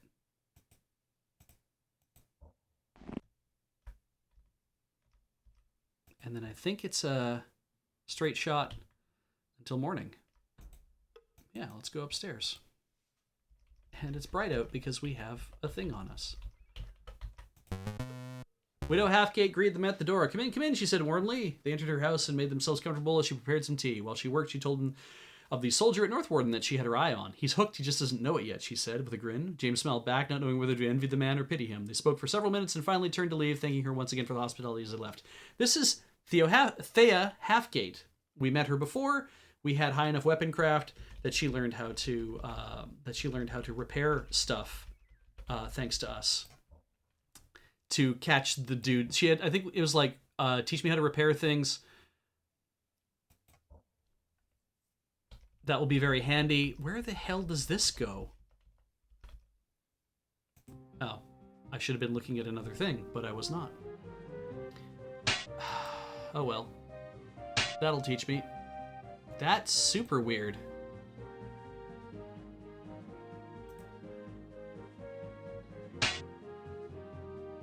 Okay. Patras takes a huge bit of damage from that. Fine. Why are these guys why are those dudes walking up to me?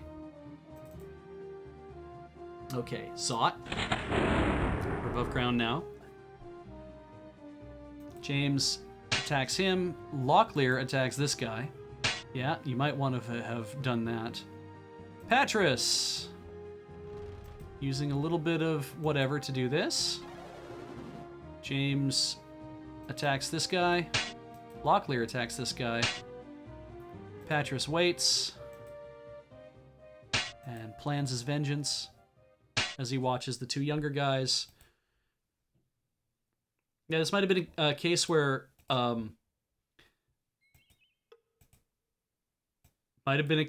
like dude was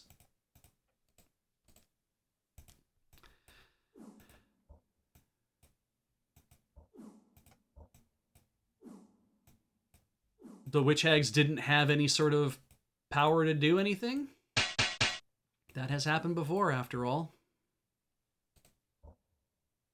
We still have our things on, because of course we do. Whoops. We have used up all of our whetstone. On this prick. Great.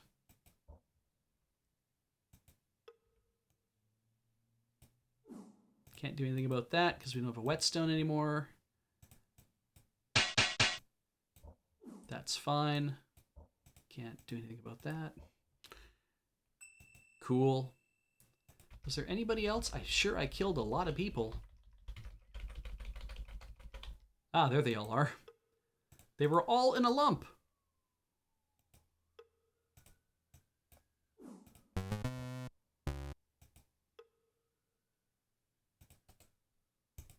%.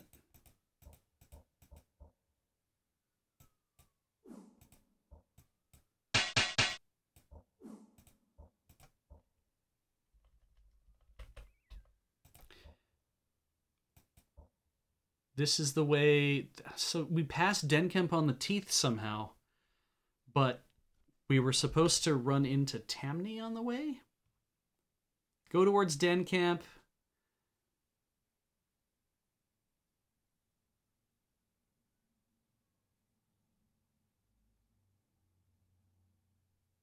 Yeah, I feel like we've I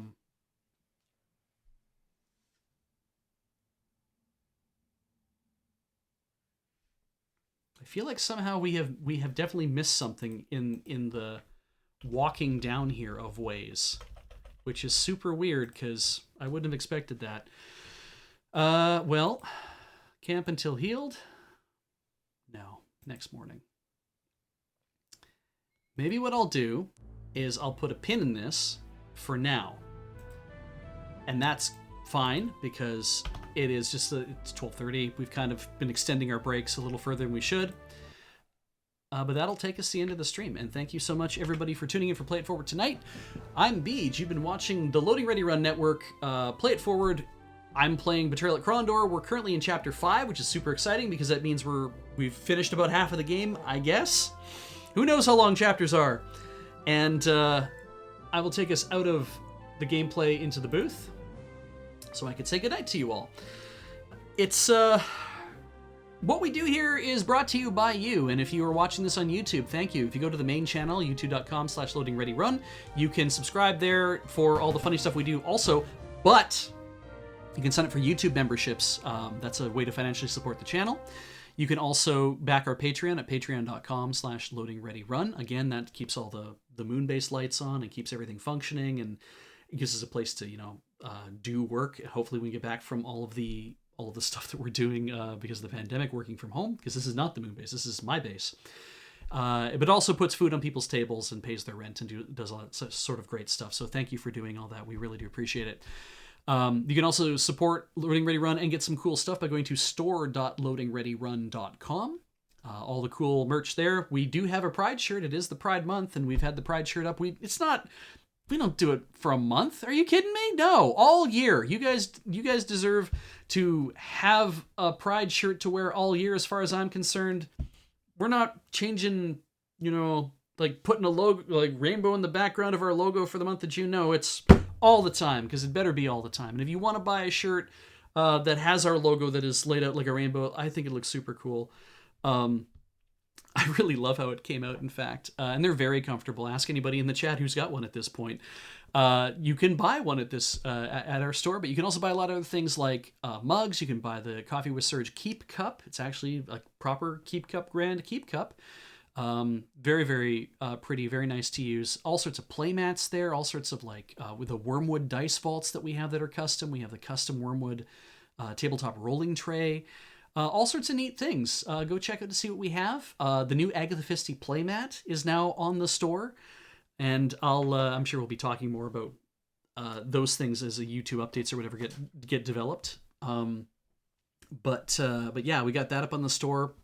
Trying to always work on getting new things ready as the year moves on. What else do I want to talk about? Twitch, I guess, is the last thing I have to talk about before we're done for the evening. And I want to thank, I can see all you guys in the chat. I've got the chat up over here on this other monitor, and I'm just going to thank everybody who did that. Let's roll back to, it looks like Lady Abigor 4 hours ago subscribed for 16 months. Thank you very much, Lady Abigor. Shark Hero 08 for 65 months. Are you winning, Beach? We did. We made it through chapter 4. That's awesome. Arborist Andrew for 68 months. Lonely Tex for 62 months. Wish I had more time to be here and catch these streams, but here's to hopefully saying hello in person at a con soon. We were talking about that today. We're like, do you think any of us are going to go to PAX West? And we're kind of like, do you think that's even a safe idea? Do you think we'll even be able to leave the country easily or get back? And apparently you can fly by air. It's like, I didn't know you could even do that. We normally go by sea because PAX West is that. But yeah, hopefully maybe at cons at some point. We're all still a little touchy, right? It's all like, the vaccine's getting out there, but you're only protected. You're not immune. So Prince Nimzar for 38 months, Meladia for 31 months, 100 Abraham Lincolns for 80 months. It's probably the only time you're going to catch me live. Thank you, 100 Abraham Lincolns. I have no idea if you're around at this moment or not. Jack J08 for 2 months. Thank you for coming back. Flame Angel 404, thank you for just subscribing today. It's awesome to have when people come back, but it's awesome to see people subscribe as well. The fact that you're sticking around, I really appreciate it. Little Red Wolves for 8 months. Beej, a while ago, you gave me tips on how to wash your hair. My partner tried it and it's been helping immensely. Thank you. You're welcome. It's not a thing you learn, right? We've been conditioned. There's a pun. We've been conditioned to do shampoo and conditioner on our hair and to do all these things and to do all the whatever. And I'm like, I wash my hair without shampoo. I just really have to clean my hands so I can run my hands through it and take all the oil and stuff out. And I wash it over and over. And it takes a long time to wash it, but because it's quite long now. And then I've been conditioning it once a week with this interesting conditioner just to see if it's actually helping. But you don't put it in your scalp. You just put it on your hair. And I'm like, it's not bad. It's kind of all right. It's good when you want kind of a softer look, but I wouldn't do it all the time. It's a lot to load your scalp and stuff down with. Colton for 27 months. Brave New Faves raid showed up at that point. Thank you so much for everyone who stuck around from the Brave New Faves raid. Matt Mitchell 45 for 90 months. So many months there. Fifth Wall for 27 months, which is a perfect cube. Spongehorn subscribed for 35 months. Bakery Dragon for 5 months. Meow Zuji. Miao Zhu Ji for 53 months. If you're still in the chat, you're going to tell me whether I got that right or not. Evalerium for 29 months. Hello to you. I guess some of you are like, because your time zones are different, you're just showing up now. And Zurgen for 15 months. Nice to see you sneaking in at the end there. This was fun. This is late. I had a great time tonight. I'm glad we finished 4. I'm glad we're starting 5 and I get to do some like interesting things that I don't remember having done before. I love these little like Duke Martin sending us in chapter 5, sending us on these little quests to do. That's like, go do this thing and go do this thing. And I actually do kind of like the fact that it's like, you can't leave to go to Kenting Rush.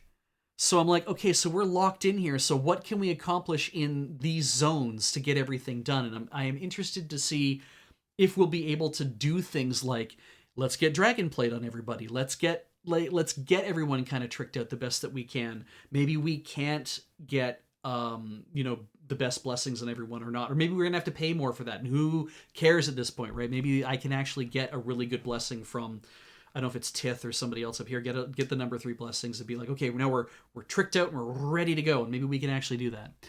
But that's going to be for tonight. So up next is Rhythm Cafe tomorrow at 1600 hours. That is 4 p.m.